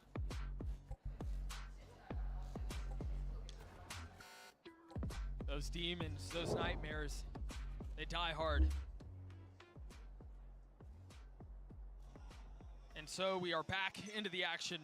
Valorant fans rejoice, the delay is over. Tied back at 5. You've got 2 rifles on the side of the attack. Meteor 1 away from his ult. Here. And they've put Patatek back in line now. Yeah, Gen.G never cleared him out in the last round. That allowed the quick rotation and the Sova ult setup from Rians in the previous. Do they clear him? That crosshair certainly is trained that way. They're not clearing him, Doug. Ah, they're looking. They're looking, but they're not clearing him, Doug. Oh. They're not clearing him, Doug. Oh no. Oh no. He gets his 2. Almost gets his 3rd. Meanwhile, the Alper at the top not able to connect the first time, but Woot does not miss twice. Again, as soon as the round starts, Gen.G are on a back foot. These are mistakes Gen.G don't usually make. But we saw it a couple of rounds ago. Remember the hit, the check switch? It's the same idea. These little boxes that are not going checked. And they're paying out dividends to Team Heretics. 30 seconds left. The feet of Texture will be seen. Doesn't get tagged up. This would take an absolute miracle, but he might get the opening right here. Can't even get one as Benji Fishy cleans him up. 6-5, the way of Heretics. And the last round of the half. We'll take a look at that one more time. This position from Patatech was so good. This was a trap that was set in the previous round, and you mentioned it. They didn't clear him in the previous round. They didn't check him last time. And even then, Texture was looking, but there wasn't the full commitment to clean the spot. Usually you'll see a molly being thrown there before you use that drone or something, right? maybe even a body, as you're entering the site with that jet smoke. Nothing. Oh, there. That hurts. No kill, but yeah, a lot of damage done on a Meteor. He's an important player to stay alive here too. He's got his lockdown online. Last round of the half. It's a full B main trap. Omen flash off of the Killjoy turret and Odin spam. Honestly, it's very simple. Here we go. Saw Patatech do in the previous round. There's the ult. Boo's on the swing. Benji Fishy holds the line. Forget the paranoia. It's a barrage of bullets, but Gen.G able to punch back. But they're off kilter now. Wavering, wobbling. Flash. Oh, that flash missing its mark. When you're 12 and 6, that's all right. You'll let that one go. Locky investing. Oh, he's getting tagged on re-ends. Again, can he stay alive? The fancy footwork is so good. I don't know how he does it. I do not know how he does it. It's not an easy thing to do. And Laka, he's so good with that ult as well. Patatech with that aggressive space. 30 seconds left. Just burning the clock down. Gen.G have to clear out everything. 53 HP, 20 seconds left in the round. I mean, Munchkin has to speed up here, throw the volley to delay so we can get the bomb down. If he doesn't, well, there's no question of that now. They've gone behind it. Oh! How? Munchkin gets 3. Gen.G ties up at 6. That was a 2v4. It's crazy. Well deserved. We got to see that again. They looked so done. Look at Benji Fishy on the swing. This is what looked like the round was done for. But Munchkin and Locky, the trades in main, they played together Holy so shit. well. And then this. Munchkin, what a hold. 3 on the round to tie us at 6. We talked about how 5 could have been enough. We talked about how maybe even 4 would be enough to carry you into the next. This is anyone's map now, and you imagine Heretics on defense will look good. We've got Devi standing by with an interview. Take it away, Hey guys, Nika. we have another special guest with us. We have Devi from PRX. Devi, what does it feel like? This whole crowd is cheering for you right now. What do you think of this crowd? 现在感觉我们现场的观众都非常的热情，为你们欢呼，感受怎么样呢？你对他有什么感想呢？ Amazing. One word, if I had to describe, amazing. The people are so nice. The venue is huge. Probably one of my biggest regret is not to be able to compete here, you know? So yeah. 会感觉说这里真的是太奇妙、太棒了，大家都非常的热情、非常的棒，场馆也非常的大，真的很希望有一天我也能够在这么大的场馆进行比赛。 Now the score is really, really close. Both teams have one map each. What do you make of the game so far? 现在比分非常的接近，大比分接近，大比分是1比1。那你觉得现在目前为止比赛进行的如何呢？ Honestly, I think it can go both ways. I think both teams play very good so far. And if I had to choose one team, it has to be Gen.G. Oh, 我们觉得现在两者皆有可能势均力敌，大家都打得太好了。如果一定要让我选择一支队伍的话，我会选择 Gen.G。All right, thank you very much, Devi, for your time. And we're going to send it back to the game and back to our casters. Thank you so much, Mika. 6-6, what a fight we have on our hands. Now it's Heretics who are gonna have to try to convert this and try to find success on a half that, on a side that's often unsuccessful, on a side that's often difficult to convert on. A side where they completely lost the plot against G2. That comeback. I mean, they had nothing going for them, but maybe this Killjoy change for the side of Gen.G Fishy can be the answer that they're looking for. You know, Josh was talking about it on the desk. This is what he felt like the change was for. It wasn't necessarily for the defense. It was to find success on attack, and success already found courtesy of Wood. He's been unreal on this map so far, in the head-to-head specifically. And he's pining for more. The little noise cut. Now they're gonna re-walk into B main off of that pressure. Utility being used to not get picked off. This is looking really good for Heretics. Meanwhile, what looks like could be disaster. There's a fight afoot mid. The push through the smoke. Gen.G striking. Wood's playing his position, he's playing his timing, but Karen aware of the possibility.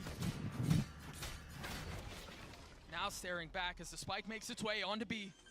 Things slow down for just a moment. What can Meteor and Karen do? Spike planted. They're healthy. Healthy enough to make a run at this, but Meteor falls. Karen on the trade. Wood on the swing. Oh, so smart to get out right there. That's perfect, it's beautiful. Tempting him in. Heretics get the pistol. But this is where Heretics faltered in their last match on Ascent. It was the anti-eco. They failed upon it. Look at this double swing into market right before the Omen Flash connects. Gen.G Fishy, the Killjoy with the Deagle. Maybe that was the answer. That timing could not have been better. Yeah. Sheriff on my body. Good communication out of Team Heretics. A calm response. Not allowing the moment to get too big. Oh, Doug. Both these players in A main dodged the KO dagger. Oh, the flash setup is so nice, but it's traded.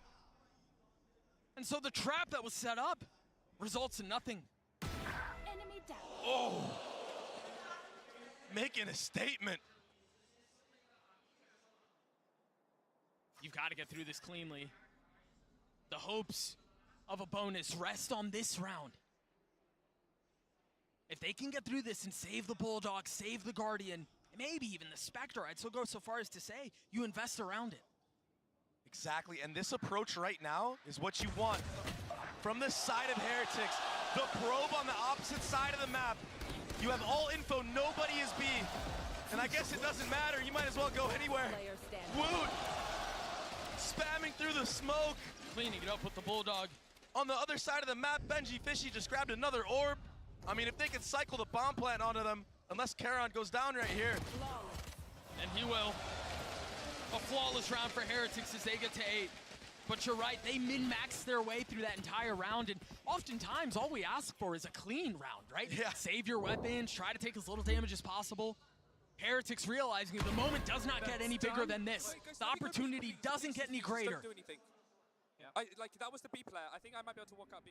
Great job. Yep. The probe, the human probe. You don't need utility. It's a walking drone. All he had was a sheriff, why not? If you run into the stack, that's the cue to just go A and do the hit. That being said, this is the first gun round for Gen.G's defensive side. Much like Patatek, Munchkin holding that A main space.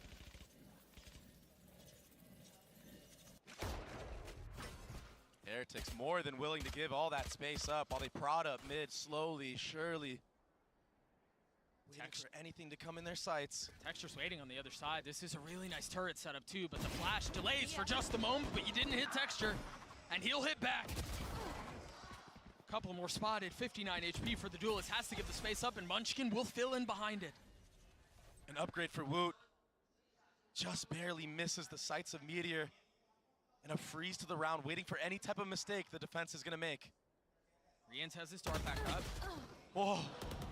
That could have been it. That could have been the opportunity, the possibility. But the thoughts, the potential of a bonus are surely gone here. Rians has upgraded a weapon. He's going to have to 1v4 to pull this off. A paranoia at his face. No space is safe. Texture waking up in this second half of Ascent on that gun round. Some really clean shots. It feels like That Ascent flick is gonna a be on main OT. player. It's gonna That go was a nice to one. OT now. With how close the team both play. Follow-up utility. Teams are. That turret getting flashed, that was kind of worrisome for a second. But it was all good. Gen.G win the first gun round, and they win it pretty clean. And there was It plenty wasn't of the possibilities gun for it to on, go it the was wrong the way. bonus But they hang on. for Heretics. Exchange of utility at the beginning of the round. You see the knife already invested, a dart to boot. And now Heretics want to explore mid. And Alarm Bot will keep them at bay, at least for a little bit. And if nothing else, it's just info. This looks so similar to the last round that we witnessed.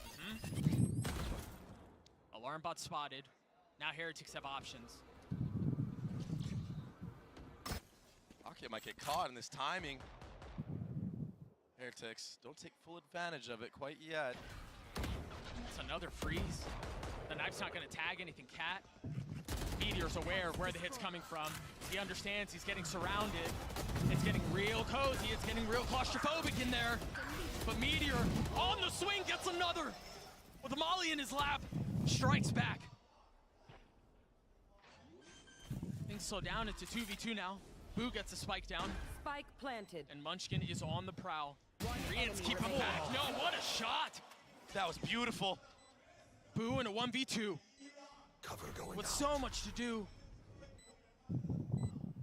One way will provide some cover. It'll buy some time. Reload maybe? We've seen a .06, and as every second ticks off this clock, the situation gets more complicated, more difficult. He ate the flash, gets the first. Munchkin waiting on the other side of the box. Boo creeping forward. Closer and closer. Now, the drop down, the molly on one side. He's buying his time as best as he can. He's playing the clock. Munchkin's gonna get the kill. It's gonna be close. There's not enough Time? Damn. So well played by Boo. The Red Bull clutches. Heretics get 9. Let that one soak in. IGL v IGL. Right at the end right there. Beautiful shots, beautiful trades, and so well played. The back and forth, and yeah, he goes down, he falls, but he secured the round. And he secured Gen.G being put on a bad buy.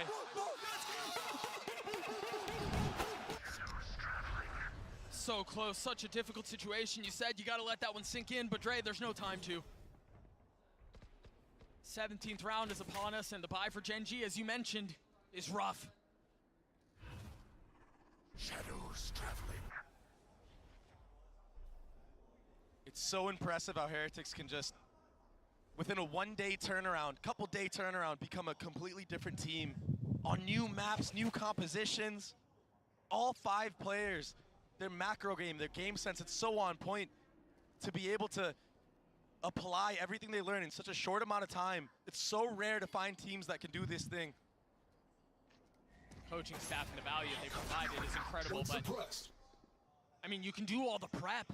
You can do all the work on the front end, but if the execution is not there, then it's all for naught. Exactly, can you actually execute it? And this is a team that's shown us that they are willing to do that. They're willing to go the extra mile. There's a lot of Killjoy utility here. Patatek does not have his knife up. What a shot. And it's cleared just like that. Almost effortless. 30 seconds left. Got Sheriffs on the other side. They've got to know that that's the case. The Stinger and the Sheriff provide some value. They deal some damage. Oh. And it's only getting worse. It's a 2v2. It shouldn't have gotten it down to this, but Heretics stabilized. 1 HP. Almost a chance there on the actual A site. That was a nasty shot from Karen. But the timing of Heretics, the trading, everything was just going their way. The utility, it was just too much when you don't have the gun advantage.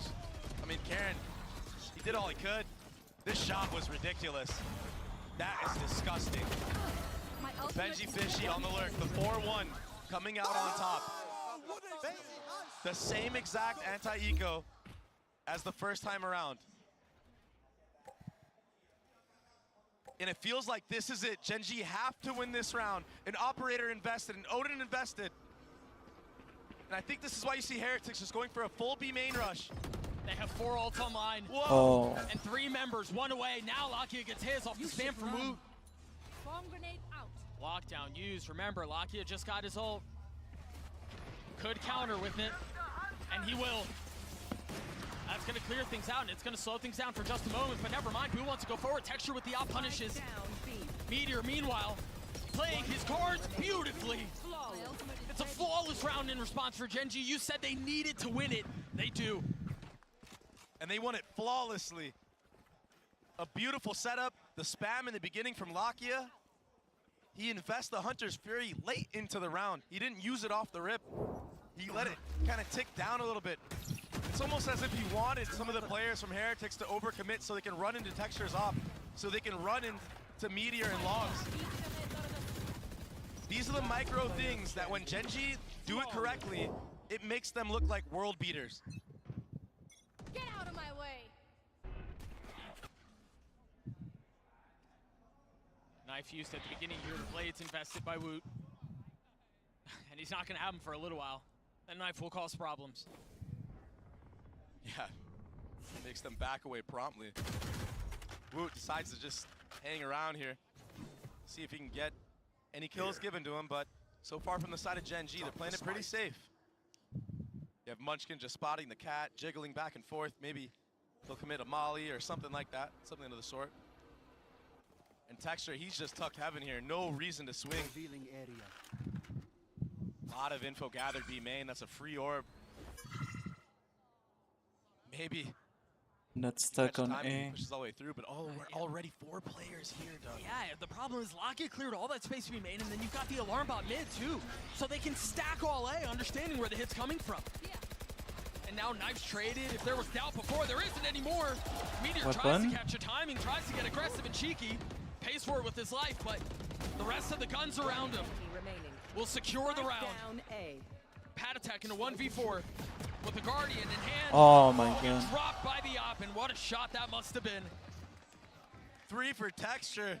Meteor, he had to run swinging through that Damn. smoke. He was stuck with a shock dart behind him, a molly in front of him. I don't blame him for going for that.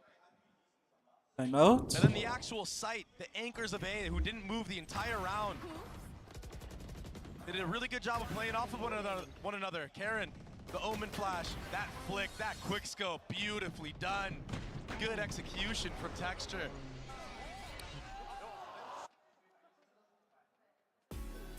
And so Heretics will call a timeout, and the conversation and the possibility of momentum becoming a factor kind of gets sucked out of the situation for just a little bit. Things slow down, things stabilize. All of a sudden, you're not riding the emotional highs. You're not as much out of your seat. This is where you get back to the fundamentals.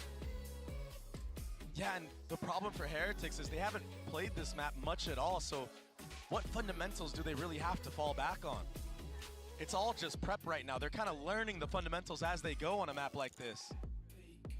But if there is ever a team to learn them and learn them quickly, in real time, it is Heretics. And the setup so far in the last 2 rounds from Gen.G, they've looked clean. All eyes on the prize. The trophy, the crown jewel of this tournament sits between these 2 titans. Every time you glance across the stage, you're reminded of what you're playing for, what you're close to, or on the other side, what's slipping away. 1 round separating the 2. Heretics on top. Got a couple of ults. Standing ahead. Gen.G with plenty to play around. Yeah, the ult economy is insane right now for Gen.G. And something I want to point out is this attacking Odin. It makes me believe that we're going to see a B hit come out, because why else would you invest into an Odin on the attacking side? Oh, he spotted him. No way. The lamppost? Here. That's what's keeping him safe? What? Here. Crouching. and staying alive. He thinks he's still there. Surely he gives up that angle eventually, but if he sticks around for too long, he might get punished. Oh, the footstep made. I think here's that. Alarm bot's still up though. Texture gives his face away, but you're right, the alarm bot will keep him at bay for now. And everything that Heretics has shown so far is a lean towards A. Woot has a smoke. He wants to try to play around this, or he'll just clear it. Forget about the element of surprise. An early Killjoy ult. Meteor not liking the silence around the map. Rian's having to invest the ult to counter it and trade it out. And will eventually get cleared. Remember Meteor, how well he plays this time, how well he plays this position. Now in a spot to do it again. As he hears footsteps coming through, Patatek had him. Read him the entire time.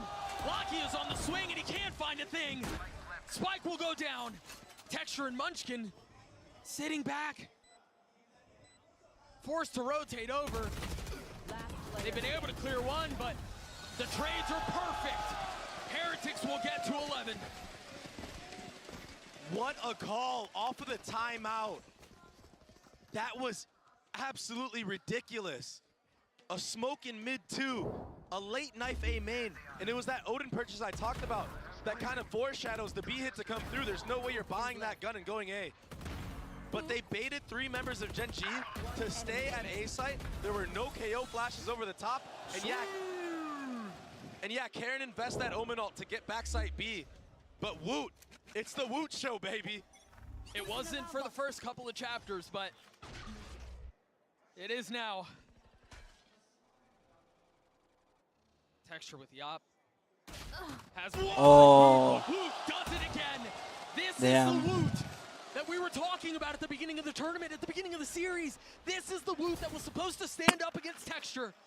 The one that's been redefining what a Prodigy is. On a role that's not his.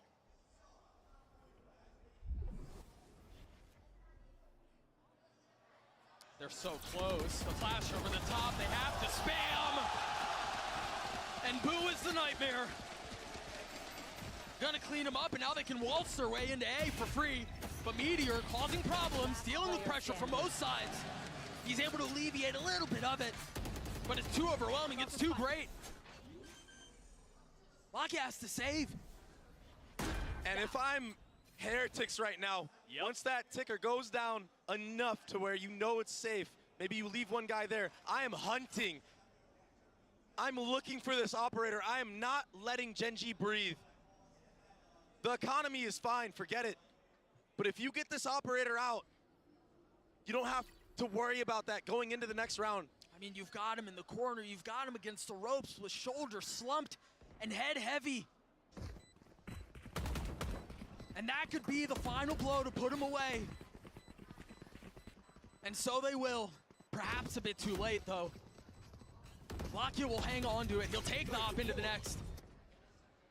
Doug, you talked about fundamentals. In that timeout, what have we seen so far? We've seen a team that called a perfect round, a perfect fake towards A, leaving 3 players there. Into this round where once they're up 4v5, they're not peeking into A main dry. A KO flash over the top. Oh, wow. Watch this. Decimated. But this, the KO flash over the top. Catching the The re-aggression timing from is Gen.G. insane, though. And for the side of Gen.G, and for the side of Gen.G, a timeout. And also, in that round, when you're down 4v5, sometimes you gotta make something happen. You gotta get aggressive somewhere else, try to even the score. But right now, it's those fundamentals that you mentioned that Heretics have somehow learned on a map that they've only played 2 times this year. This is the 2nd time. Heretics walked into this arena with memories of Madrid close by, right? They walked in, they couldn't get a thing going, go 0-2, an early dip out of the tournament, and they walked into Shanghai thinking, we're here to maybe make a run, but we come in with a sub. I mean, how much can we really do? They walked in as challengers with an Emperor staring them down in the arena. And they're the ones who are gunning for the crown. Gen.G on this map have been absolutely uncontested. This entire year, they've looked so good on it. They've looked like one of the best teams, and right now, Heretics are sitting on match point for the next 3 rounds at least.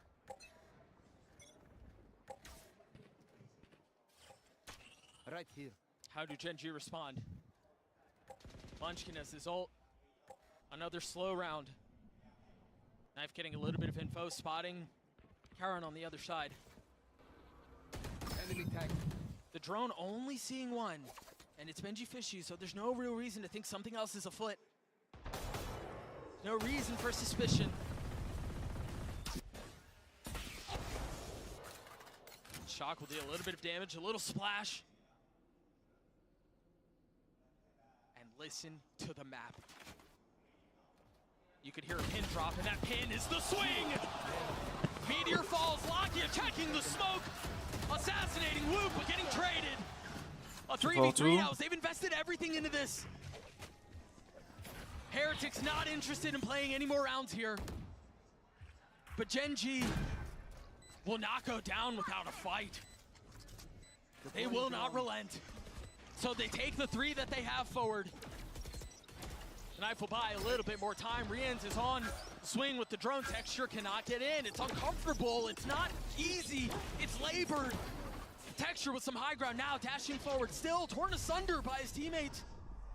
Not able to join up, not able to come at this collectively. And that spike has been ticking for a long time. Now committing, all of them huddled back sight. Can they get him out of those pesky corners? They've gotten 2. Can Boo do it by himself? He's gotten it down to 1, but the smoke provides cover. He's got to check in, and he does! Damn. The Red Bull clutch from Heretics. A set goes their way. They've gotten this damn close. Now 1 map to potentially decide it all. Lotus, after this break, do not go anywhere. 1 enemy remaining.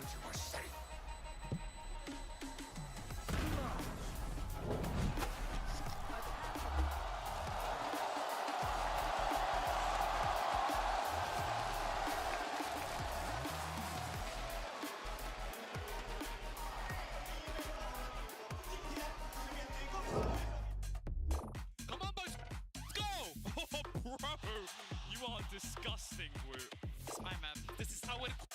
Best of 5. I'm telling you. Do you hear that crowd, bro? They're all for us, bro. Listen, I'm gonna say one thing. I'm reading them like a book. I'm fighting CT. Bang! Crowd. Ah!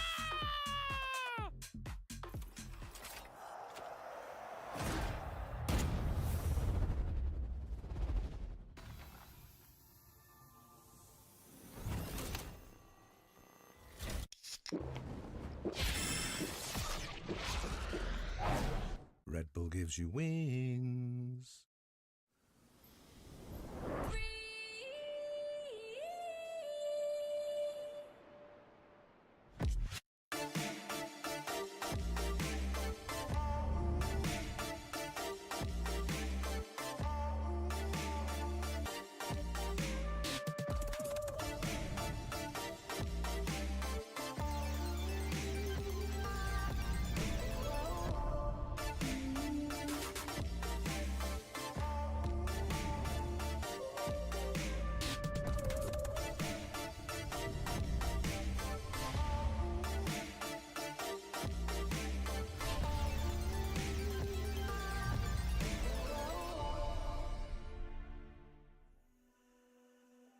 It's haunting you like a ghost.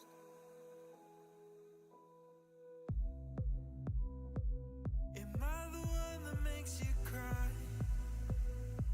or keeps you so high? There's no coming down. I lose myself when you're not around, like it's something real.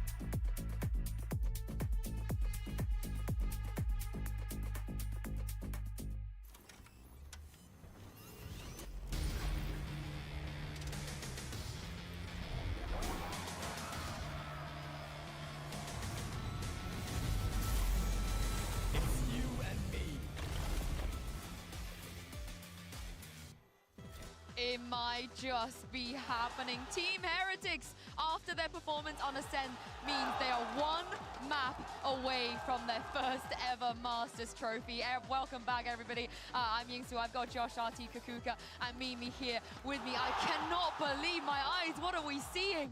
The momentum is back for this squad. They really looked like they could be out of it after that 6-6 half. Gen.G putting together some great ideas on the attack, but the attack side from Team Heretics as well was great. Some massive calls in the mid-round from Boo and closing out some critical close rounds to keep this momentum with them heading into one map from this trophy. And hear me out, it's not been easy. Every single map, they started off with a deficit. They have to turn things around. And when we think about how, especially starting on the defense, they're able to turn things around, and the performance from Wood on this one, he's finally alive. Yeah, he's back. He's doing well again.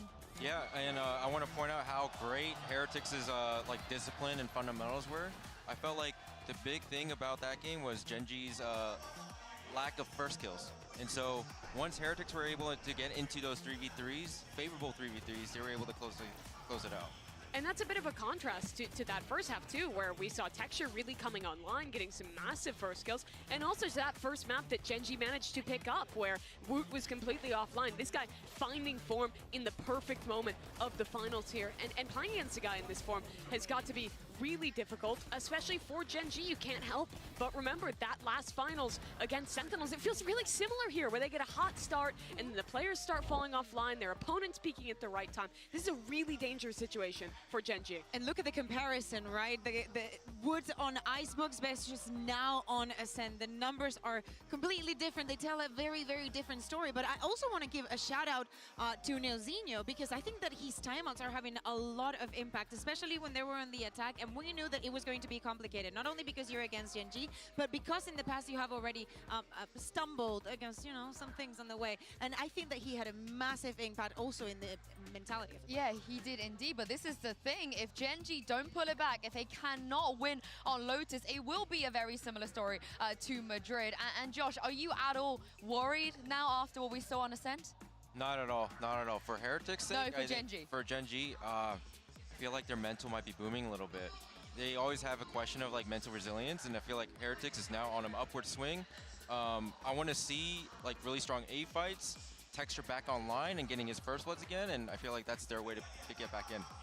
Yeah, I wanted to ask you also, because now that we're going on to Lotus, we saw Heretics yesterday in the lower final changing the composition and actually having a very good performance. Do you think it is something that they're going to be keeping up today?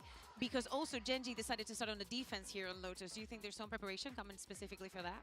Yeah, so like Gen.G, once they have the Odin and op-up, it's so hard to deal with them. Lockett gets the A line with his Odin, and you have Texture maybe at the C line. Heretics has a lot to solve going to this. They also do a really good job of like varying where Texture is going to be on the defense, kind of throwing in some of those forward defensive plays like we saw from them on Icebox as well. But for Team Heretics, I think a big point this whole event has been the momentum. When Woot and Benji start getting on that board, when they start yelling, getting up out of their seat, giving each other those special handshakes, the momentum continues to flow. And for this team that started out with literally everyone not believing they could go on a run with a sub in their squad, they have turned everything around. They have found their form. They have found their identity with this particular roster. And now with this momentum behind them, it really feels like this is their chance to lift that trophy. I just want to know if they've learned from their past mistakes. It wasn't a long time ago. In fact, it was yesterday when we saw them play their first ever international best of 5 on this stage right here. But remember, guys, Lotus is where in the past where they have tripped up, is where their mental resilience has fallen a little bit. And Josh, Gen.G are the kind of opponent where you cannot make mistakes because they will punish you for it. Oh yeah, their openings are so strong and highly optimized. I think Heretics will have trouble trying to fight against that. So I hope that Heretics start moving away from their really strong opens and start playing out the macro from there. Yeah, especially also looking at the head-to-head between Meteor and Benji. We were talking about it at the beginning of the day. Benji is the kind of player that will try and find those solutions, even going for the operator on the attack if things are not happening and Gen.G is too aggressive. Team Heretics attack sides have been really good throughout this tournament. They really do have to find a way to deal with this aggression from their opponent, find the right timings to re-clear space. Well, this is it, Gen.G. If they don't win here, they will be losing out on back-to-back Masters trophy. Doug and Baby Bay, they have to dig deep here if they want a chance. One of the worst feelings for any competitor is to get that close, to get one step away and not able to accomplish what you set out to do. To do so twice is devastating. That's heartbreaking, and that's the position Gen.G are in right now. They've flirted with it. They've taken a pass at Destiny, and they haven't been able to close the book. Meanwhile, you've got Heretics who are here to write their own story, to write the future, to change the way we think about Valor and the way we think about the era that is upon us. And to have one map away from doing it, the opportunity doesn't get any sweeter than this. Where are you? On their map pick of all, Lotus could be the death blow to Gen.G. To hopes and dreams, to the pursuit of hardware. Heretics on the attacking side. Gen.G will have to figure out how they weather this reckless abandon from these kids. And they'll have to do so soon. A very slow approach with Benji Fishy prodding at C while the silent walk up, the death ball, is on A. And they had so much utility out and ready had there been anybody rubble. They would have pounced right off the bat. You're absolutely right. Careful. And what a mess that would have been. That door tap keeps two players on the B site. There is a rotation over from Munchkin. Cover going out. Karen, he was so good at anchoring A site in the last map. Can he find the same success? No. 30 seconds left. Woot will drop a Munchkin weak. Patek on the swing. Somehow he stays alive. As Lakia Spike down makes a ridiculous run at this. He's gotten Meteor this far. He's gotten him to the doorstep of a pistol. But Rians and Benji Fishy are looking to take it and make it their own. Spike goes down. Time was short. Now Meteor will have to make a play. He's going to have to get active. The right click not connecting. A switch to heavier weaponry. How does he find a way around this? Look at how well Rians and Benji Fishy are playing this. They drop him. 12 steps away. The timing on that walk-up was so perfect. They caught Karen just juggling, fumbling his utility. And then, yeah, it got scrappy. Lakia hitting some really nice shots, jumping through that smoke, trying to save his team from losing this first pistol round. And almost did. But Rians, he's been so good all series long, and he keeps on delivering here. Gen.G not really interested in investing much here. Sheriff and some utility. You also got that suck nade combo right at the top. Yeah, we'll end up forcing Patek to take a step back, but this is the slow approach that we saw, much like Ascent, a 4-1 split on the anti-eco. The tricky thing, though, about Heretics is, man, they slow it down, and just when you think you've got their pace understood, they punch you in the mouth. Yeah. Patek right now, he's just a human drone. A role that we saw Benji Fishy doing in the previous.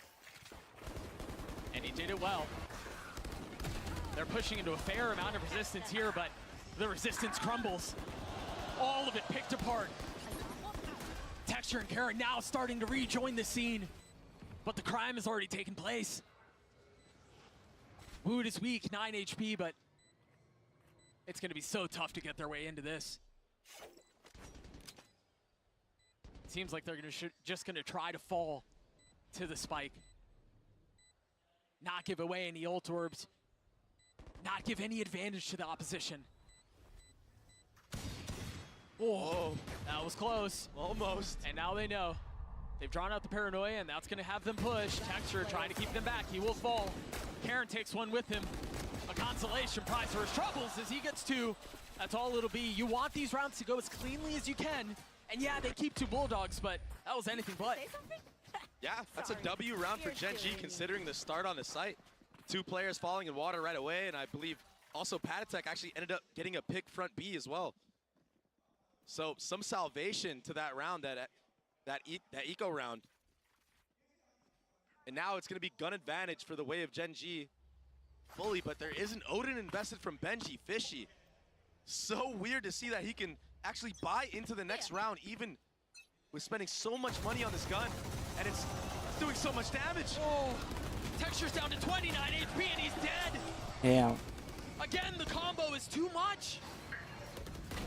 I mean, if Heretics pull this off, what a nightmare it would be, but Gen.G standing strong, keeping it close. Really nice repositioning by Karen there. And he's gonna get away. A lot of hurry up and wait now. As things slow down, the door is tapped. Prowler's used. It is 2 rifles and they're both here. Oh, it's such a bold swing! How in the Wow. world did Rians do that? The POV, man. Full control. He's taking over this map. He's taking over the series. What could be the last dagger, the last slash. Oh. Last player standing. Going wide there, and the shots just not connecting for Gen.G. The positioning was so tough there too. They stack up, they line up, and they mess up because of it. Early paranoia used by Karen. Got the eye out as well. Traded in kind on the other side. As Heretics slow things down once more.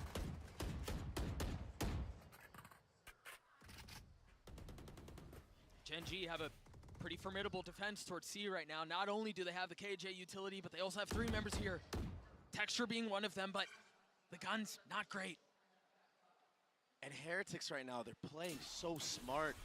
They baited the orb tap. They're waiting for any type of trap play, and here it is. They're not going to get punished whatsoever.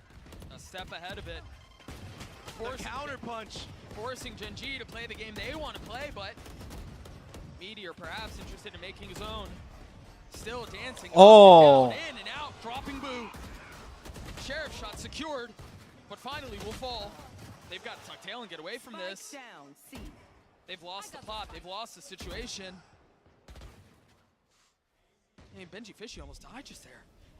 He has to stay. He has to control the guns. Yeah. And yeah, A-site is free, but now it's going to be 2 upgrades.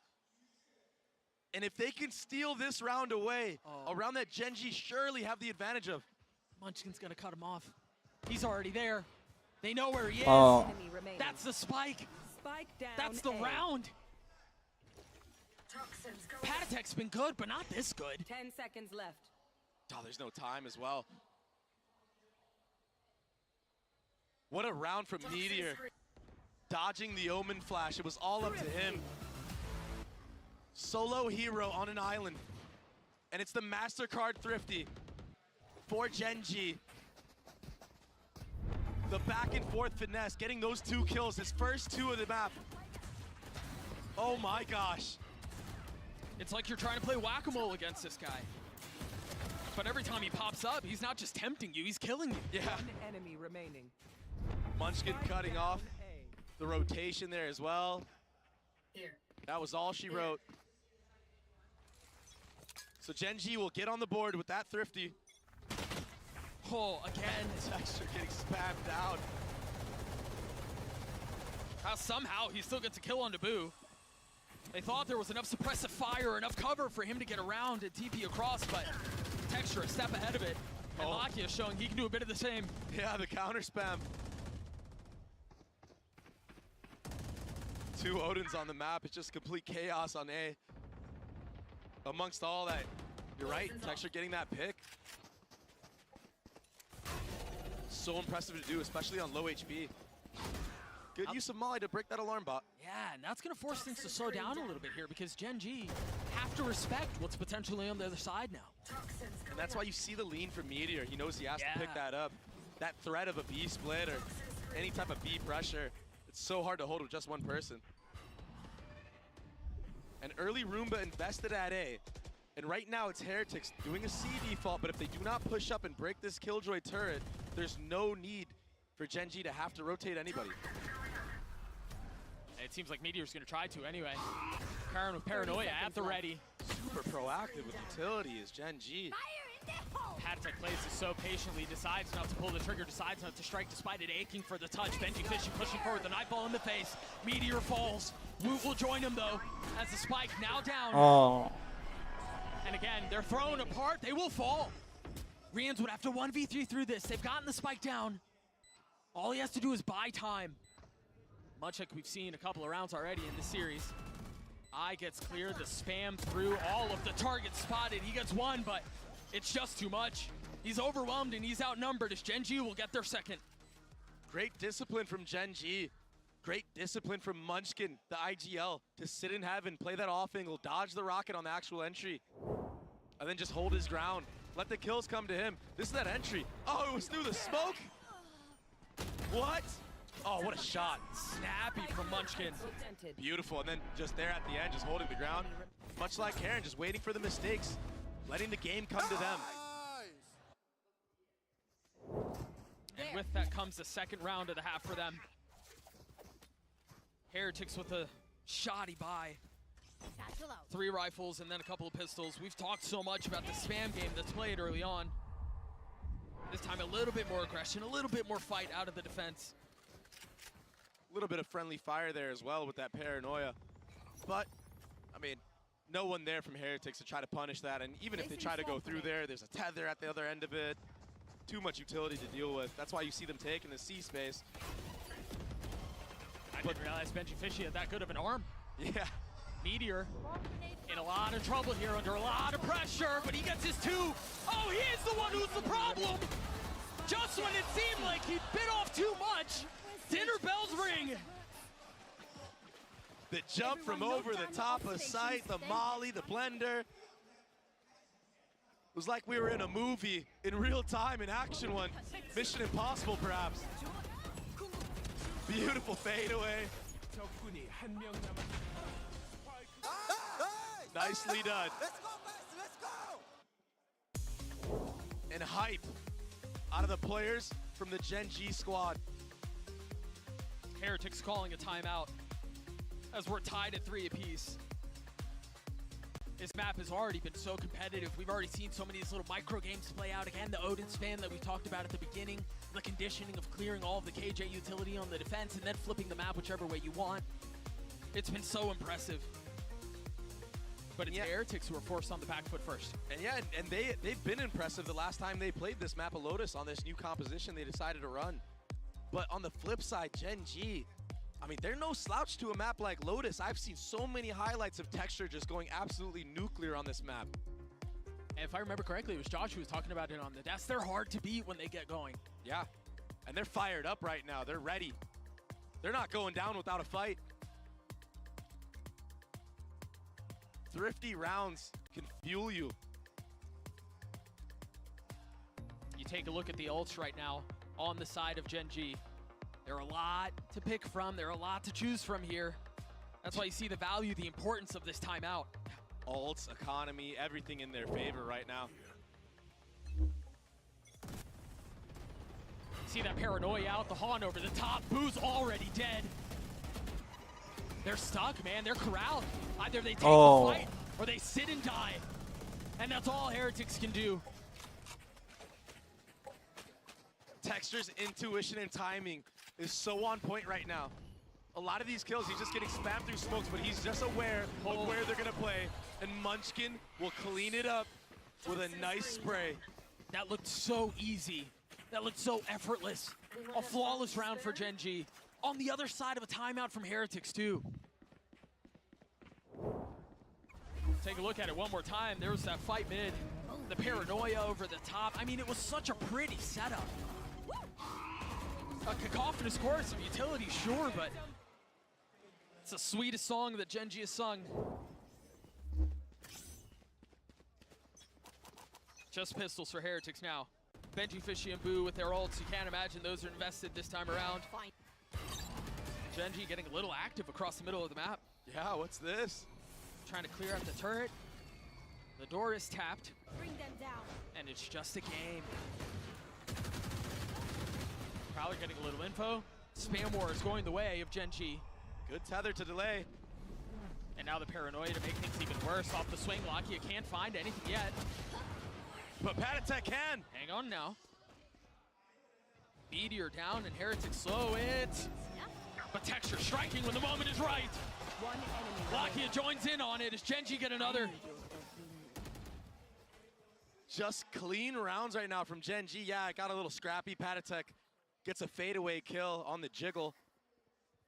But Gen.G corralled them into that door, that broken door area, and just funneled them with utility. Texture's able to hold a little off angle right here. Takes a little sidestep. They line up perfectly. That opens up Lakia to activate right after that. Like lambs to the slaughter. Nice setups. Corralled and controlled into their death as we turn our attention to the 9th round. Back on guns for both sides. And 5 in a row for Gen.G. If they win this round again, it's another eco for Heretics. And we might be looking at a 7-3 half. Heretics have tools. 4 ults to choose from. Gen.G not far off from their own. I mean, again, this KJ setup that they have on C and then the personnel to reinforce it, to bolster it. It's difficult to navigate. Yeah, you peek through that. Turret will connect onto you. Omen flash comes out. All of a sudden, everyone's blind. And the nanos are cooking you at your feet. Yeah, like that eco round. You're done. And a refreshing of the smoke now from Karen to make things worse. To bleed the clock a little bit more. Whoa, what is that? Texture's back. Do they commit here? They don't really have any other option. There's nowhere for them to go. They tap the door to suggest they're going B, but the alarm bot will keep them there.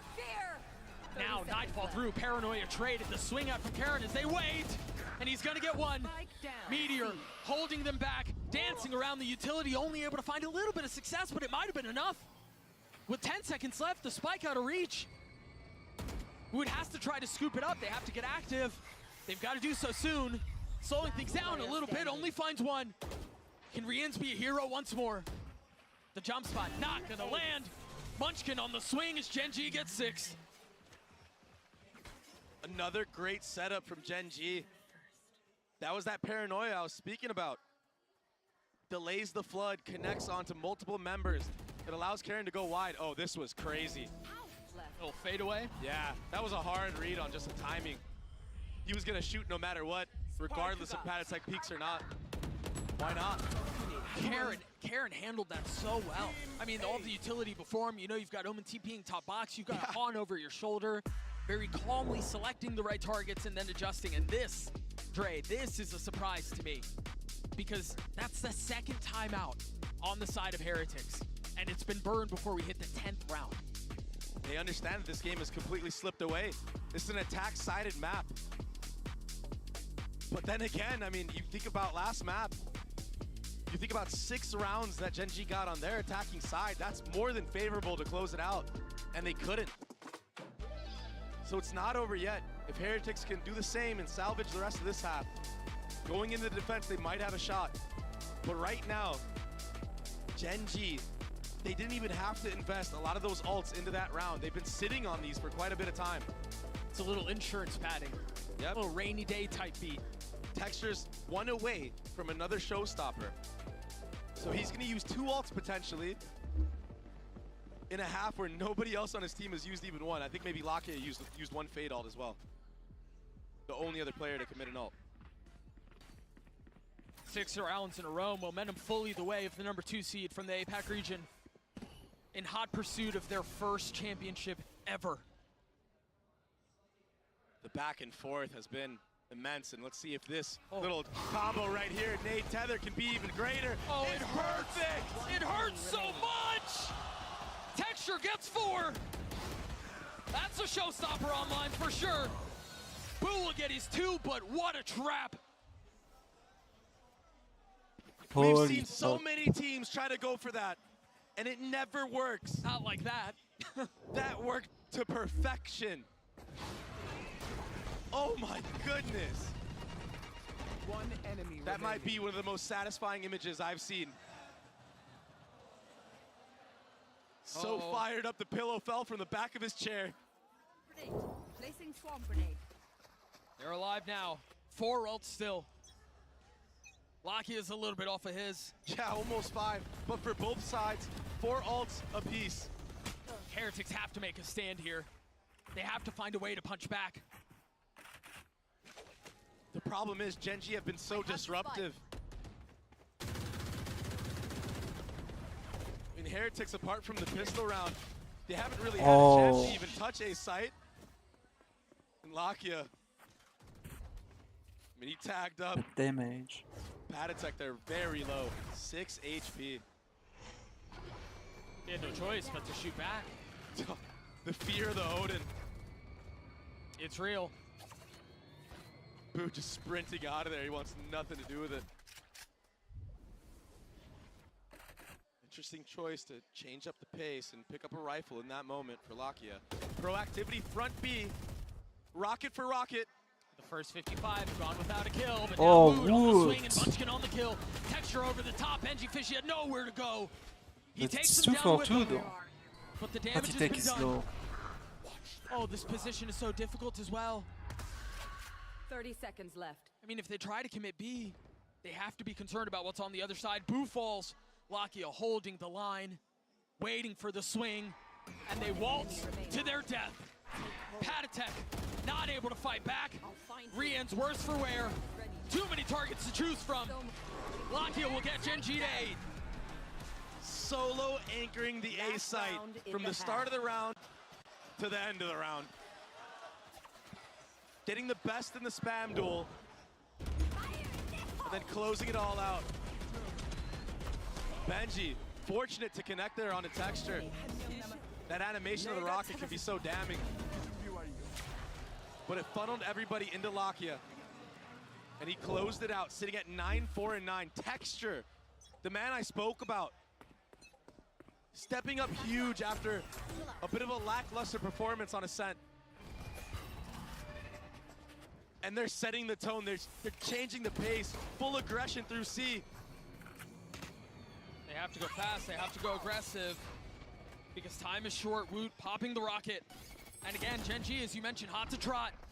3 on the prowl. Benji Fishy considering investing the ult, waits for just a moment as Rians gets the spike down. You imagine the ults are going to come through in bunches. There's the first. Now Meteor will have his along with Benji Fishy. Hang on, folks. This round is going to be insane.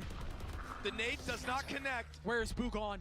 He TP'd behind them. You have to suspect that he's there. There's no way you disrespect that. There's no way you ignore it.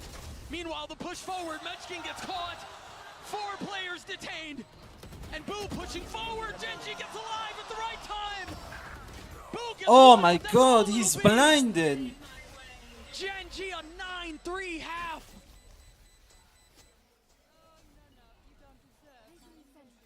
What an answer back. This series just keeps on giving. I mean, they got away with 9 rounds in a row. Lakia, the easiest kills of his life. And possibly He's the blinded most on that meaningful. last kill. For him to get those there was perfect. So a 9-3 half, the way of Gen.G, trying to push us to split. We've got another interview standing by. Right now, Mika's hanging out with Life from FPX to get his thoughts on what he's seeing around him. Hey guys, we have another halftime interview for you, and guess who's here? Yo, 大家好，我是 Formula Life. Hello guys, I'm Formula Life. Live, thank you so much for being here. Now you went up against Team Heretics and Gen.G. What is your opinion of both of these teams? 其实现在来福都跟今天的2支队伍 Gen.G 和 The Heretics 都已经交手过了，那你对这2支队伍作何评价呢？我觉得 Gen.G 它是一个战术非常充足的队伍，以及教练组非常强劲。然后 TH 的话，我觉得是偏个人实力一点，然后对战术储备可能没有那么充足。对。I think for Gen.G, actually they got a lot of strategy and really strong coach stuffs. And for TH, I think they played like powerful individuals, maybe not that much strategy compared to Gen.G, maybe. Who do you think is going to be MVP of this series? 你觉得这张地图的 MVP 会是谁呢？我觉得这张地图 MVP 会是 TH 的 Ryans。I think it's gonna be Rians from the Heretics. Oh, that's very, very spicy, and I totally agree. But do you have a special message for our audience? 有没有什么特别的话想要对我们的观众们说的呢？我想说大家电子竞技的魅力就在于翻盘，翻盘的游戏才有意思。我们一起为 TH 加油！ Thank you so much, and thank you to Luna for helping us with some translation. We're gonna send it back to our casters, and we're gonna get back into the game. Thank you so much, Mika. Heretics walked into Lotus so close to what they've come to accomplish, to what they came here to do. And yeah, they're hungry, but the guttural growl of a tiger humbles hunger. And that's exactly what Gen.G have done. Texture and Lakia wreaking havoc amongst Team Heretics. Keep it cool. That's how you survive. 14-8 for the duelist. The hour has struck and the man has appeared. And not a moment too soon. Gen.G on the attack. A 3-2 split right now. And Rienz is going to spot a little bit of what's potentially waiting on the other side. You have to assume there's more there. As the panel gets broken, the suck will hang on to Texture for just a moment, but now all eyes turning towards B.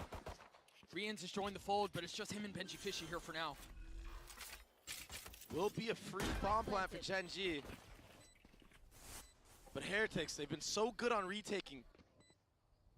And they have the time. They're so patient with it. But there wasn't a lot of utility invested from the side of Gen.G themselves, so they have a counter. A smoke towards heaven and a paranoia towards the panel. Patatech falls. The nade as well. The flash almost makes it easier, and Texture's gonna drop him. Gen.G on the precipice of another pistol. Texture gets 3 as Gen.G get to 10. And they actually bought Texture that ghost. Someone on the side of Gen.G bought him that ghost, so he had light armor. They understand that he's feeling it. They understand that he's on fire. I mean, give the tools to your stars to succeed. He didn't even need it. And that's exactly what Gen.G do. 17-8. Upgrades to a Phantom and armor.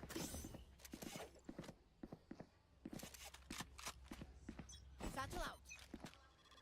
Giving full support to the main duelist of their squad. Understanding how important it is for him to get going. Something they couldn't figure out on the last map.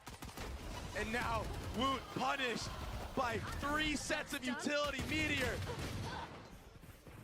Pushing his way forward, he got his one. But Heretics again, seeming like they'll end this round on just a whimper. What a shot. So much for whimper, but it's still just not enough. You still have 2 rifles you have to reckon with. Cover going out. There are sheriffs on Heretics, and we've seen them do some funny things with these guns, but what was that? The joke is all Gen.G's That was now. lovely. They're the ones hitting the punchline. Gen.G get to 11. Heretics will be on a gun round. And it goes without saying, if they want to close this series here, it has to start with this round. They have to win this. The replay of that util bomb. Insane. One enemy remaining. Feels good moment for Karon. He hasn't really had to do a ton. And look at the buy from Gen.G as well. Everybody has a gun that can be very deadly. A 3-1-1 split. Slow C default, but a fast B clear from Meteor. Playing with complete confidence right now. And he's about to face Woot head-to-head, takes him out. Woot barely stood. The last 3 rounds of this half, he's been just getting obliterated. No chance whatsoever. Headshots, utility, you name it. Gen.G are gonna try to rotate back A. Boo's pretty close by. As soon as the smoke goes down though and the wall goes up, he's gotta understand, yeah, there's presence on the other side. He will find safe passage away. Cover going out. But the problem is, A side is completely open. If he gets pushed off of this door and bomb goes down. No, that was the big problem. What? That was a safety he had to find. Maybe Gen.G overthinking things, but they might actually catch Benji Fishy out of transition. He can't connect. The trade. He got his one. Almost gets a second. It's messy though. They're going back 30 again. seconds left. The triple pump fake. Around the world. I mean, they've touched spawn like 4 or 5 times. It feels like. Actually, only 3, but. Patrick and Rian's in a high-low. Lakia falls. They're fighting back at this thing. Let's go, Jens. 1v2 with 13 seconds left. They don't have the spike. Munchkin has to go, and he has to go now. Even if he gets his kill, surely. Oh! Oh my god! Munchkin!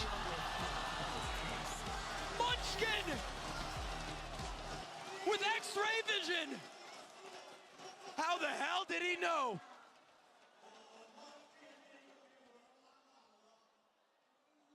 All he had to do was survive. But that's much easier said than done. Much easier contemplated than completed. Unreal. And so Gen.G get to map point. That's 12 rounds in a row, no? Because like Heretics had their bonus Really no option for Heretics to do so on anyway. the first pistol. They had pistol, anti-eco, and bonus. 4 Guardians and then a Phantom for Rians. Gen.G have obliterated Heretics on Lotus. Careful here. They might obliterate them again on this C site. We're gonna go fade ult for fade ult. The deciding factor might be that showstopper from Texture. Just a little bait of the door. Drags a player away from C. Rian's with his ult at the ready. There's plenty of defense here. What's the Q? What's the go button? The smoke goes out. There it is. That's all it'll be. And that's going to cause the rotate. They're not even really interested in sticking around. They tap the door. They're going B, and it's going to be a foot race. Pat attack forced to sit back and wait. Not able to pass the lava at his feet. And look at Karen, aggressive on the swing. A bold, perhaps reckless approach. But he bides his time. He's patient with it. Understanding he can play this as slowly as he wants, or he can speed up. Rian's falls. Oh, they're all my god. They're all crumbling. Heretics try to build Heretics. fences, but Gen.G interested in digging tunnels. Boo, over the top. He gets another. Heretics not done yet. These rounds are absolutely ridiculous. Almost a 5v3 for Gen.G.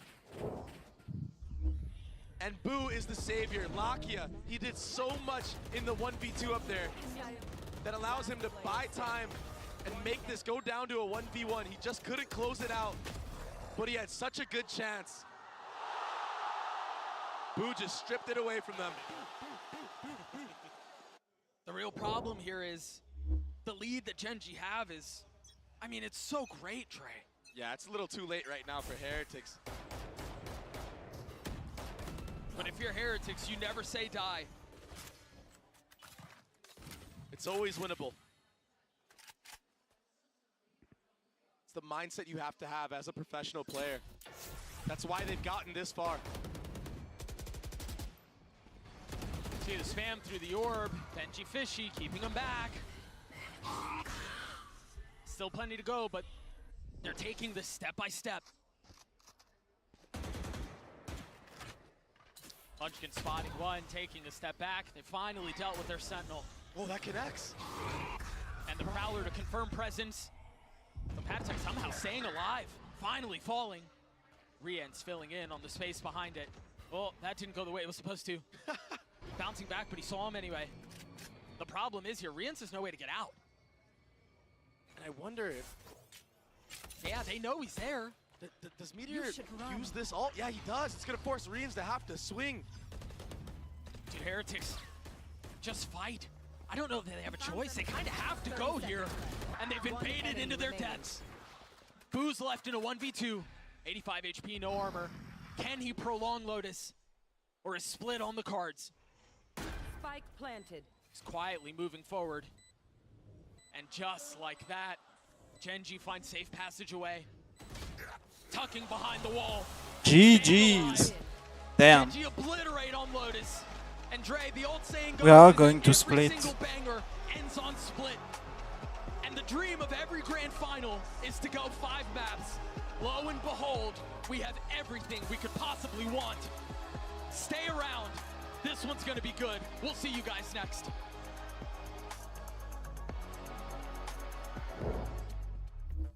Yo, what the doing, guys? What the are you doing, guys?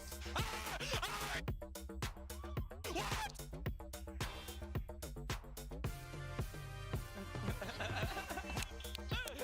What the doing, guys? Hey, Patipe, are you nervous?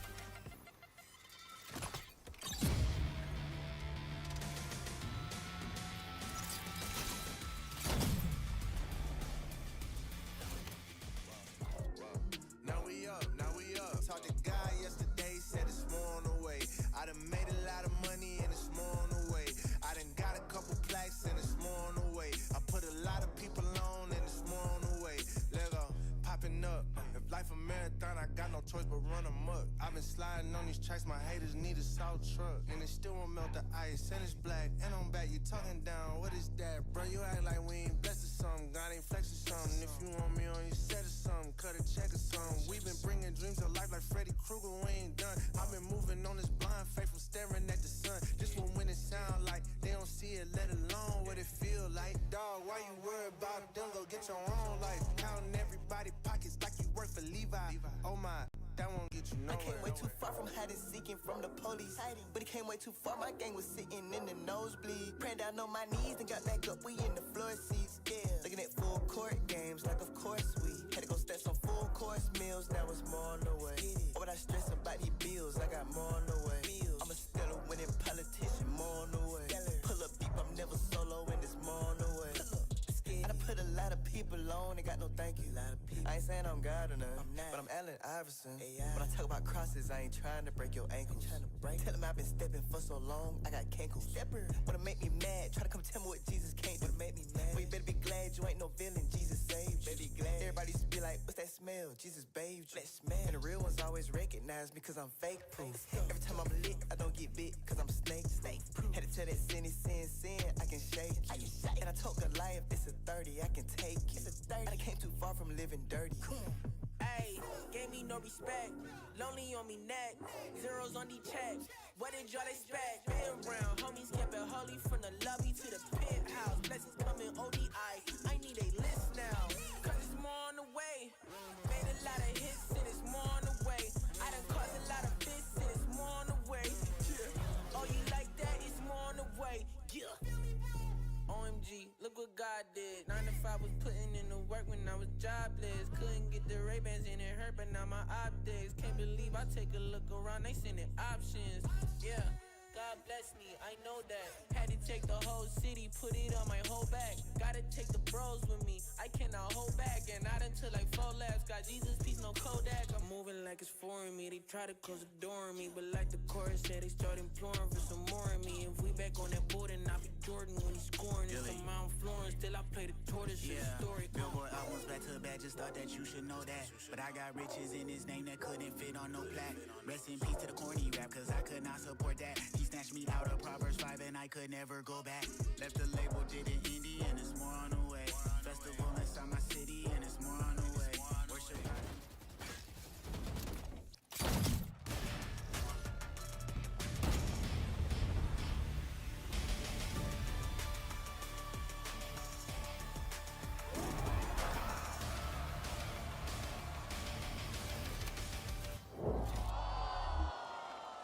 After that tremendous performance on Lotus, we are heading to a map fight. This grand final is gonna go the distance. I am your host, Yingsun, and I'm back here once again with Josh, Mimi, and Kakuka. Who would have thought that we were gonna get to this point?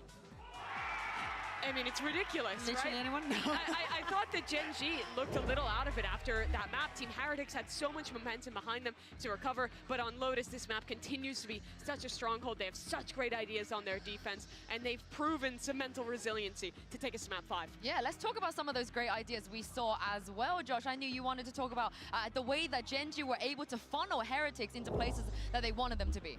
Yeah, it all starts here, where they demand respect to their A fight here, and you can see Heretics never could get out of this spot with these 3 players fighting for this. And so once Heretics realize, like, oh wow, they can't go A in the beginning of the round, they start going towards C, and they run into Meteor and Karen's defense there. So this is a round where they got stuffed at A, went back to B, and now this is when Heretics try to force their way into their full setup at C. Yeah, So and I mean, it's so potent between these guys, right? They have so many different mollies and also are almost always stalling enough time to get a guy like Texture on board as well to help out in that defense. It got them such a massive lead that it almost felt like a formality to close out on their attack as well. Yeah, and Kakuka, let's talk about Lakia. And Lakia and Solar as well, because they were there from the beginning. They were the OGs on the international stage. Yeah, exactly. And some of the amazing plays that we have seen just in this map, all this coordination was thanks to Lakia and Texture. Those combos that we were seeing being so effective time and time again, all those A-holds, and you know, all the progression from these 2 people coming into today is massive, Mimi. And the history is there for these 2. All the way back in Reykjavik, Solo was a player, Lakia was with him along his side, and they made it to top 3, but they fell apart at that point, went down, and then Lakia kind of disappeared from the top for a while, was benched by DRX, had a stint down in tier 2, but now he's back on a top team, made it to a final in Madrid, and has a chance to hoist a trophy now in map 5 in Shanghai, especially if he can keep up a performance like he had on Lotus. Yeah, and I can't wait to see it because this guy has been around for so long. Like Mimi said, he's been grinding. He had his opportunity in the beginning of the game. We thought he was going to do huge things at DRX. It wasn't meant to be. But this is the thing. Looking on the other side of this, there is similar stories as well. Josh, your boy Panatek was talking about how he was considering retirement before he joined Team Heretics. And what a story it would be for him if they're able to bounce back on map 5. I think it'd be insane, and like in their final map, they made a player swap, a role swap with Patatek onto the Viper and Root on Duelist. So I think that this will come down to the defensive play calling. I thought the defensive play calling from Gen.G was excellent. Heretics needs to do the same thing here. Yeah, I think Split is going to go crazy. Now, we haven't seen Gen.G play this map in a while because the last time that they played it was in the final in Pacific, and this map was the one that made them the 2nd seed. Losing this last map on that last best of 5 that they played turned them into what we're seeing today. They have a chance to change history today. So the big question for everyone really, and for Team Heretics facing up against this Gen.G team is, what can you expect? They were playing the double dive comp back in Pacific, but it has been a while, right? Not showing it whatsoever at this event. Do they stick to that same game plan? Do they change something up? It's a real wild card in this map pool, considering how little both teams have put into Split. And do not forget, we saw Heretics, as Josh was mentioning, changing the roles here and there. Maybe they thought at the beginning that they wanted to go with Paddy on the race, which he had experience playing back in Tier 2, but decided that Wood was better for this suit. Anyway, that was a bit ago. It was against EDG. They haven't played it ever since. Yes, they had a very, very good result, but not that much practice, and I don't think Gen.G is going to be the kind of opponent where, you know, it's going to be just easier, especially if we think about the mental of Heretics right now. In that Lotus, they started with 3 rounds in a row, and then Gen.G comes back to life and gets all of the rounds on their defense. Right now, their mental cannot be the same as they had when we were back in EMEA on that last map. Well, let's take a look at Agent Select here and see what we're gonna get. And yeah, what do you guys make of this? It's a mirror comp. Yeah. Both teams are running double lurk. I find that like it's really easy to work attack here, even though there's a lot of defensive agents. The Viper's able to lurk B, Cypher can put some question marks at A. Gen.G's gonna have a tough time, I think. That they may, but Lakia locking in this sky again feels like we might be going back in time a little bit, right?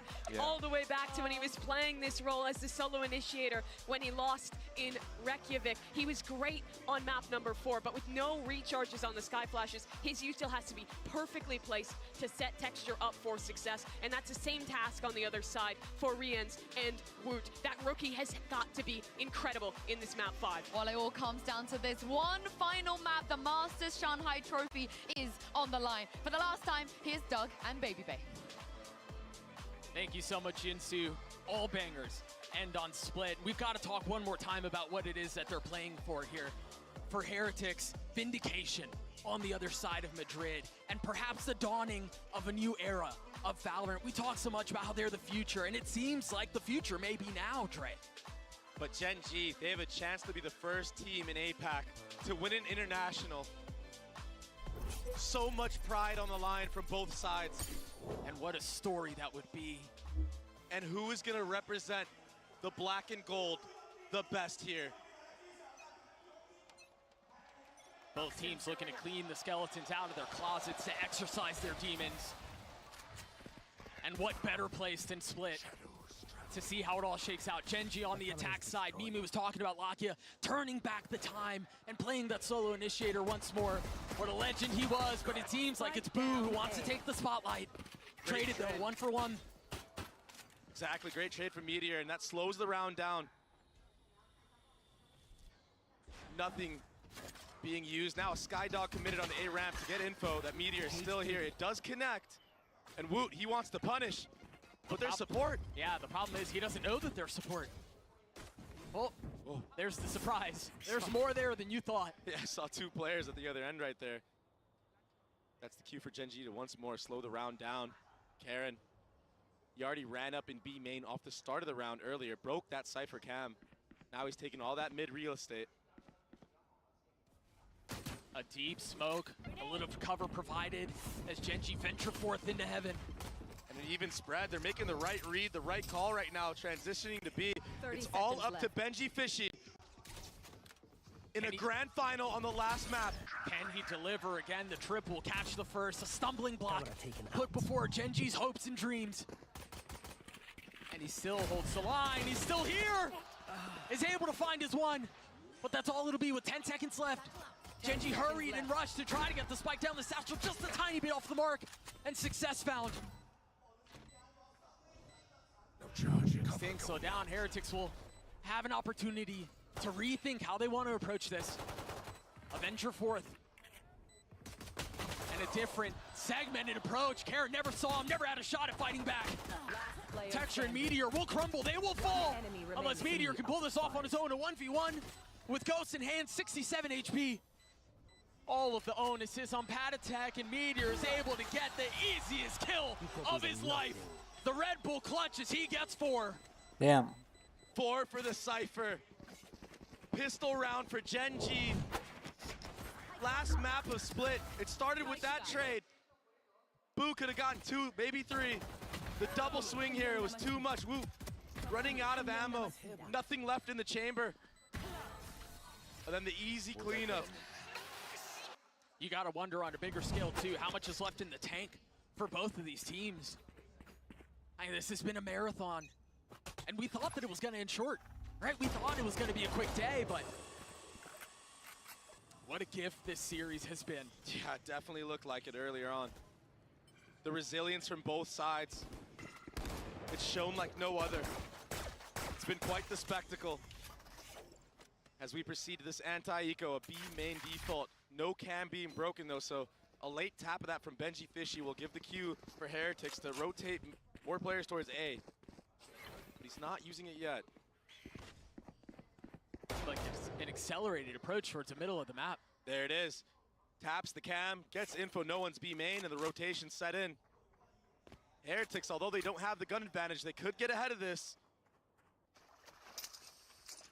A Thrifty in a situation like this would be ridiculous. It would be absolutely ridiculous. And there's an Omen flash here as well. They're ahead of it. They're here. They've arrived. They're gonna try to dig their heels in. It's a really early nade from Woot. Do they try to flip back again? I think they have to. They know. Oh no, Trey, they're committing. The satchel out, the flash forward, and Texture cracks the side wide open, but Woot's on the counter.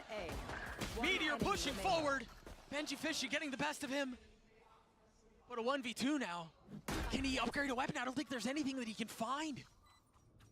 So he's gonna have to push forth with the classic. And he's dropped before he even gets a chance to fight back. Texture is not slowing down. Perfect satchels in the elbow, catching 2 members off guard of Heretics. Yeah, the stack was there. Yeah, Woot tried his damn best to try to even it out. And they did that. They made it costly. 30 seconds left. Nice shots from the young gun. Crispy little one-tap from Texture there to close the round. To get 3 to his name, to get 1 step away from his ult. In round 3. Such a ridiculous advantage. This is that conditioning from the previous round. Taking B main control once again. Testing the waters, testing the one-way. That smoke is tough though, man. There's no real way to challenge that. Yeah, it makes it so awkward. They can see a sliver of you spam where they think you might go. So they waited out, or at least they tried to. It's refreshed. Yeah. Good job so far from Heretics denying that rocket. That was Gen.G's plan, and they've thwarted it completely. You know, Gen.G have more than one attempt at this, though, more than one take. And so they rotate back A. And lo and behold, it would be Benji Fishy who's challenged once more. Trips and cages, cameras, full surveillance. Here come the lineups. This should get most of the trips. So Benji Fishy, he's gonna have to rely on his cages. Both cleared with 1 nade, Particulous, and now the rollout. Texture getting high ground. Oh my god. Oh, the fucking raid, man. Holy fucking shit. The nade, the fucking dash in. Kill for smoke. All of the fucking elbow. Like. We've seen 5v3s, but it's been a long time. They're not even going for it. They've conceded. They've thrown in the towel on this round. Texture is an animal. From last map to this map. He's been a rising star.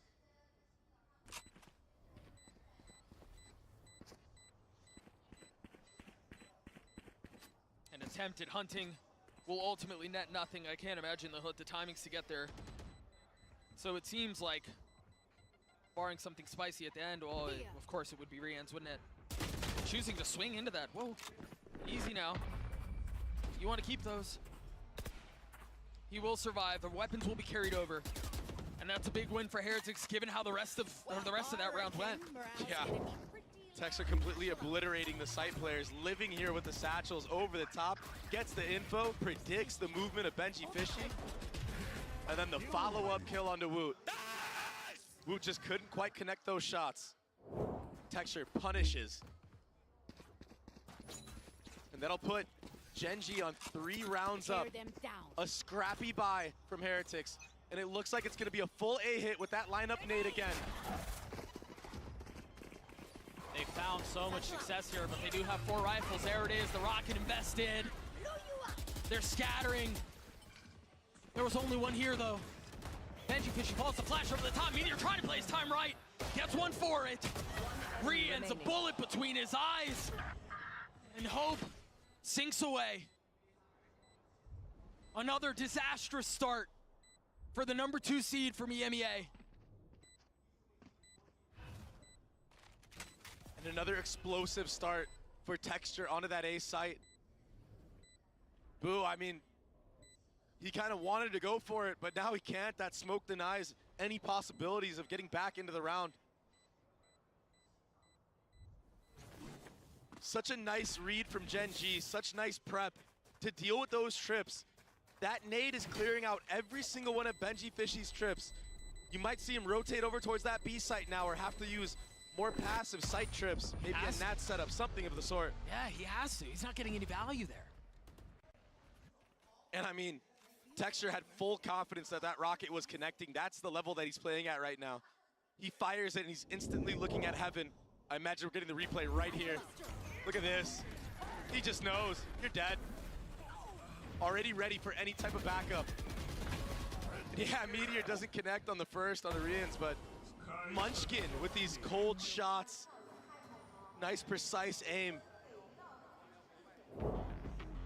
Locky is still popping off across the stage as Gen.G are up 4 and as Heretics call a timeout. Tough spot to be in if you're Heretics, but I think, yeah, I would imagine a lot of the conversation is how do you get more value out of Benji Fishy? How do you get more value out of his setups and his utility? Because right now, they're getting thwarted and bested by one person. Yeah, one set of utility. And I mean, there is follow-up utility, don't get me wrong. Sure, sure. But it's not even needed. And in a match like this, the last map of the series, it's all or nothing. What a beautiful trophy. What a beautiful scene. What a beautiful set. And for one of these teams, dreams will be actualized. And for the other, this will be the source of nightmares. Yeah. The Gen.G, they were fighting their own demons in this actual series. I think they probably thought it was going to be a 3-0 as well. Looking at the map pools, the 2 map advantage that they had. Nade forward, satchels up, texture in. Such a pace. Forget about the attempt at fighting back. They take it so quickly. Benji Fishy down here. He's got a sheriff, but he has no health. Right off the bat, the Sentinel crumbles. They're just running Benji Fishy down at every site he's been playing so far. And they're not slowing down whatsoever. Yeah. I mean, they have no reason to. No resistance has been met. Go get it. That feels like the first real advantage, I guess, if you want to call it that. It's just been tough sledding. Gen.G get to 5. And you spoke about it. What is left in the tank? Heretics really need to dig deep here because Gen.G, they've gone the distance before and it didn't go their way. That experience in Madrid, it's showing here. I mean, it changes teams. It changes players. And let's be perfectly clear, Heretics are no slouch to that as well. Yes, it was on domestic soil, but the lessons that you learn are the same. And they walked away on top. Another fast rollout. Another sight hit potentially on Benji Fishy. Meanwhile, on the other side of the map, Meteor, the lurk, was caught. That's gonna cause a speed up. On the side of Gen.G, they have no info, they have no space. Yeah, but where do they speed up to? I mean, they still have these trips they have to deal with. They know Dog. destroyed. Yeah. There you go, the first one goes down, but you haven't cleared Benji Fishy, not yet. Texture over the top, and Woot drops him. Investing more util as Locky is on the swing, and Patatek's on the green. Down B. A response from Heretics. There are the signs of life. When the IGL steps up big, Boo, getting that pick on a Meteor. That was the start to a snowball in the round itself. Opens up the opportunity for Benji Fishy and Woot to use this Raze rocket. Spike down B. Securing the round. And right now for Gen.G, you are up 5-1. You've been here before in this series. But when Heretics start winning rounds, it comes in masses. First it's 1, then it's 2, then 3, all of a sudden it's an even score. What can they do to make that not happen? What have they learned? The conditioning is so nice. They try to invest utility to clear out the trips that aren't there. But Gen.G found a little bit of space. Karen over the top. The Guardian Angel for Gen.G. Patatek and Benji Fishy are forced to rotate back over to the site, but they're so outnumbered at this point. The spike is planted. The guns are down. Patatek. I mean, I guess the rest of your team has some money. I guess maybe you go for it. Flash in the face, Meteor falls. Benji Fishy getting active, creeping forward, Karen down. But the trade timing is just too nice. Lakia gets his 3 Seekers online as Gen.G get another round. Karen had a wild round right there, Doug. A double TP play First onto the double box in front B, then behind in rafters. This was ridiculous. This is taking things into your own hands. This is playing to win. No fear at all, no doubt in his play. There's no room for it. There's just not. Gen.G get to 6. But Heretics, they've got a lot to fight back with here. 4 members on light armor, sure, but look at the ults.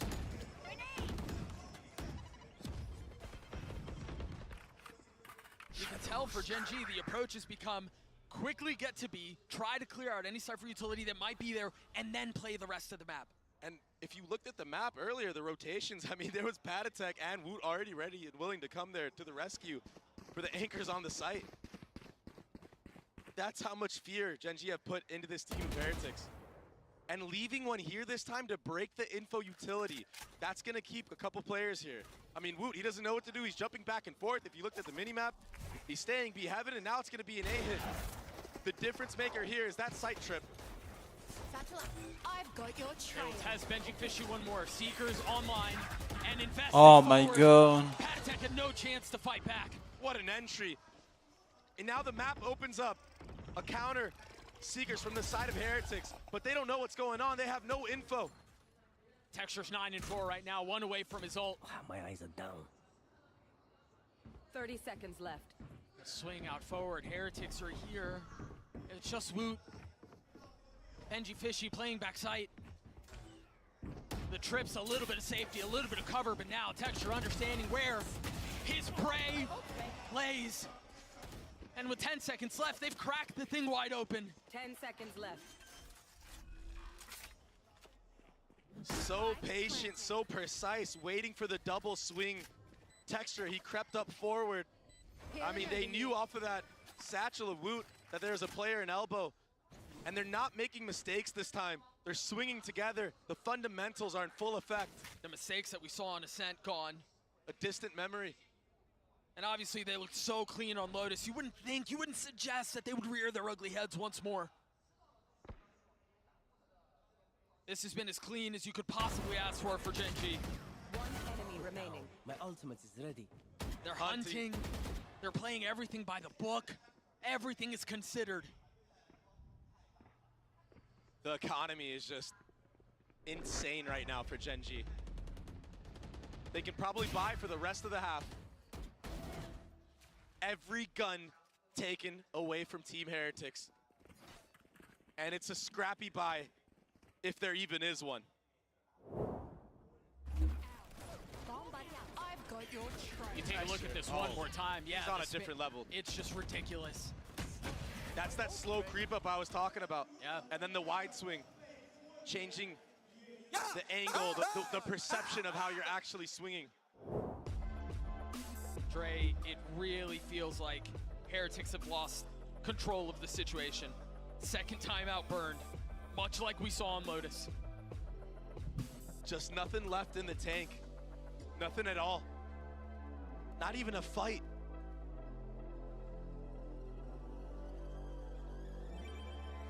To have made it this far and to fall this short would be devastating. And so Heretics will have to dig deep. They'll have to find a way to turn embers into something more. The problem is the fire of Heretics has been cold for a long time now.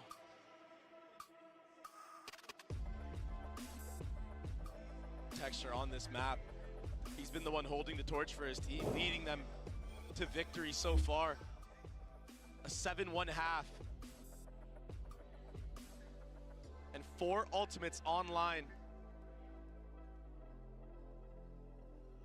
It's gonna be another B main approach. This time, Karen is gonna lock down mid. So it's a little bit of a new look. That B main room, but no satchel to follow up this time. And it's a change of pace. Gen.G have been putting on so much pressure, and this time they just freeze off the rip of the round. Waiting for any type of aggression from Heretics, waiting for any info. That flash gets no value, and the punish is there for Texture. What a beautiful call. Munchkin. I know exactly where you are. He's been so great this entire tournament, this entire year. They have so much of an advantage right now in every single facet of the game. They're perfectly okay with investing a Cypher ult right now. And as all this sound is being made water, Munchkin just walks out B and he's gonna call them back. Yo, I got B, guys. It's as by the book, it's as clinical as it could possibly be. Boo taking the head off Alakia there will keep things interesting, I suppose, but again, min-maxing the orbs, getting everything they want, and then some. 30 seconds left. This call, I mean, this round from beginning to end was a beautiful display of calling. The only thing Heretics have going for them right now is hope. And hope dies last. But it's on. I mean, it's on a lifeline.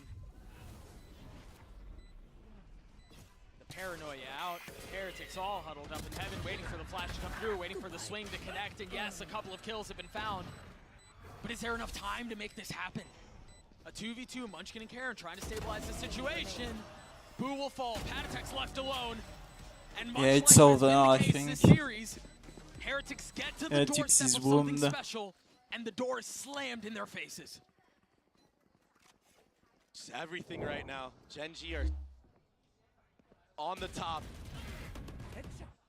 They are supreme.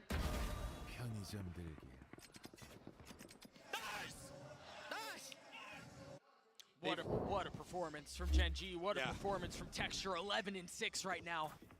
Excellence embodied, greatness personified. They've been raining terror all over on this map. The last two maps. One of the most dominant split attack sides I've seen. And there might be more to come. The need for a gun round success has already started off on the wrong foot. B is completely busted wide open. There's no real chance to even fight back. They don't even have a chance to try to deny the hit. Because circles are being run around them. Welcome to my world. What a pit. Look at how deep that goes. It doesn't get much easier than this. A little bit of pressure will be alleviated, yes, but another 2v4. Another seemingly hopeless situation. And another punctuation mark for Gen.G. We're here Doug. because we're the best. Last time Gen.G played this map at an international, they were on the receiving end of an absolute cinema. Now they have created their own.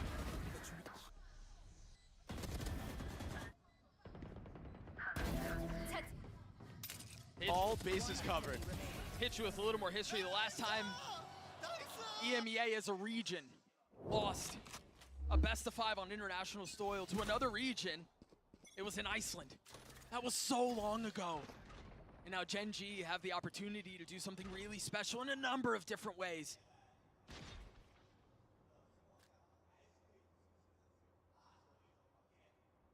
Another change of pace. Another ridiculous call. And the doubt that creeps in. Oh my gosh. For Heretics. It's a terrible feeling. You're already losing 9-1, and these guys are playing this slow. It's kind of like rubbing dirt in a wound. Cage triggered. And now a confident call to arms for Gen.G as they turn their attention towards A. Perhaps the first time they'll be able to fight back, as there is some presence here on the site, but they don't really have the guns to do it. If Gen.G transition into B heaven and use the showstopper, I'm gonna lose it, Doug. Because that would be the perfect call. Cam's cleared and Rians has to give some of the space back up, but and you can tell it's such a miserable spot to be in because you want to try to fight back, you want to try to make something happen. 30 seconds There's left. the rollout. Texture pushing forward in the pit now. Oh, he's gonna get dropped. The fuse is extinguished as Patatek gets 2. No joy. Meteor will fall as well. That's the round they win. A MasterCard thrifty for Heretics as they get their second round on the board. Last round before before the switch. Gen.G decided to fight fire with fire in that round, using the showstopper to try to catch off Patatek. But that sight trip, that little change, it finally gave some value to the anchors of that A site. What a snap from the kid. Good work. Come on, please. They got to win anything. They got to win every round they can get. You heard Rien's there trying to will him across the finish line, trying to force some fight. For the 11th hour, they have to find a way to convert.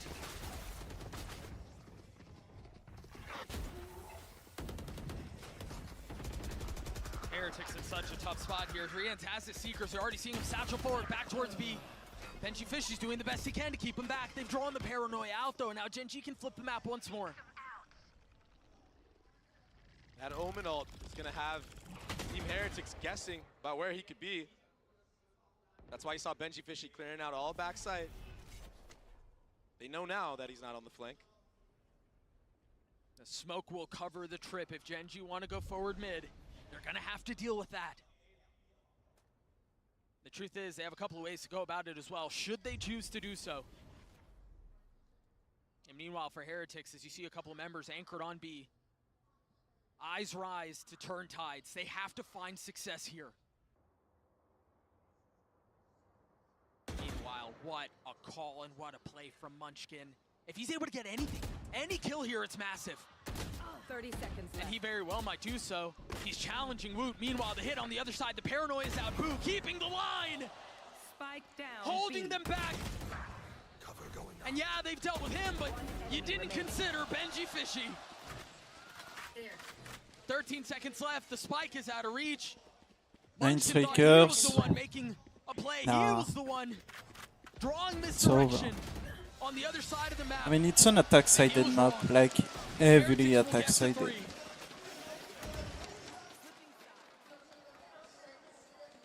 62.7 for 37.3. For Heretics, and now they're hoping for that 9-3 curse. It's like the most banned map with Ascent Good bait setup to in secure the the last round tournament. of the half. And then you have Blackberries. Split and Ascent have been banned 16 They may need more than a curse times. to do this, because those don't seem to And exist on Ascent international 50. soil on the big stages. Yinsu, take it away. It seems like Gen.G here, they're not going to let what happened in Madrid happen to them once again. Mimi, Kakuka, and Josh, a beautiful start for them. It's been absolutely incredible from them thus far. They come out onto a map that they have barely played. They changed their composition. And Josh, the prep has looked on point. I mean, these A executes were excellent. I mean, this nade is so key to breaking all the trips, allows a dive path forward to this spot here, and he was able to predict the spot, the reposition for Benji Fishy here. And time again, it was so overwhelming for the side of Heretics, the way that Gen.G was putting pressure around the map, the way that every single piece of their utility had a very, very dedicated purpose. A 9-3 half, and as you're saying, Mimi, a map that they shouldn't be as comfortable, and 4 rounds away from that trophy. They are, but for Team Heretics, they have been on the receiving end of so many comebacks, getting reverse swept in the EMEA final, losing an 11-2 up against G2. There have been so many moments where they have let it slip, but they've given themselves an opportunity at the end, winning at least 3 rounds. If they can get this pistol, there's still a chance for this team on this miraculous run to lift the trophy. Josh, imagine you were that coach. What would you say right now to the Heretics, to those niños, to make this comeback happen?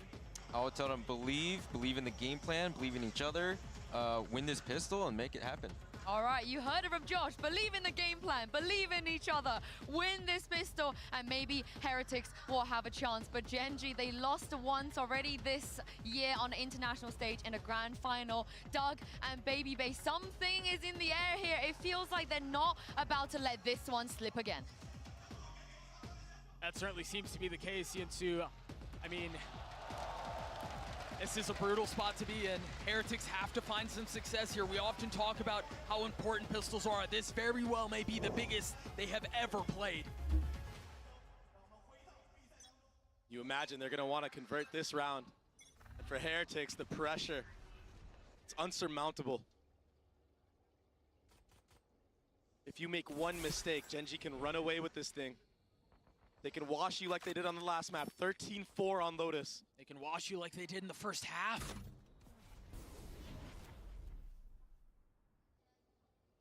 You've got to believe, though. And honestly, comebacks of this magnitude don't start in the server. They start in the mind. They start in the mental. All of the questions around how much is left in the tank for Heretics are coming to a head. They're demanding an answer right now. Heretics deciding to turn towards B. The paranoia is out. All of the utility to try to obfuscate what their approach is. And Woot and Gen.G Fishy able to get a couple here, but Meteor and Lakia on the trade. Threes apiece, everyone is here. As again, utility becomes a problem, and Woot cannot convert. Gen.G will get to 10. Meteor the anchor. The longest standing member of this roster, remember that. It's fucking over, man. 14-7 on this map of split. He's been biding his time, and he's looked so good on these pistol rounds. They can feel it. It's so close. I get it. I get the pop-off, man. That pistol almost secures it. But be careful. When you think it's in hand, And they don't fucking force. grasp, out of reach. Wow. Heretics choosing not to invest very much. 4 sheriffs, excuse me. Not to invest very much. 4 sheriffs, excuse me. What? No armor up mid. Woot's gonna be there on the trade, but Texture dropping 2. Overwhelmed by the swing, but Lakia is the cover. Lakia is the backup, and Lakia is down 2. We warned about this. We warned about the possibility of being so close, yet so far. Boo will fall. Now Pad Attack and Rians have to turn their attention towards B, and of course, they're already here. Karen's waiting. Of course, Posted up like a watchman backside. Meteor has the whole A He's side so cold in these moments between when he's his anchored. strips and his cam, and he has the mid Doesn't by panic when he himself. gets double swung. He commits to one of the kills, but he's moving. He's alone here and gets them both. GG. Gen.G will get to 11, now 2 steps away. It got scary. But Gen.G secured the round. They brought it back. 2v3. That opener from Woot. That was so clean. The double swing here. Texture and Lakia, they just couldn't connect. But Karen, he's been so stable all year. Such a great addition. And their fans can feel it. Heretics is feeling a lot of the pressure here too. Look at how aggressive of an approach this has been from Gen.G to start the round. What they were looking for, they have found. The orb in the hands of Texture, 3 away.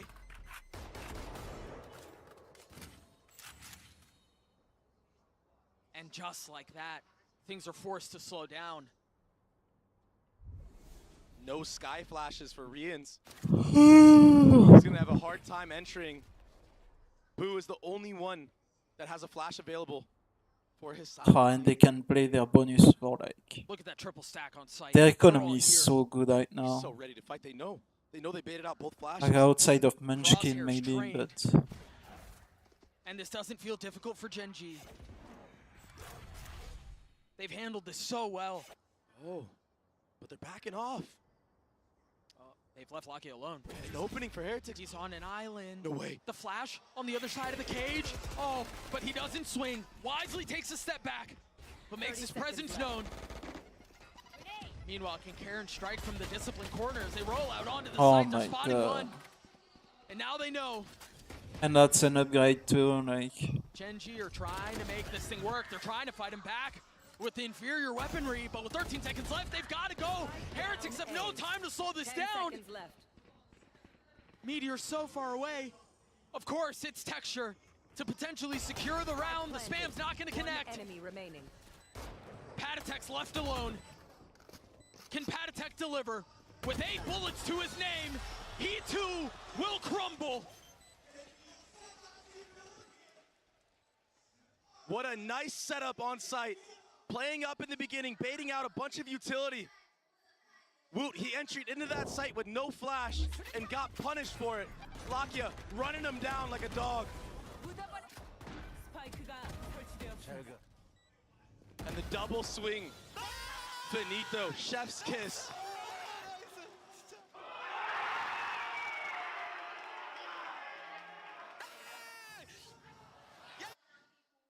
That close. One round away. No timeouts to call. Is this where the Heretic story ends? And is this where Gen.G's begins? Looking to put the finishing touches on this now. Yeah, it's gone the distance. It's gone all 5. But you wouldn't believe it with how Gen.G played these last couple of maps.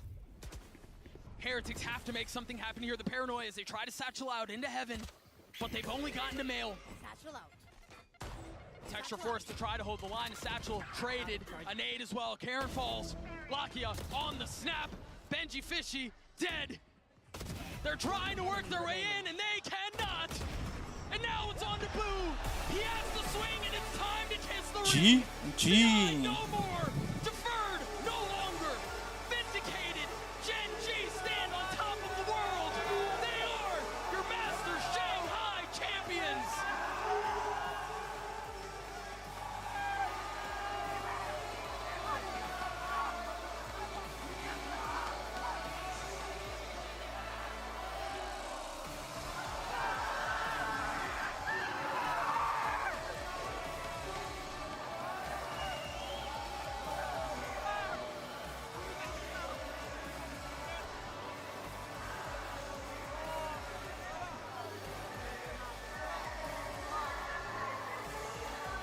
The crowd has been silenced, but the Valorant gods have not.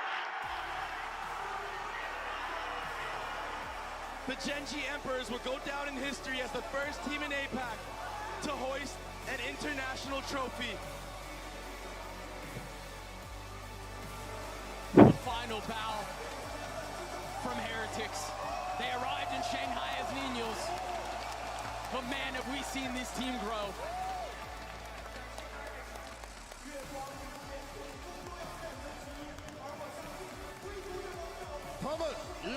VCT 的第一赛段过关斩将，在上海与其他队伍同台竞技，并大放异彩。现场的观众，请将掌声送给5位契约上海大师赛冠军Gen.G。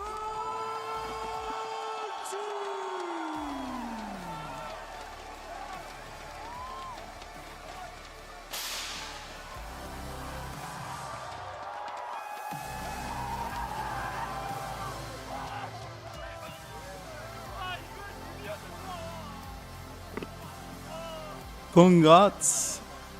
The map ban are like insane though. No bind, no split, no bind, no sunset.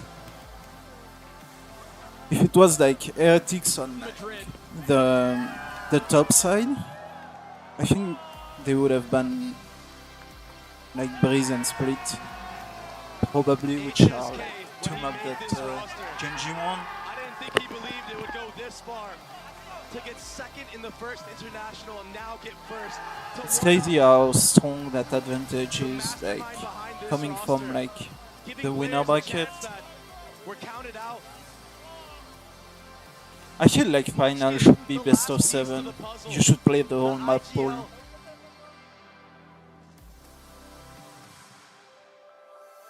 What an amazing moment.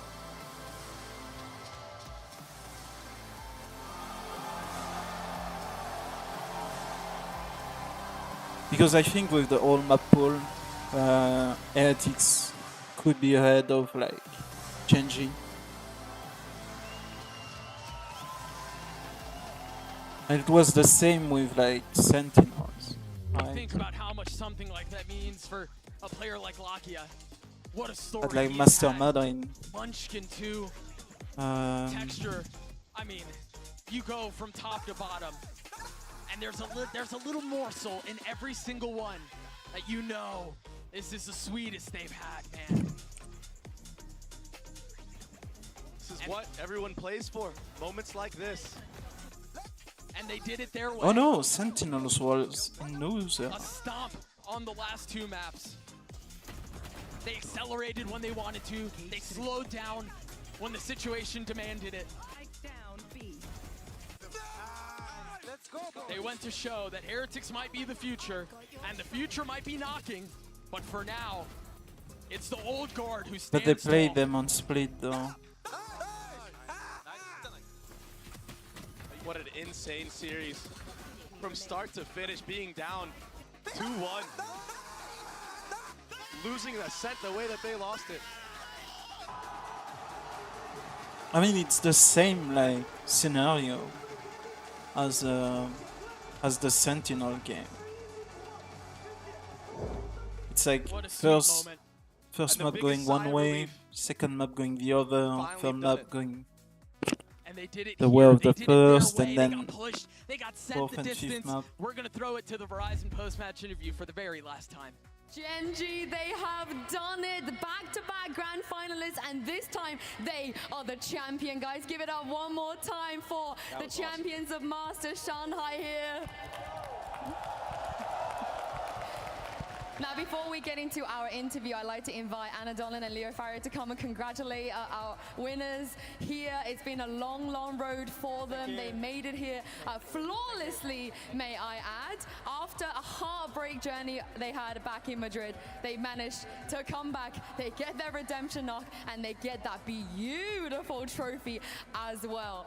We are going to ask you guys some questions and have an interview here. I am, of course, joined by Luna, who's going to do some Chinese translation, and Jen, who's going to help me out with the Korean translations as well. I'm just going to start down the line here with you, Carol. Now, you played your first ever game, your debut in January 2023. That was not a very long time ago. I wanted to ask you, did you expect to lift such a big and important trophy so soon? And why do you think that you've managed to find so much success in such a short amount of time? 其实 Karen 选手是从2023年1月开始才开始正式步入了我们的无畏契约的道路，但是就能够在如此大的国际赛事上获得了人生当中的第一座奖杯，感受怎么样？以及你觉得为什么你们能够拿成这样的成就呢？ 1월에 처음 경기를 치르고 프로씬에 데뷔를 해서 이렇게 빨리 우승을 하고 좋은 결과를 얻어낼 수 있을 거라고 예상하셨는지 궁금하고요. 그리고 어떻게 이렇게 최고의 모습을 빠른 시간 안에 보여줄 수 있었을까요? 일단 1월에 처음에 들어왔을 때 저희가 스크림 하는 거 보고 아 이거 형들 진짜 잘한다, 이거 나만 더 잘해지면은 이제 진짜 이길 수 있겠다, 우승할 수 있겠다 라는 생각을 늘 가지고 있었고요. 그리고 제가 이렇게까지 성장할 수 있었던 것은 아마 형들이 저를 믿고 이끌어주고 그리고 도움을 많이 줘서 제가 여기까지 올 수 있던 게 아닌지 그렇게 생각을 하고 있습니다. When I first joined this team in January, I scrimmed with them, and after that one scrim, I automatically thought, you know what, we're going to be able to win this. So I always believed that we could do it, and I just feel like always, hats off to my teammates for leading me. I couldn't have done it without them. So it was them that kind of pushed me to be the better player, step up my game. And also, we did this together. So it's all up to, shout out to my teammates. 其实从我1月份刚开始入队之后，跟大家打的第一次训练赛，我就觉得大家真的做的都太棒了，我就相信我们能够拿到这样的胜利，而且也是队内的队员们、哥哥们一直在帮助着我们，我们齐心协力一起努力，所以也是他们一直帮助我成为一个更好的选手，我们才能够获得这样的成就。Honestly, Karen, I think this is going to be first of many trophies for you and your teammates. Now, next Munchkin, I have to say there were a couple of moments today that it felt like perhaps what happened in Madrid might happen again here. But you guys made sure it didn't. So as the captain and the IGL of your team, I wanted to know, what did you say to your teammates? What did you do to make sure that you actually win the trophy this time? 오늘 경기를 치르면서 약간 마드리드 플래시백이 떠오르는 그런 순간들도 있었지만 오늘 우승을 하기 위해서 선수들에게 어떤 얘기를 해주면서 이끌어가려고 했나요? 오늘 저희 3세트 가장 자신 있는 부분 어센트 지고 저희가 마드리드 때 반복을 하지 않기 위해서 진짜 정말 후회 없는 경기 하지 않기 위해서 멘탈 잡으려고 노력했고 그리고 다 같이 안 될 것 같은 플레이도 다 되게 만들면서 모든 선수들이 너무 잘해줘가지고 진짜 너무 고맙습니다. It's okay, Jen, take your time. This is a big moment. After dropping Ascent, which was the map that we were most confident in and the map that we thought we were the strongest in, we tried to, rally the troops and keep the energy up because, we didn't want to repeat what happened in Madrid. And it was just us, a group effort, to make sure that we create those plays that weren't, that we thought weren't possible, and we pushed through and finally lift the trophies. 刚刚的问题其实是问到说，作为队内的 IGL， 今天整个赛程可能在图2、图3的时候，会当然想到可能在马德里的一些经历。那想他问他，作为队内的 IGL 当时是怎么想的，是怎么稳住心态，帮助大家拿回来的？那他的回答是，其实，在我们丢失到了亚海全程我们最自信的一张图的时候，当时其实是有点慌的，但是我们努力的稳住心态，我们齐心协力去好好的去打，好好去做，因为我们不想让马德里的历史再次重演。我们真的是，也是大家都打得很好嘛，所以我们才能够最后赢得了我们这座奖杯。Well, next up, Meteor, you're a name that we've known for a very, very long time. It's not that you were recognized this year, but I did want to ask you because after playing for this long and after trying your best to win a trophy, how does it feel to finally be rewarded for your hard work? 메테오 선수 여기까지 오기 정말 오래 걸렸고 정말 힘들었잖아요. 오늘 드디어 우승이라는 타이틀을 해냈는데 지금 소감이 어떠신가요? 일단 우리 팀원들이랑 감코진들 너무 감사하고, 그리고 제가 여기 있기까지 이제 바일 감독님 때문이라고 생각해서 드디어 약속 지켰습니다, 우승으로. 그리고 이제 한국에서 보고 계시는 분들, 그리고 세계 각국에서 응원해 주시는 분들 다 감사합니다. 더 노력하겠습니다. I would like to thank my teammates and the coaching staff, of course, first. And I would like to give out a shout out to Coach Bio, who made me the player that I am today. So to Coach Bio, I kept my promise by finally winning the trophy and becoming the champions. And also thank you to the fans who are cheering us, supporting us all the way through thick and thin. I really do appreciate it. 刚刚的问题其实是问到说，我们也知道他可能是经历了非常长的一段职业经历，才能够赢下这人生当中的第一座冠军的奖杯。想问他的感受怎么样？那他说，首先是非常感谢我的队员们以及我的教练组，尤其要感谢教练 Mile， 他一直对我的支持和鼓励，我也终于实现了我的诺言，获得了这座人生奖杯。当然，我要非常的感谢大家。And speaking of, fulfilling your destiny, Lakia, you and Solo, you were there for the very first tournament we ever had on the global stage. You came close back then as well, but it felt like a really, really long journey for you to get back here. You had to go through tier 2 too. Did you ever imagine that this moment of you lifting a trophy would be like this, and how does it feel? 라케 선수 솔로 감독님과 함께 발로란트 최초 국제대회에 출전을 했고, 그리고 그때도 너무너무 우승과 가까이 있었는데 지금 이렇게 다시 국제전에 출전을 해서 우승 트로피를 들어 올릴 때까지 정말 많은 일들이 있었고 또 감내해야 했던 부분들도 많았잖아요. 지금 이 순간 어떻게 느끼고 계신가요? 제가 프로를 시작하고 이 트로피를 향해 달려왔었던 게 이루어져서 말로 없이 행복한 기분이고, 지난 힘들었던 일들이 다 스쳐 지나가면서 결국에는 해냈기에 너무 행복하고요. 그리고 솔로 형에게 너무 감사하다고 전하고 싶고, 저의 최고의 멘토이자 감사합니다. 사랑합니다.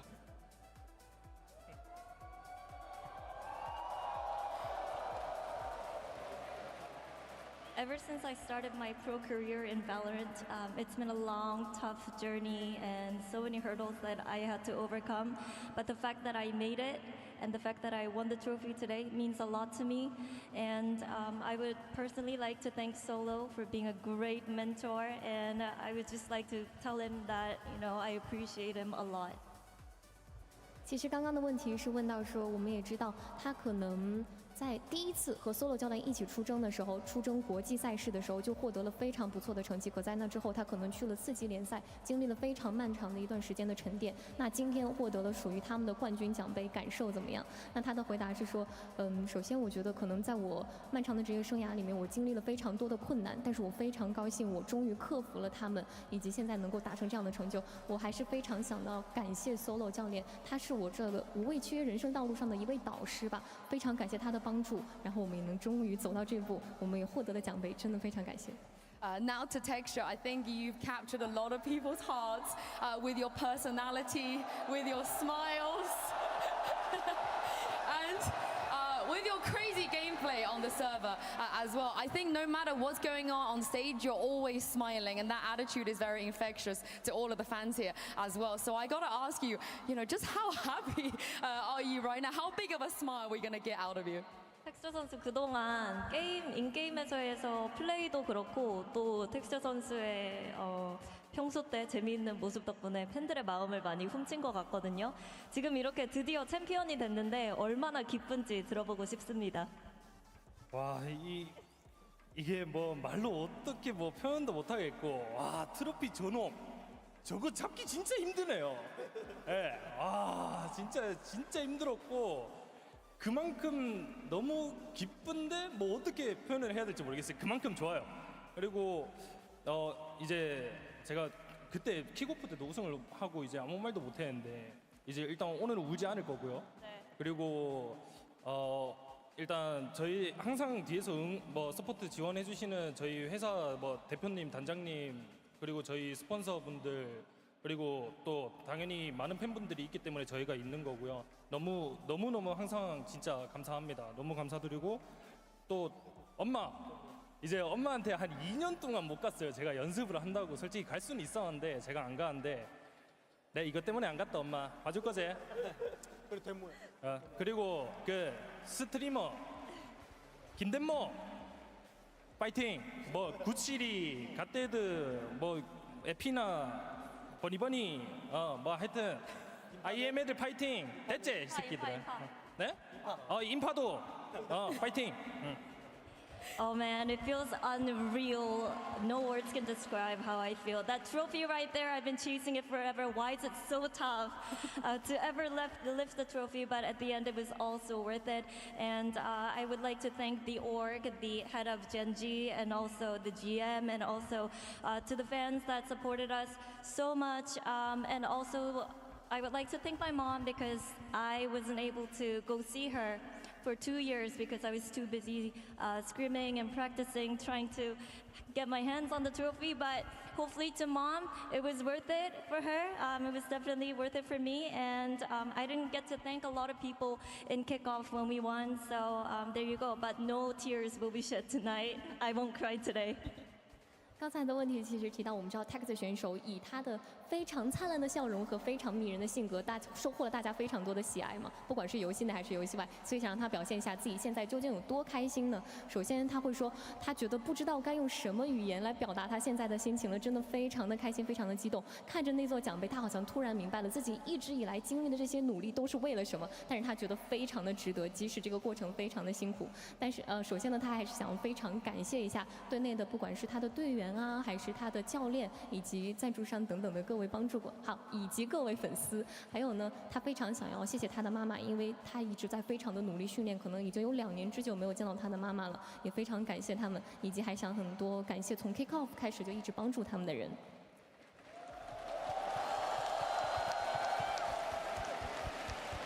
I have to speak to you now, Solo, because you are not just the Korean FPS legend. I don't think anybody can have a conversation about FPS in Korea without mentioning your name, Solo. And obviously, you heard your players. They like to thank you. They attribute their success to you. So I wanted to ask you, what's it like to kind of harbor the future of Korean FPS? 솔로 감독님, 한국 FPS의 레전드이자 거장이시잖아요. 그리고 선수들도 이제 굉장히 감독님께 감사하다는 말을 많이 하고 있는데, 이제 이렇게 감독으로서 한국 FPS계를 끌어가고 또 이렇게 선수들을 양육해 나가면서 미래를 준비하는 기분이 어떠신가요? 사실 뭐 제가 뛰어서 게임을 못하지만 뭐 저의 능력이나 뭐 저희 HSK 코치의 능력이 뭐 좋으면 더 좋겠지만 그냥 선수들이 대회 때 잘하는 거 보면은 너무너무 기분이 좋아요. 이 선수 때랑은 다른 기분, 약간 그런 기분이라 그냥 계속 잘했으면 좋겠습니다. 저희 선수들. 네. 그리고 좀 다른 말 해도 되나요? 좀 긴데? 제가 세계 대회를 딱 14년 만에 14년에 중국의 항저우에서 대회를 했었거든요. 그때 대회하고 우승하고 이제 14년 만에 이제 선수가 아닌 감독으로 우승했는데 그래서 약간 전 멤버들이 좀 생각나는 것 같아요. DRX의 뭐 터미, 글로우, 페리, 바일 네, 이렇게 좀 더 많이 생각이 나는 것 같고 그리고 저희 젠지 아놀드 대표님 감사하고 폴님 감사합니다. 에릭님 감사하고 영철님 그다음에 종민 PD님 감사합니다. 그리고 마지막으로 저를 믿고 저희 감독직에 맡겨주신 이지훈 단장님께 감사드린다는 말씀하고 싶습니다. 네, 감사합니다.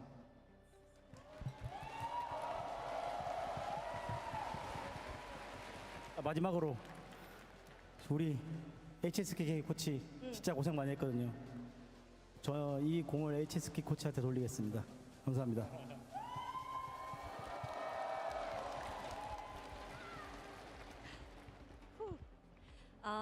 Although I'm not competing as a player, it's just so wholesome to be able to make history in Valorant with these players. And you know, of course, we have great coaching staff with HSK and myself trying to help the team a lot. But when I watch our players compete on the stage doing incredible things, it just makes me feel so good and so elated. And it's just a completely different feeling than when I used to compete. But I would also like to add that the last time I competed in an international tournament and won the international tournament, that was 14 years ago in China, Hangzhou. And this moment really makes me miss and think of all the players that were with me, Perry, Bio, Glow, and Termi. So I would like to say thank you to them. And also thank you to the org, Arnold Ha, Easy Hoon, and everybody, the manager, the social contents creator as well. And it's just such a great feeling to be able to do this all together. And I would just like to say thank you to everyone.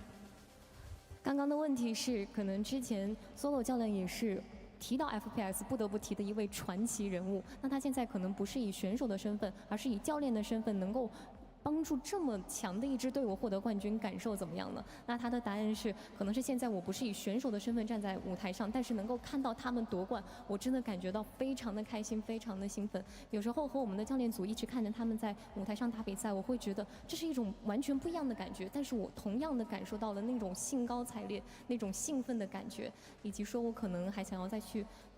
感谢非常多的人，因为这次旅程可能让我回想起了14年前我第一次来到杭州去打一次国际赛事的时候那种感觉。我非常要感谢那时候的非常多的队友，以及我很想感谢现在队内的不管是经理还是运营，感谢你们的支持和帮助。And then last but not least, HSK, I have to ask you a question as well because I feel like you are such an underappreciated member of this team. You deserve every bit of success they have as well. So I wanted to ask you, after all of the effort you put in, the sacrifices you made, what does it mean to win this trophy alongside your boys? 감독님 옆에 계신 HSK 코치님, 이번 우승에 많은 공이 있는 것 같아요. 좀 이렇게 팀원들과 그리고 솔로 감독님과 함께 드디어 우승을 하게 됐는데 코치님께는 어떤 의미일까요? 일단 이렇게 한국팀에 와서 딱 전부 다 간절한 사람들만 왔다고 생각하거든요, 젠지에는. 그래서 더욱더 뜻깊은 것 같아요. 사실 이 선수들 전부 다 예전부터 알고 있었는데 이렇게 한 팀에 한 번쯤 모일 수 있을까? 이 생각은 하긴 했는데 실제로 이렇게 모이게 됐고 그리고 모이고 나서 연습도 정말 열심히 하고 이렇게 이루게 되어가지고 정말 너무 기쁩니다. 감사합니다. When I first joined this Korean roster, all of us, we were just a group of people who were desperate to have a chance to prove ourselves. And that made us push more and work really hard. As we said, we don't slack off. And it just means a lot to me to be able to do this with the guys alongside me, because I know we've been pushing ourselves and putting in a lot of work just to prove a point and show the world what we can do. So it definitely does mean a lot to me. 想要问一下，就是能够跟大家一起赢下今天的这场比赛，赢下冠军奖杯，感受怎么样？那他的回答是，其实我们整个不管团队里面所有的人，我们都非常的渴望能够获得这场比赛的胜利，拿下这座奖杯，所以我们真的是非常非常努力，夜以继日的去练习了。那今天也终于证明了我们向全世界证明了我们能够达到什么样的水平，我们有什么样的能力，最终赢了下来。Thank you very much, Luna, for your translation. Thank you very much, Jen, as well, for yours. Everybody, one more time, your Masters Shanghai winners. It is HSK, Solo, Texture, Lakia, Meteor, Munchkin, and Karen. 谢谢 Thank you 谢谢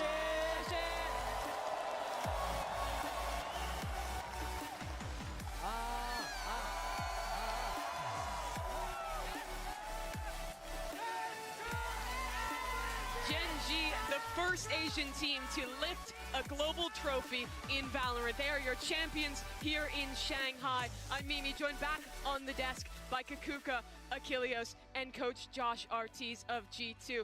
Seth, I want to start with you, because you have been rooting for this region, for this team, for so long, and they've finally broken the curse. I literally fell to my knees just down there on the floor.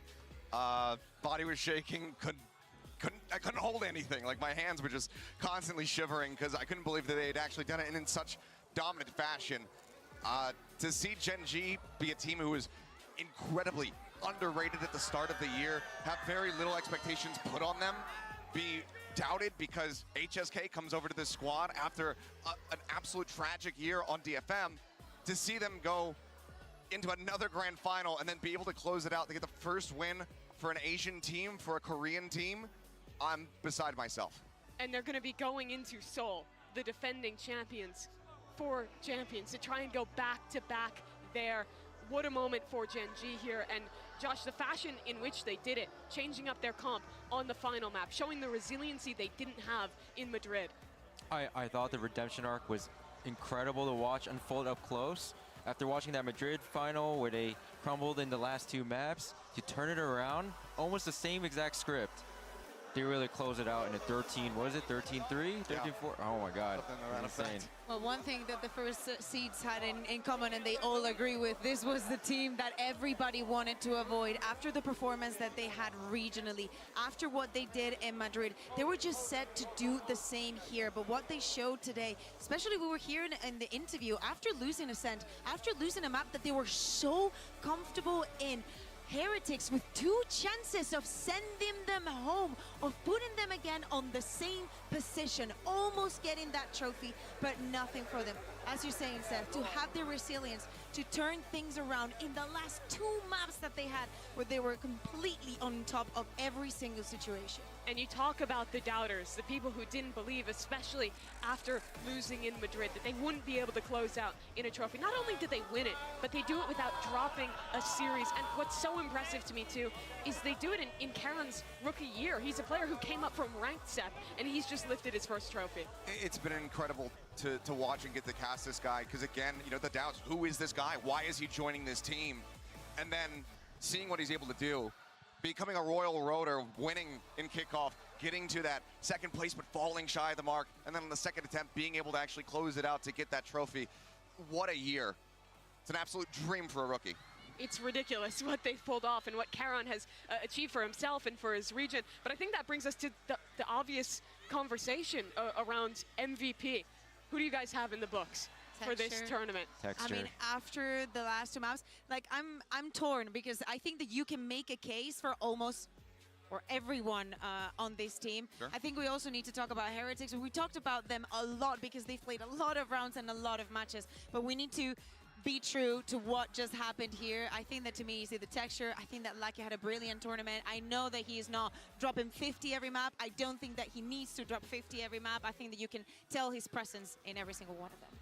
I think mine would be a little bit more unexpected, especially just with those last two maps that were played. I think that I might lean towards Munchkin because the calling and the reading of everything that Heretics wanted to do, it was so perfect, and he was constantly pivoting his players around the map. That split was just an absolute masterclass. That positioning of texture, getting him over towards Vent to collect those final two weapons, not allow them to save anything carrying over, not giving any advantages. I might have to go with him.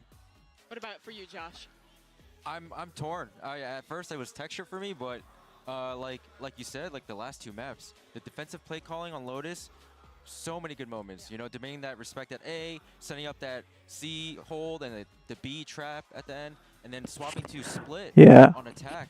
Their pace control, they kept switching the tempo constantly, making like Heretics second guess themselves. So I think like Munchkin setting up his players for Can we success stop here. waffling What do you want and move on? I mean, just for 1 second on Munchkin, no one thought he would be a good IGL, right? After how things ended with T1, he had such a negative conception in the community, and now he's turned around and done this. But for me, I think it has to be texture, just because of his performance across the tournament. He was incredible throughout. He was even great back in Masters Madrid. The guy is just so consistent for this team. But that does wrap things up for the finals here in Thank Shanghai. God, no. There's still a lot of Valorant left, and it's coming your way with Stage 2. All of our regions, all of our international leagues will be kicking off soon. For Pacific and CN, Pacific, the region just lifting that trophy, will be coming up just around the corner on June 15th. EMEA I 3 don't days know after, if I'm and gonna follow will America join in the action in June 22nd. because it's like But I'm so super excited to late get for back me. into regional play. We've seen so many teams surprise here. Right, because we're talking about how this year's been crazy. And I can't follow like Pacific and China because they are like around the same time, I feel like the and gap I is think not they're going like to be as too big early from, for me. stage 1, like kickoff and Madrid to stage 1. But I'm really looking forward to see what They every are team like has been cooking up, what they've been learning from here, and how prepared they're going to be with decent, all the but new they changes like that we're going to have in overlap. the game. Yeah, and for Pacific, Pacific eventually a new kicking off. Yeah, new map on the horizon, but with Pacific kicking off in like 5 days' time, basically 6 days, something like that. I'll see you guys on the opening show. The level of play has now been set way up here with Gen.G lifting this trophy. I want to see which teams can rise to that. You excited to play again, Josh, back in Americas? Can't wait to work again. I mean, after getting this close to the grand final, like I can't be more motivated. The boys have been so motivated after losing that because we're just so damn makes you close. hungry. Yeah, we got to experience such a big stage. We want to do this again. And you'll have the chance. Champion Seoul is on the horizon, the final tournament of this year for the VCT circuit. Seth, I want to give you a chance to give a primer. Why should we be so excited for an event in Seoul? I mean, the crowd's going to be amazing. The venues are going to be amazing there. There's so many arenas in Seoul. The food, the culture, the people. It's just one of the best places that I've ever been. That's why I've been living there for the last 8 years. That's why I'm going to live there for the rest of my goddamn life. And for the fans that can travel out and have that, I know that you are just going to absolutely love it. The level of play is going to be incredible. Well, 16 teams will be taking the stage in Champion Seoul, but that wraps us up here. Yeah, for it's Masters way too late for Shanghai. me. A massive thank you to everyone here in Shanghai, China, and to everyone that came out to the VCT CN studio and right here in the Mercedes-Benz Arena. One last time, thank you to everyone for watching. Josh, thank you for I joining us might today. be able to and we'll watch see the you game on in Seoul. Sundays. Like the first game. But yeah, like game starting at like 2 AM for me and then possibly like going till like 5 AM. I mean, I've done it, but it's like it's crushing. So I think I'll skip. Maybe I'll do it here and there. If we have like a super day, like we had 12-hour streams and shit, but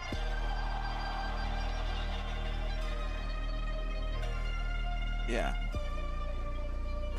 the schedule is like, it's too much. The wait is finally over. 12 teams, 4 regions, 1 GG trophy. Gen.G. We've got 2.5 weeks of awesome and intense competition ready for you lovely people back at home. Win 2 games and you're through. Lose 2 games and you're out. Are you guys excited? Really? My brother. Come on.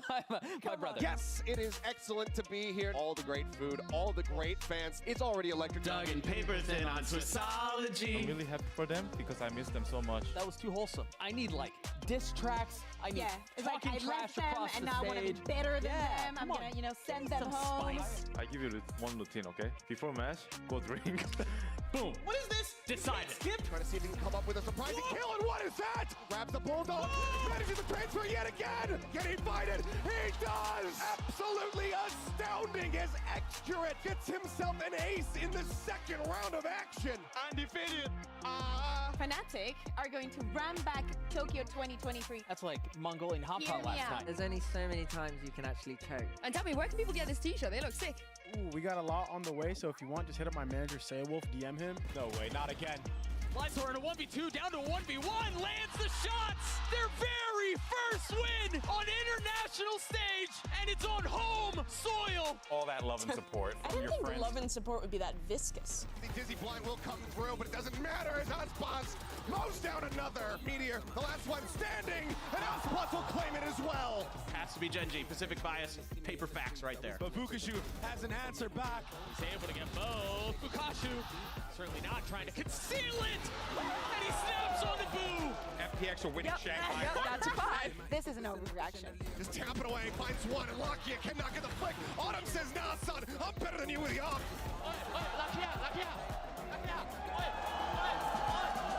I'm a realist. Negative I'm the only one here who's real. Can he pull it off? They're both right there. The spam onto the first. They're both weak. He's going to connect it all. And Joe P aces his way to take G2 to playoffs. What a finish! We don't leave here, by the way. I don't know if people know There's that. no windows, but I really like it. But what about the beds? There's a little thing where we can make some rice over there. This is the most pivotal day of Masters Shanghai. It's do or die. Recovery on that thrash. Tex, however, too far forward, but he gets the 1-2. He gets the third, and they send T1 home. I love a good rice cooker. I mean, it's like the best appliance you can buy. Is it Turkish aim today maybe coming out? No, Turkish team play. But what they do have is the element of surprise. Number still the way of the defense. CNET is looking to put him away himself. Time is short. Bukashu can be the hero. He got it to have. Foot stay alive in heartbreaking fashion for DRG as well. My favorite moment has been the memories that I've made here with you two. Oh, but now he's giving his position away. Now he knows where he is. Insane. Meanwhile, Woot on the other side with 4. The ace for Woot.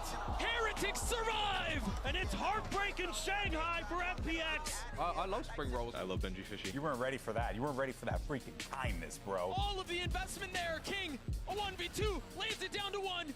Mr. Fallen there, he's got a challenge. And Foot will survive. And heartbreak for Lev. It's playoff time in Shanghai, baby. The game has officially changed. He can't really play around it. He's gonna have to figure it out on his own. And Lakia gets his third. Gen.G pick up right where they left off. They're here to play. Growing up, Jonah P had 2 pet ducks. Just throw whatever you have at me. I will bear through it. I will shut you down. They say to Paper X, you asked for this. You picked us. We got to see Show us the ducks. We've seen his cats. Show us the ducks. Wu goes up top, it connects onto Boo, but Wu punishes back. Oh my gosh, he's gotten the third! Wu single-handedly destroying EDG. I'm weaving up some narratives right now. This is me weaving. Leo up over the top, just waiting patiently here for that wall to fall. He comes away with 1, but CNET gets himself a third. Rumors of Fnatic's return were greatly exaggerated, but the Turkish gods showed up to play as they cannibalize their own region and send the #1 seed team home. #1 seeds are all cursed except 100 Thieves, apparently, which is ridiculous. Thankfully, we have Jing here, so guess what? It's called Jenga. Yeah, we went there. And in the face of a full buy from EDG, this close to closing it out, avoiding the utility, still getting a shot under nobody. He connects onto the second in front of a Chinese crowd. The Heartbreak Kids will not be denied. Not yet. I do not eat breakfast. Now the Molly Wu dropped. 13 seconds left. Jonah P holds the line. 3 found, make that 4. Come on! And what looked unreachable will be found. G2 are headed to the Mercedes-Benz Arena. Wheel, can they complete the miracle run? I hope it is. Ooh, oh my god, sure. Okay. Do not think about the names. Do not think about the players that you're going up against. Just go and get them. Paranoia at the ready, set. They're all in, but Forsaken, guns down 3. Cash hasn't been built up super well for them. In perfect position, Boostio still gets the shot. Denies the ace. Making their way over here in towards his ace side. Boostio playing forward, dealt with, but Asuna down below. Bang tried to hold, peek it, Bang finding it, getting them both. They fought tooth and nail to get to overtime, but Paper Rex cannot extend the series. They cannot get revenge on Boostio. He once again sends them home trophyless. Singing the final song of this half for Heretics. There he is. He strikes, and the spike, the most prized possession, sits at his feet. 9! And then there were 4 as Heretics toss foot aside and survive. This is on fire. That's how much we love you. And we should probably. Oh, Feels like we're gonna die. We're coming to you live from the Mercedes-Benz Arena, the largest venue to ever host a VCT event. Gen.G, they're just one away from back-to-back global grand finals. But who doesn't love a Cinderella story? Into the poison orb, pushes out the timing, the backstab potential. He's playing it patiently, and he drags across both. What is that? Paranoia across. Knives will be able to find one. Texture into the back. Finds Icy. Finds the third. They know that he's low and he's got the right click. Gen.G get themselves into back-to-back grand finals. This team looks unstoppable, unflappable, unbelievable. It has not been an easy road for either of these teams, but only one can survive, and it all comes down to who will not crumble under the pressure. Now they've got the order strike they're going to have to deal with as the pick goes down. They've been able to find a little pocket, just enough safety as Asuna gets 3. The spike is out of reach. Asuna with 4. Can he get the ace? Yes. Yes, he can. You've got the ult from Patek, who's going to be joining Lay, but Boo gets 2. And now the snap is exceptional. Let's go. And that's it. Forget about waiting. The future is now. Los Niños stand tall. It was electric. It was special. Congratulations to Heretics. The script has been flipped. Today, 2 underdogs will face off for a chance to make history. Jonah P, completely and utterly unaware. The knives coming out as he drives the blade into his back. Back-breaking round to win here for Heretics to try to shut down G2 and Woot. He finds himself a second. He gets the third. What is that? To try to slow things up. Push in. He manages to collect 2. 1 HP. Certainly impossible, but no. Patek looking for the ace clutch. Gonna be the slow creep forward. How does he do it? And the hopes and dreams of G2 have come to an end. Lightning will not strike thrice in Shanghai. G2 are the ascended ones, but Heretics refuse to bow at their altar.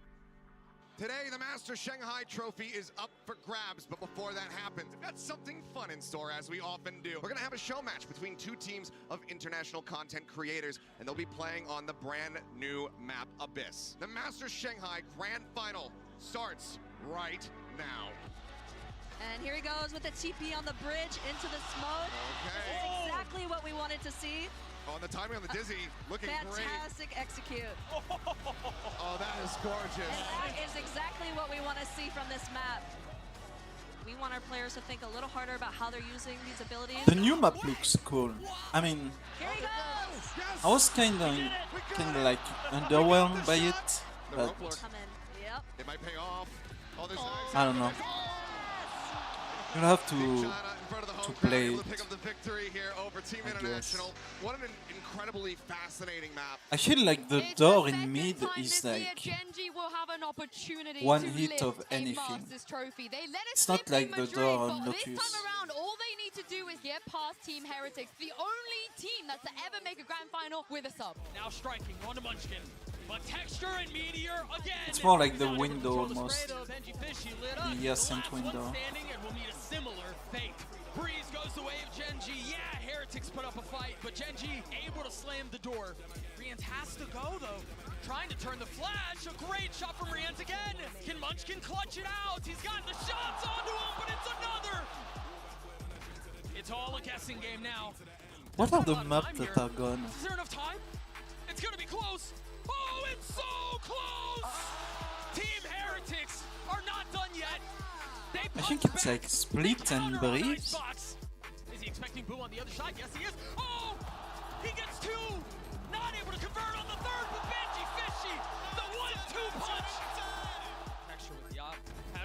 And Evan comes back. The flash over the top, they have to spam, and Boo is the nightmare. Ascent goes their way. And there is Abyss too. Damn close. In a lot of trouble here, under a lot of pressure, but he gets his two. Oh, Plus the big change for like just when it seemed the like you bit duelists. off too much, dinner bells ring. Little combo right here. It's gonna be an interesting like Oh, it perfect. It hurts so much. Texture gets new four. patches Gen.G and obliterate shit. on Lotus. Every Lot of single banger changes. ends on split, and the dream of every grand final is to go 5 maps. We have everything we could possibly want. There it is, the rocket invested. They're scattering. Benji Fishy falls the flash over the top. Meteor trying to play his time right. Ree ends a bullet between his eyes, and hope sinks away. Benji Fishy getting active, creeping forward, Karen down, but the trade timing is just too nice. It's time to kiss the ring.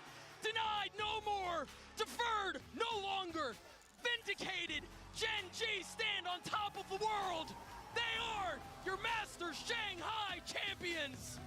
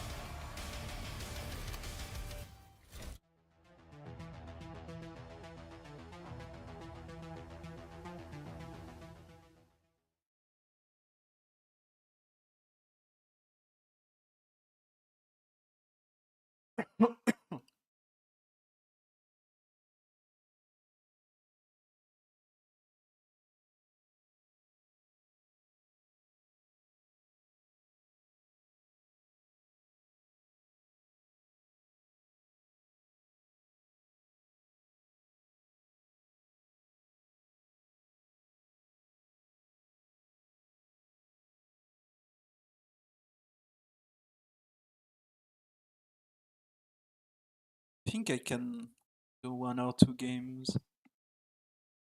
We'll see. Because I have some stuff to do after that.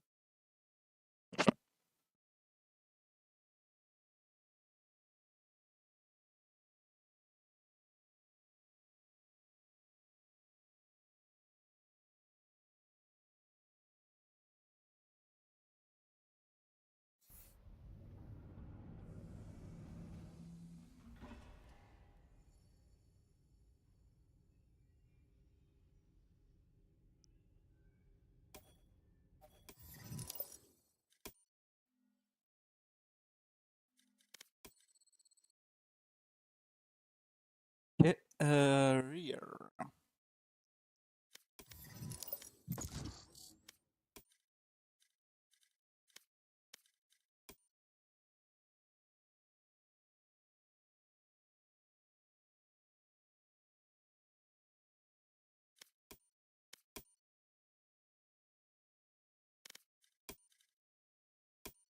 $16 days. Interesting.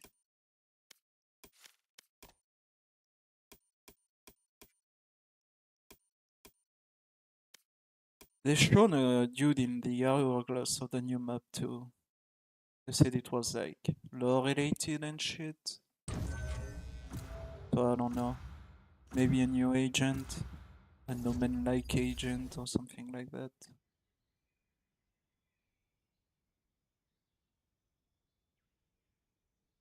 Maybe some Omen lore. Maybe the fucking agent number 8 shit. Allez, tiens, mange, frère, c'est bon.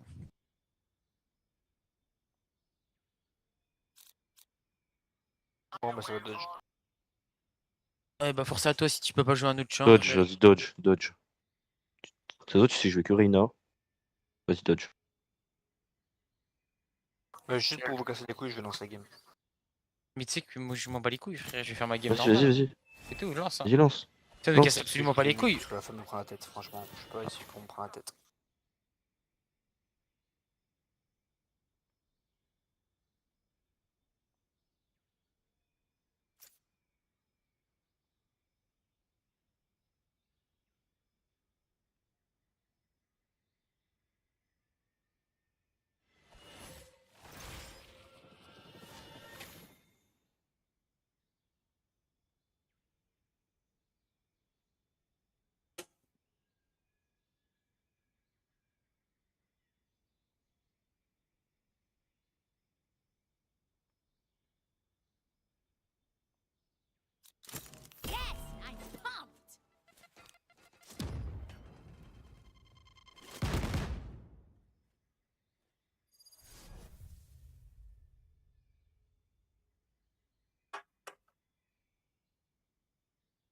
Okay. Apparently I have a team of retards.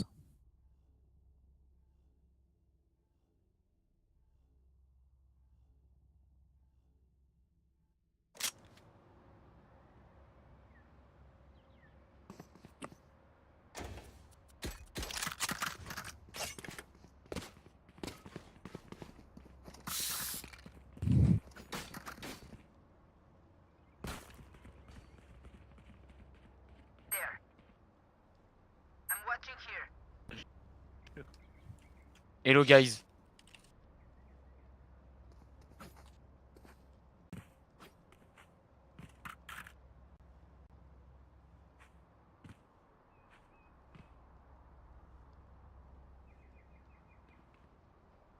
Play, please. Raise.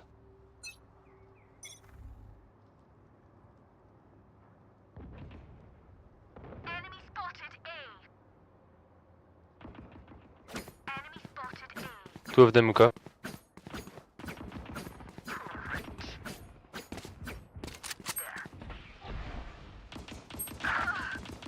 Minus 100 on Omen and 90 on Raze on side.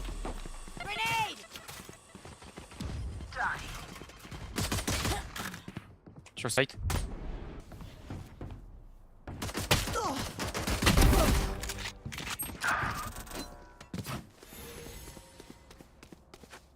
For you. Thanks. Tu veux pas flanc par contre. Désolé frère.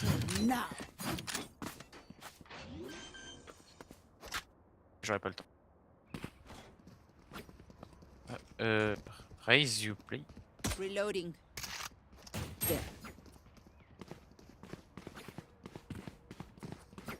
Tu bugs Raise?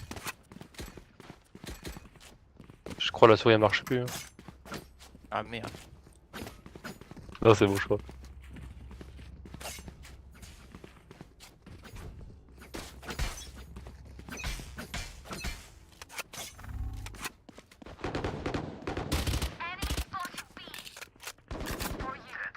Bien joué. Out of charges. Go entre.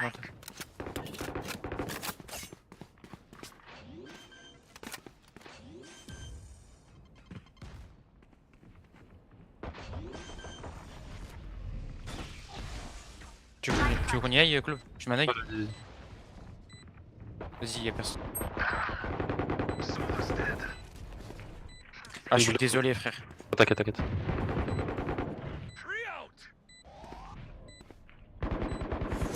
Bien joué, putain, GG.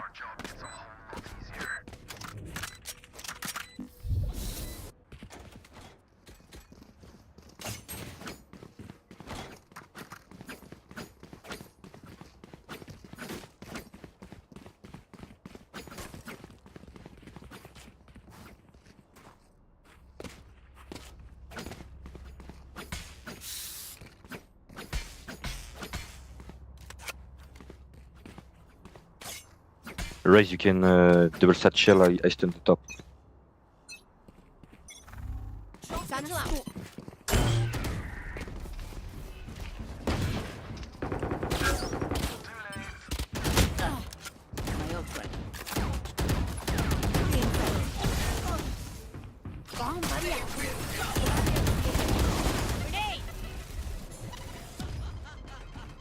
See nothing.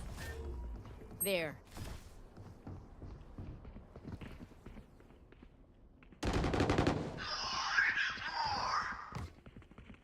T'as le spike.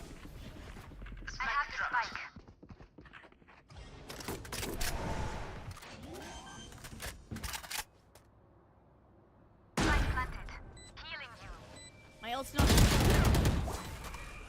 Concussing.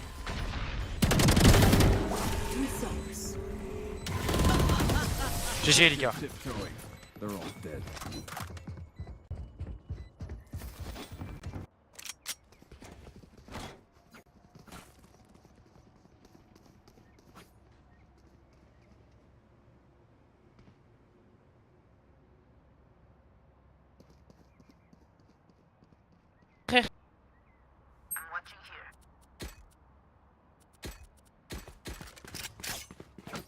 I headshot him with a Vandal and I'm like 129.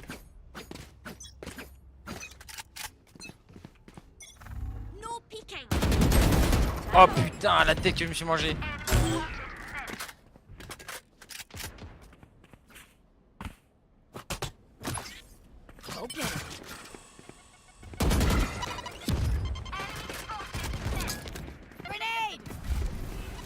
Il y avait Phoenix et Raze mid aussi.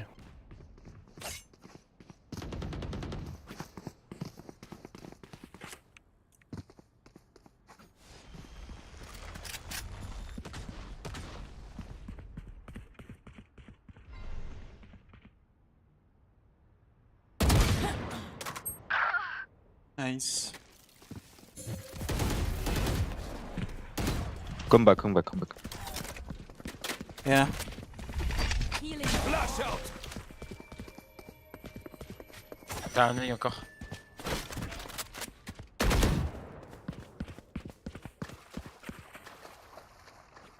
Okay, I get your rota.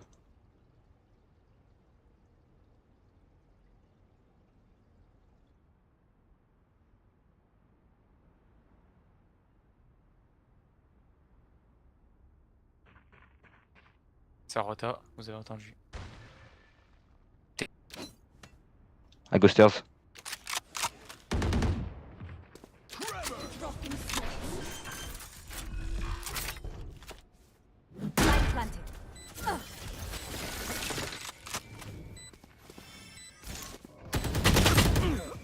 Where the fuck is my bridge playing?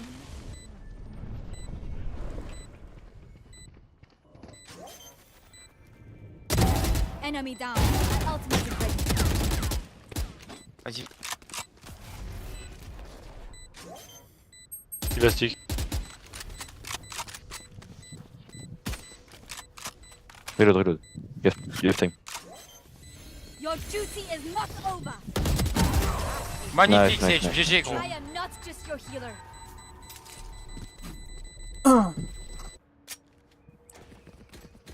I'm watching here. I'm buying. There. I stand again. If you want race. Je crois la plupart sont français, hein. Je parle français. Moi Je ouais. crois qu'on est tous français. Sage aussi. Raze après je sais pas, Nabskir. Allô? Satchel out.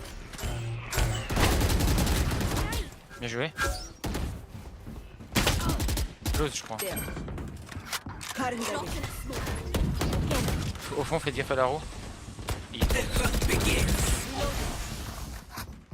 For you. Grenade! Sur site. Là. Satchel out. Perfect. Cutting their vision. Planted.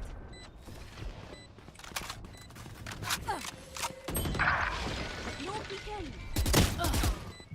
Je vais te... Ah ouais je suis trop nul. 61 Omen. My ult GG. is ready.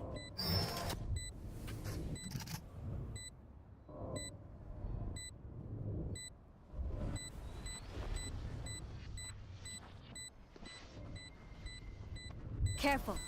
Careful. Derrière toi. Il aura pas le temps. Bien joué Sage. Nice. Bien joué de pas avoir eu le temps, ça c'est réfléchi.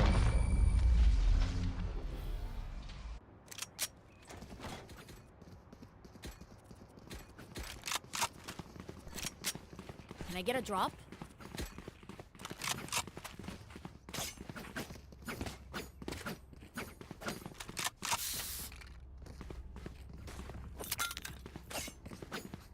Fais gaffe, Reyna elle va pique en front ça.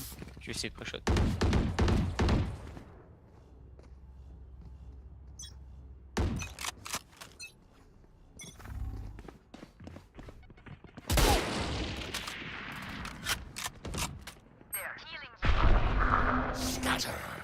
Merci.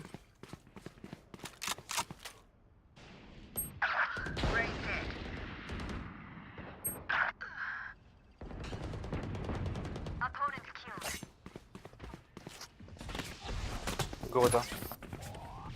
Bomb buddy out.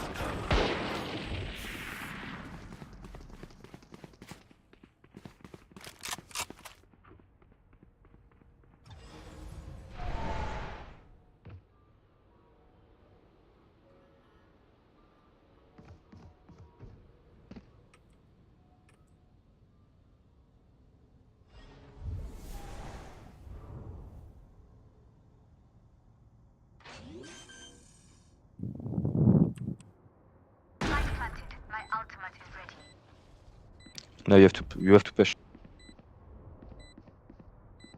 Pas toi Sage mais... Mais... Okay, nice put. Nice, nice. Il est dernier top. Il stop. Il a sauté. Il a drop. Il y a ton wall, fais gaffe parce que...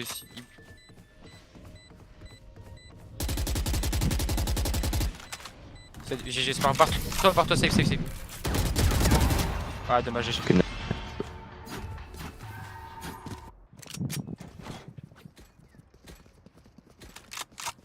I'm watching here. Anyone need anything?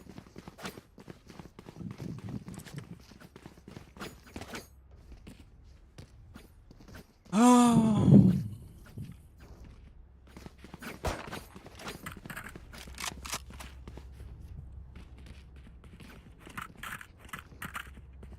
Reloading. Concussing. Grenade! Reloading. Oh la nade de con.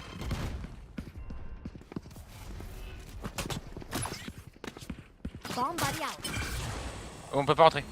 Box ready. Blinding. Still in sight.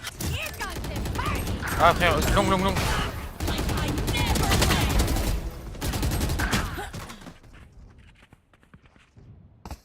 You have heal. T'as un heal ou pas? For you. Merci. Viens, on fait le tour de la map.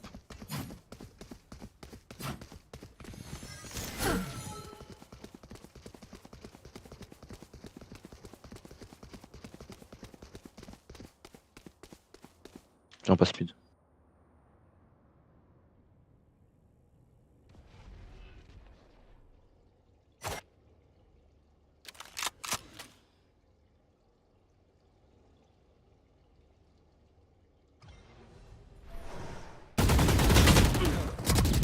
Headshot. Your duty is not over. War raised. Carrier's dead. Flash out. Got the spike.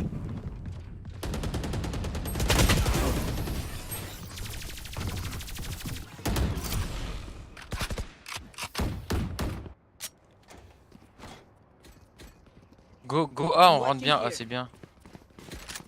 Raise, go under on site. And me, I go top.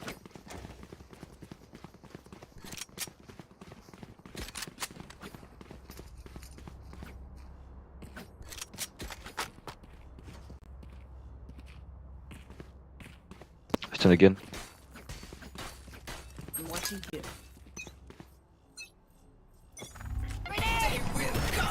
Satchel out. Fire! Nowhere to run. Joke's over. You're dead. Ouais frère.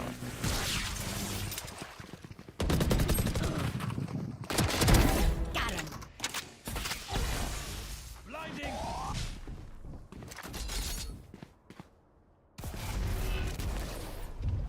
I have the spike.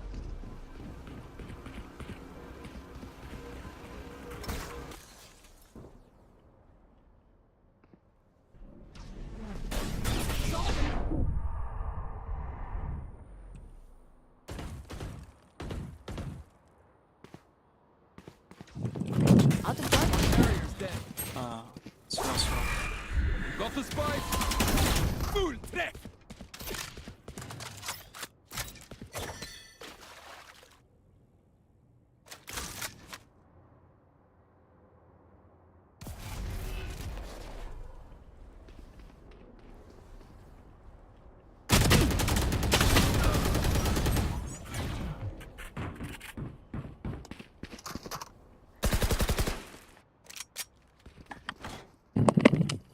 Echo. Hein. Non, pardon.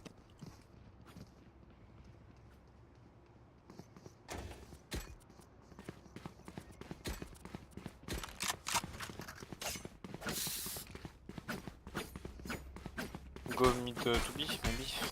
Ouais, t'as raison. Yes. Go en slow, comme ça tu mets ton wall et je sais pas si tu veux.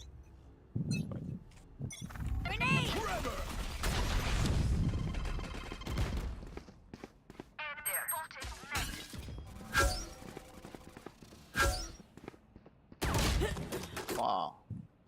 Yeah, dude, these bombs and silver last fucking season, man. Just headshots everything. Just touch.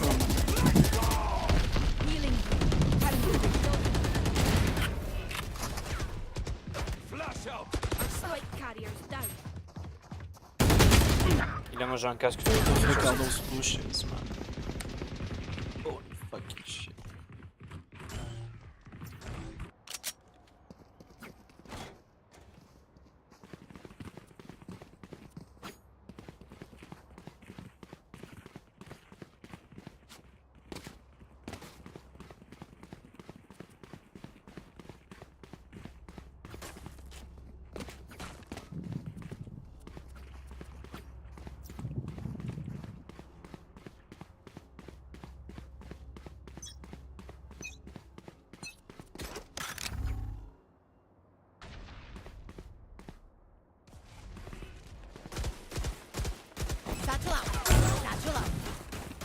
Regarde-moi ça comme ils spam ces fils de chiens là.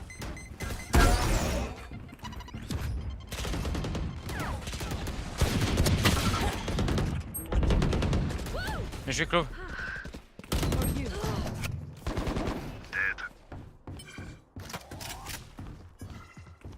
Vous voulez pas qu'on passe par le mid to B?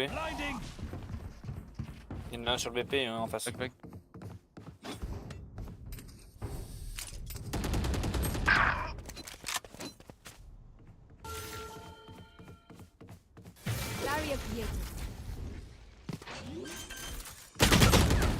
Mais comment il attend là, frère?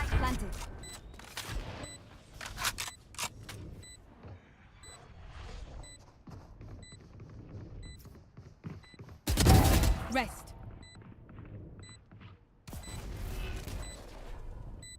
Ping de spikes.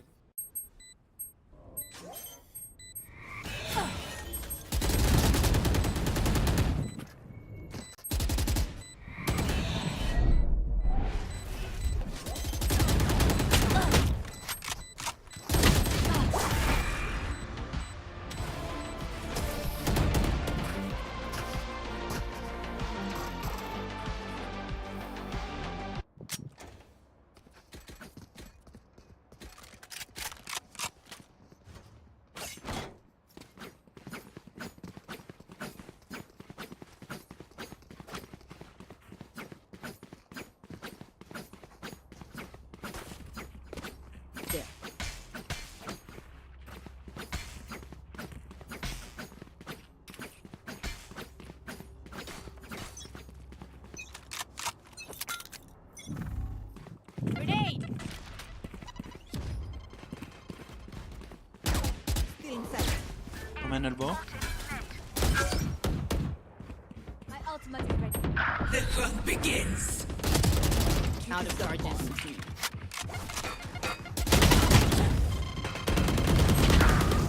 Your duty is not over. Reload. So what I need. Raze, elle vient du A. Reyna, pardon. Peut-être mid. Oh. I didn't drop with me, nice.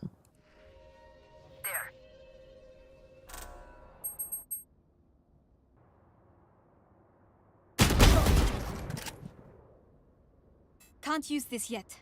Here. Il vient d'avoir un.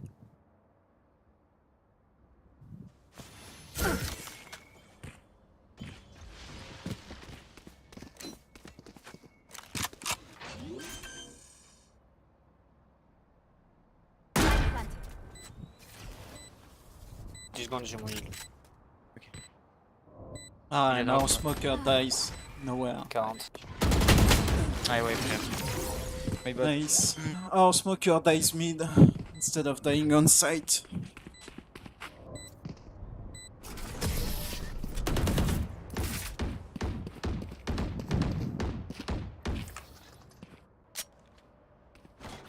Mais comment ça casse les couilles, ça, fils de pute. Need a drop.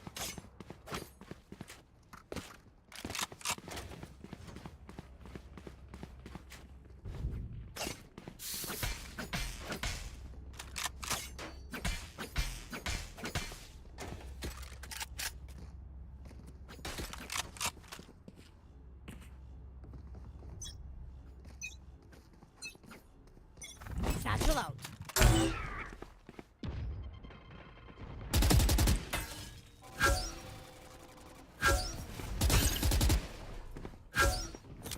Grenade! Target down. My ult is ready. Healing you.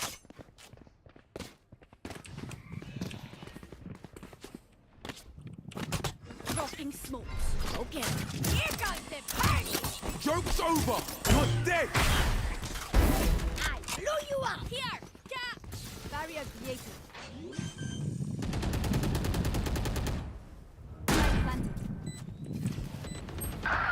Back like I never left!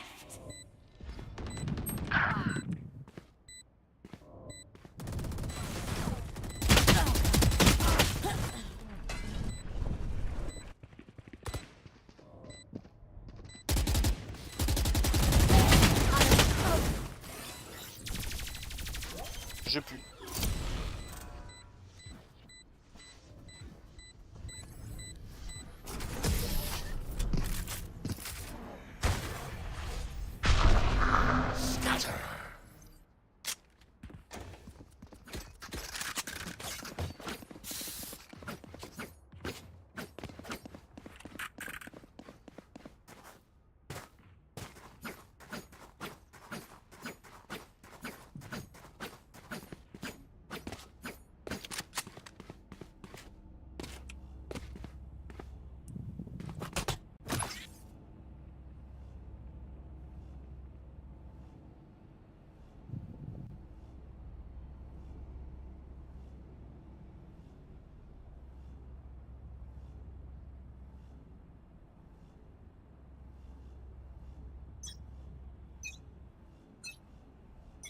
Go get him.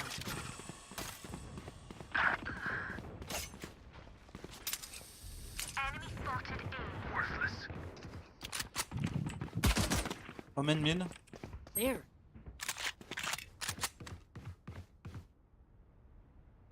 Omen still mid. Reyna mid.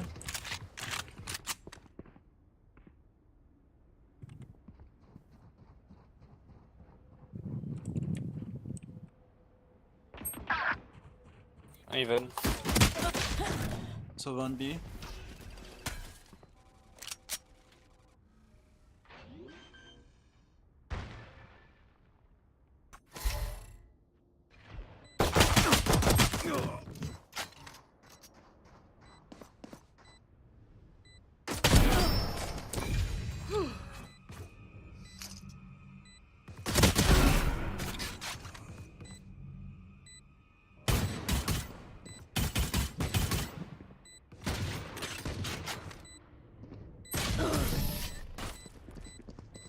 Yeah, my utility is useless. Aïe aïe aïe aïe aïe. I'm saving.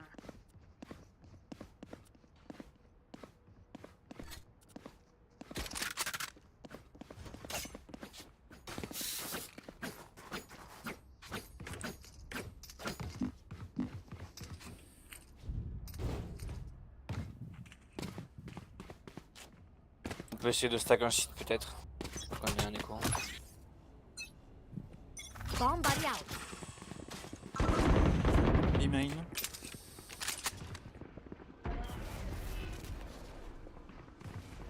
Out of charges.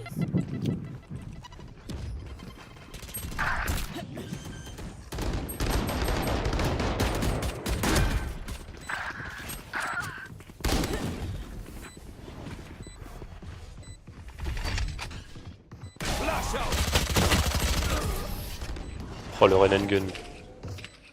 Elle sait pas où je suis, mais elle arrive à me tuer, genre. C'est.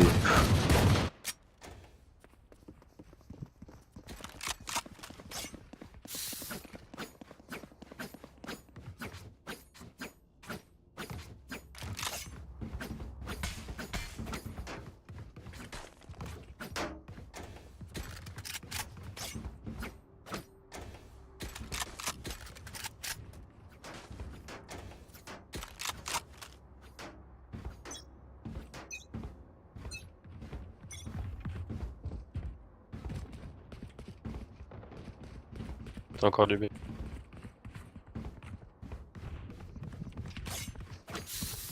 Et c'est passé.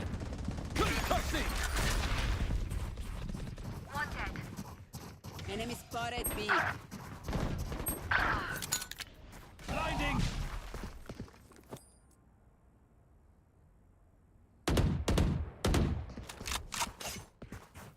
Reloading.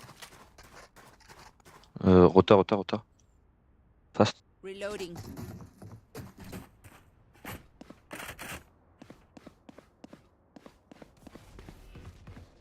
Ouais, ça smoke quoi.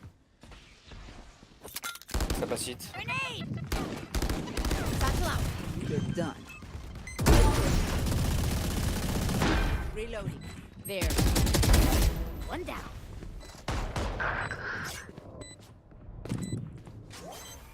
Stick it.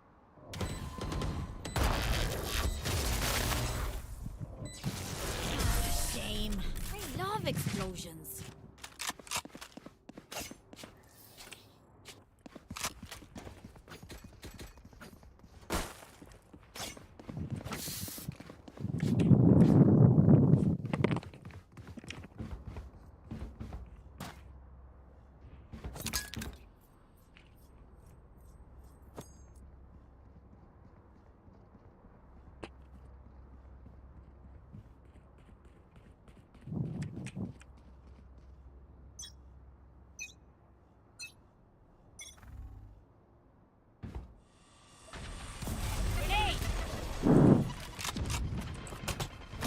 Okay. Ah.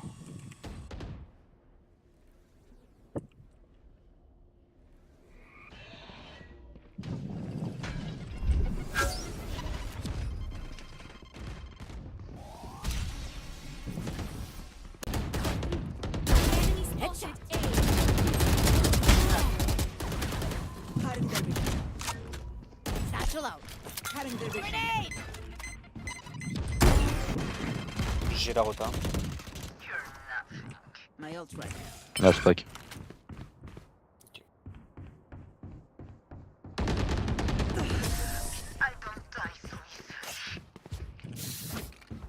Joli.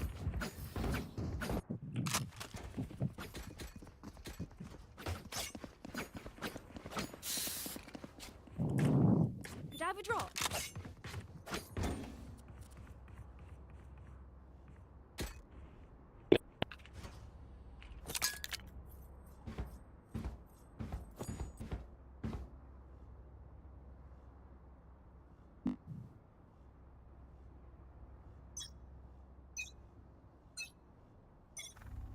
Grenade!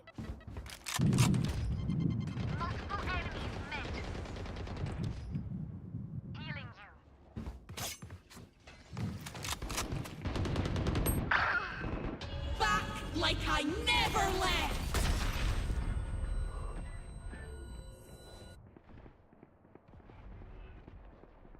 On beyond me. Dans la smoke. Je lui ai mis une balle. Get out of here. Moins 80 la raison tout. Go get it. Raisonné.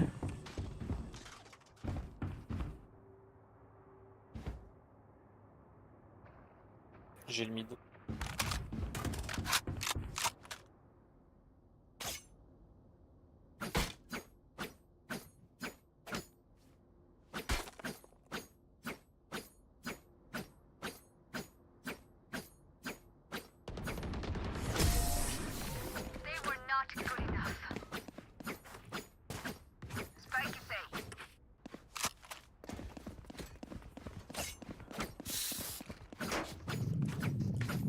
20, il demande Bocazul.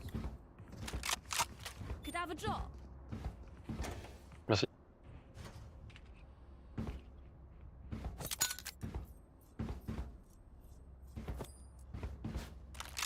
Ils vont push B, je pense.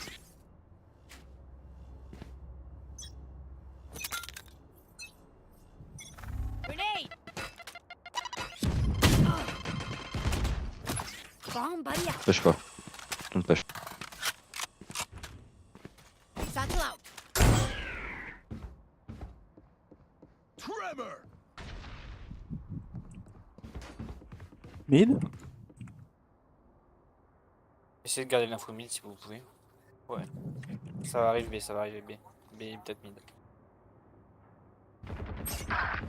120 Phoenix. The hunt begins. They will cower.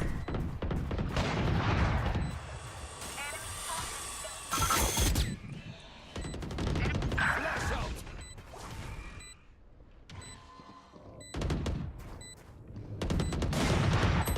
Oh, je sais plus. Hein. Oh putain.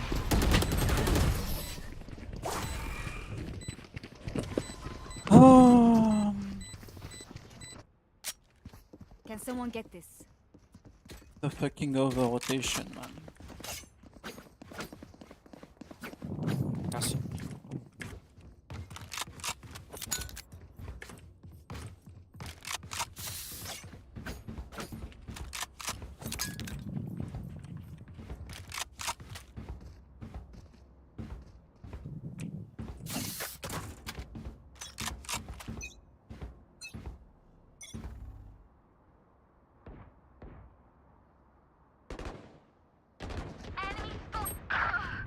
Raise mid moins 70. Ouais, merci.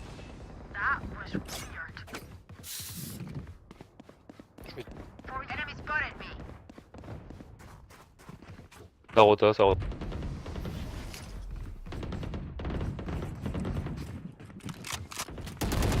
Satchel out. Flashing. Inside. Grenade. Critical hit. Une à gauche. Fais gaffe, une à gauche. Dans le tunnel.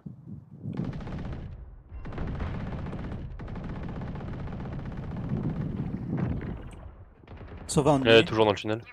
Le last dans le tunnel.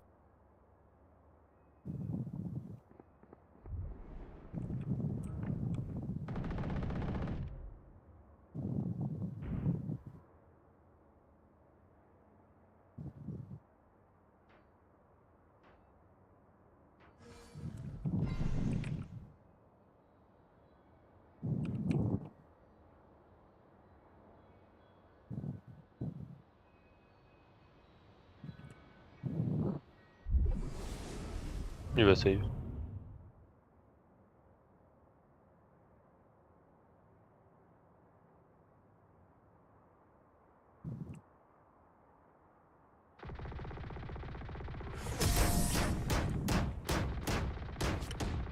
Out of charges.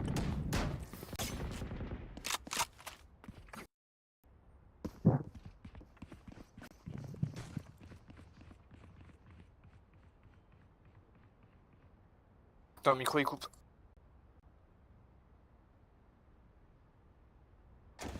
Aucune idée. Bonne question.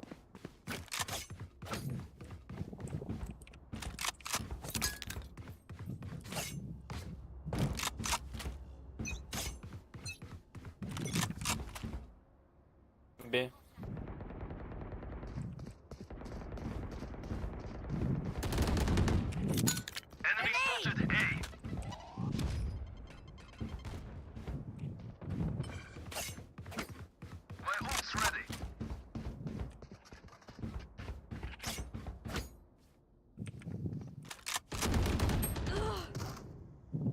Raise mid.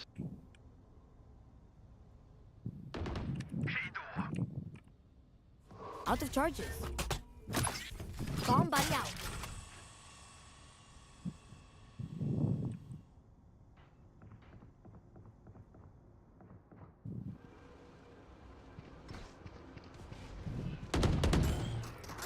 Ok, une top. Listen up. Not Là, s'il a décalé B, je pense au même. Courant There. en tout cas.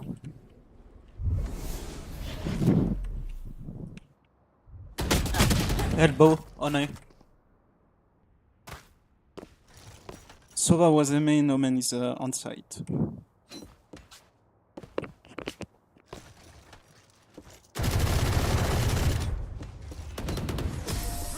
J'ai.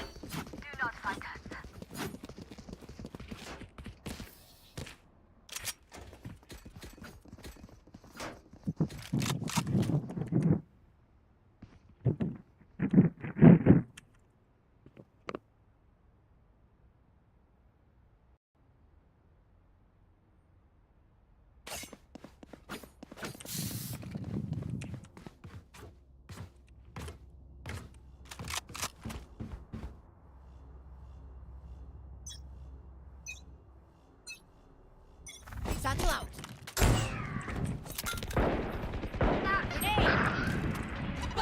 Like I never left. Ils sont tous là. Hein.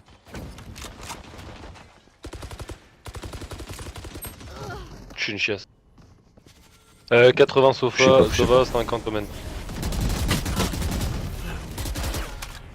Omen mid, ça allait sur le B. Still in sight. Cutting their vision. Ah, vous avez la spray? Get him. Sova mid HP.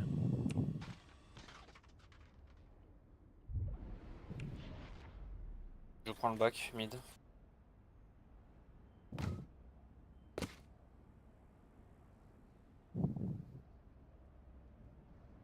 Raze, faut que tu gardes le even. Main. Last aussi.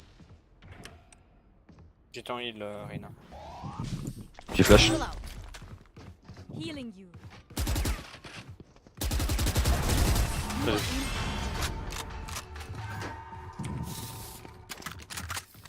Gun here.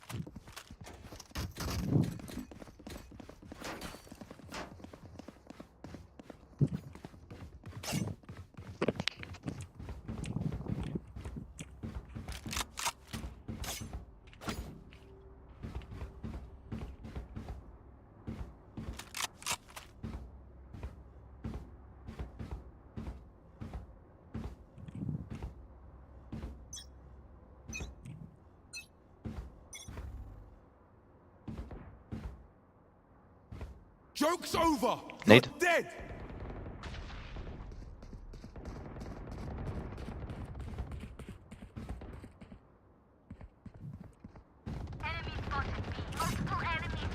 Wait. 95 la Reina. J'ai mon ult. Faut que je retake. Sur site.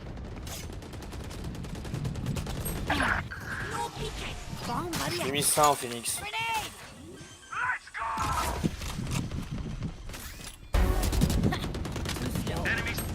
Oh le boom bot de baiser.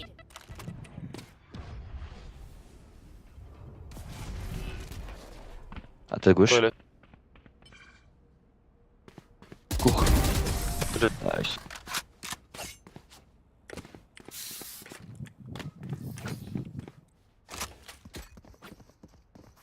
Anyone need something?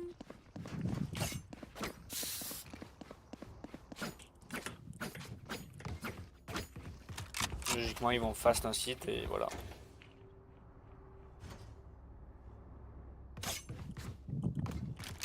Un joue Spec, Dog ou des candidats, c'est Judge.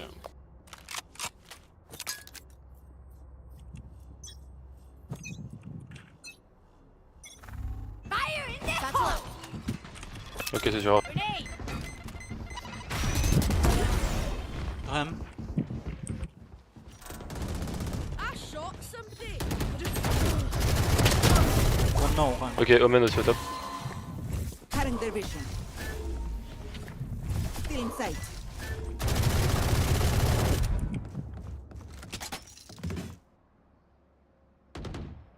Omen Heaven.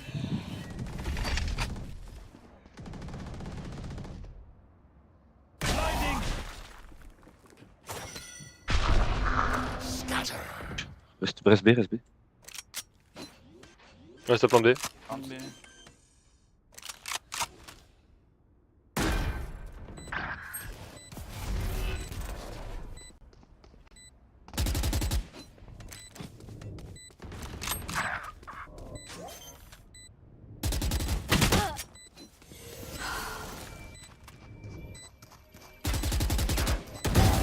attempt. Les deux longues. Heaven, heaven. Can't. Valiant effort. Après, là, je fais plus d'efforts, j'arrive plus. Désolé.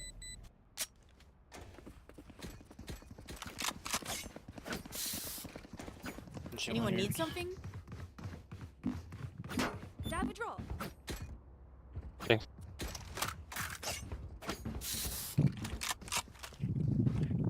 Je mets une sphère et ensuite je m'envole.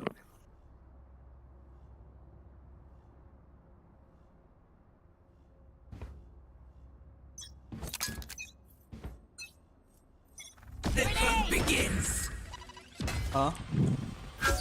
Je l'ai jamais. Go get him. Reste sur B pour le moment. No peeking.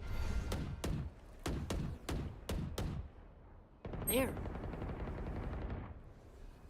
Ah, rien à mettre. M'envole.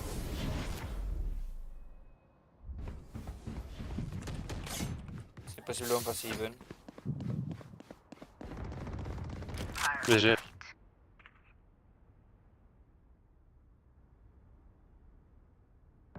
Ça fait du bruit, Clove.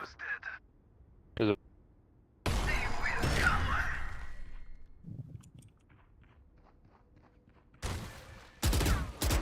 Omen mid.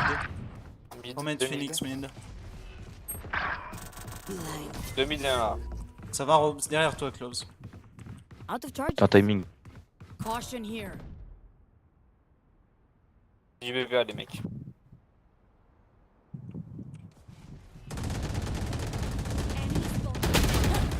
Pushing you behind.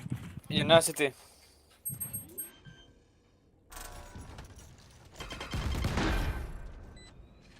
Un CT, un site. No peeking. Là, c'est. That's it. Have one of these.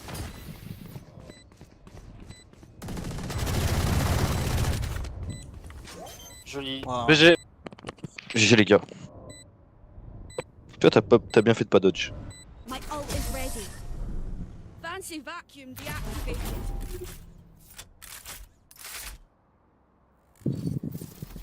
Fucking close tight 27 times out of fucking 24 rounds.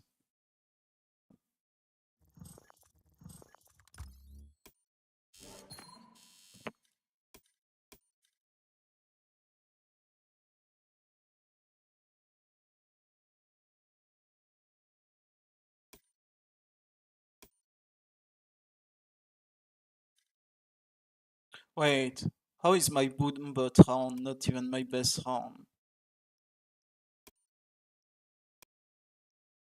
Like what? I have 3 kills. Yeah, I only have 2.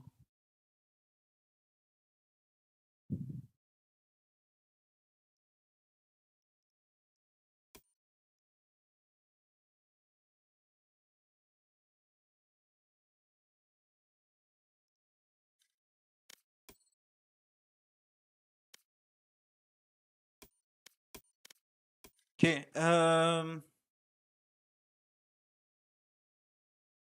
wait, I've been live for like 7 hours. Almost 8. I think I'm gonna go.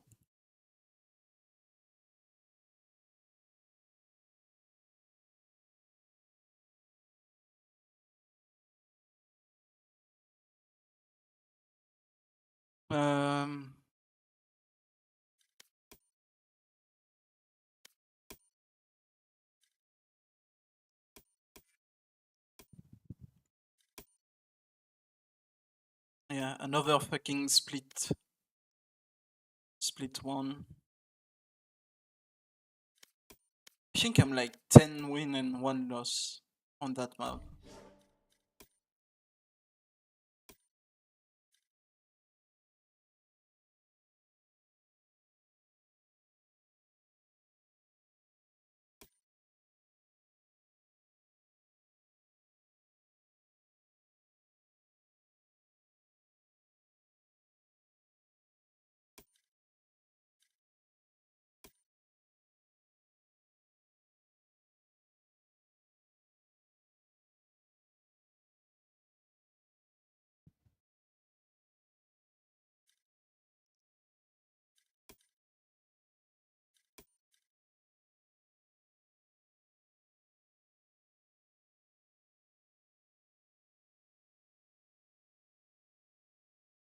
But yeah.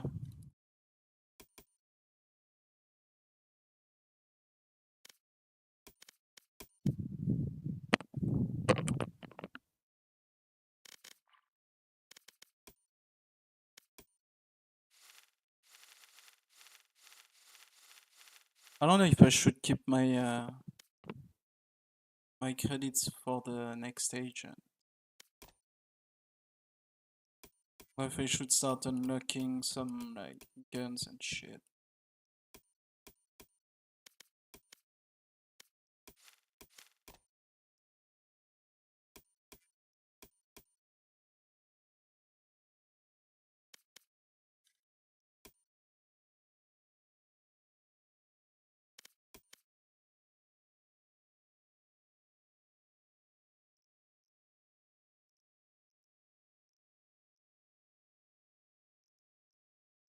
But yeah. I'm gonna go. I'll see you.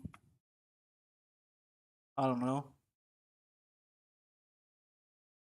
Tomorrow, yes. I mean, I'll see you for sure for EMEA games.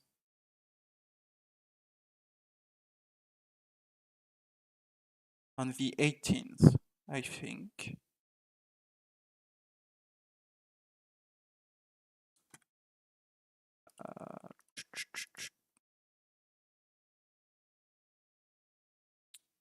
I think we have a week without competition.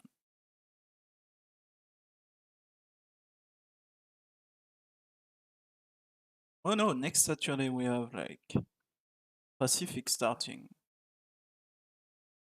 Damn.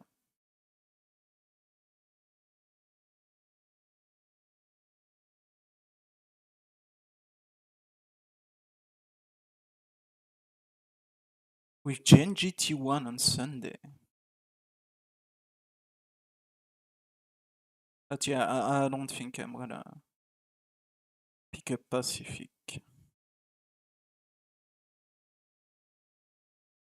Kinda should. I could. It started at 10 AM my time. So basically like Master Shanghai. When is the next fucking champion stuff?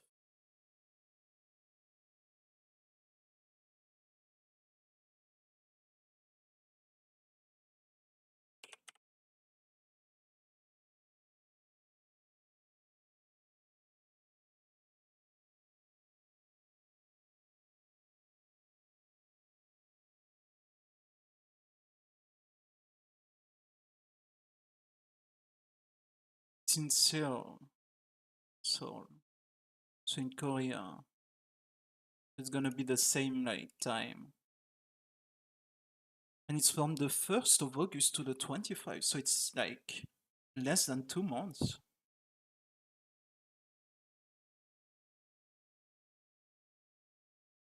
And after that, it's gone. Like, no more competition. Right?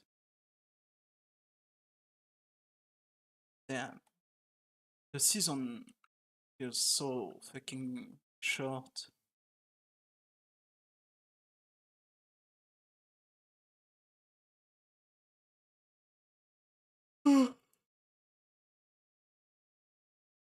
But yeah, I've been streaming for like almost 8 hours. I'm gonna call it. I'll see you tomorrow for some ranks. I guess this week I'm gonna like grind more. Because I'm not watching games.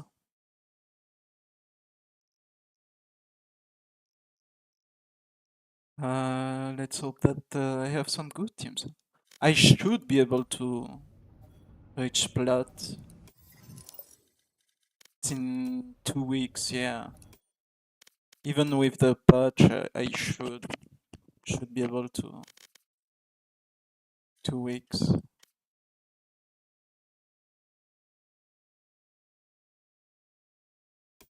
I have some iron stuff to do too, but yeah, reach plat.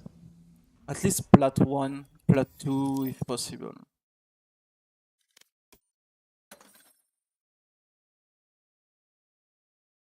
Because like gold 2, gold 3 is near, even if I like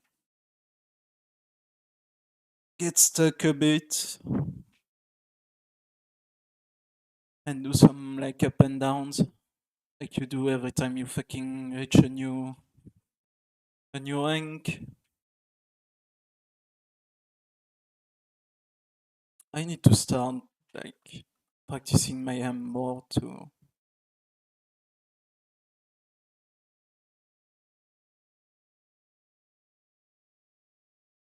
And yeah, let's go.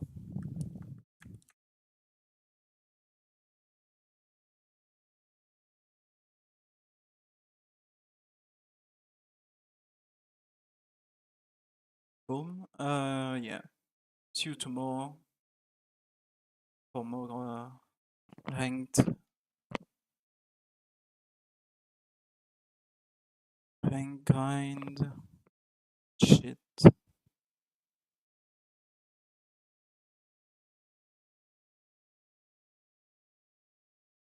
And yeah. Bye-bye.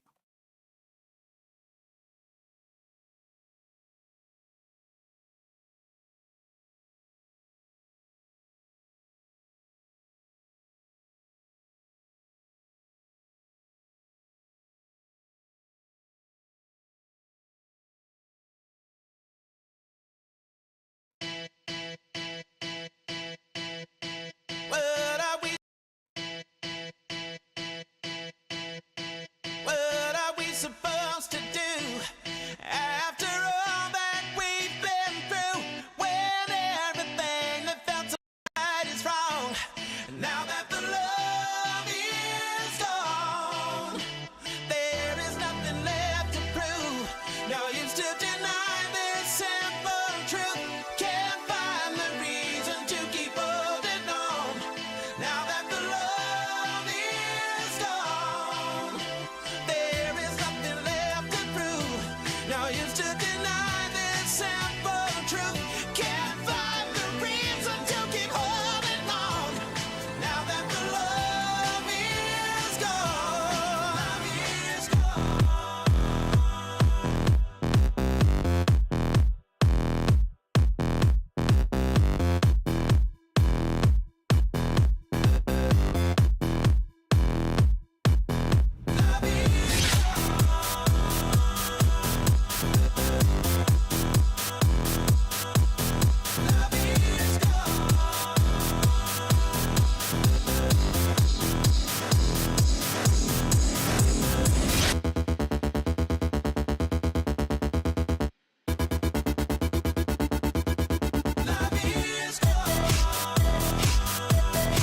so hurt inside.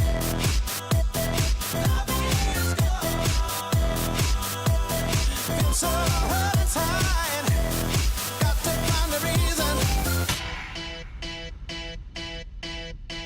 What are we supposed to do after all that we've been through?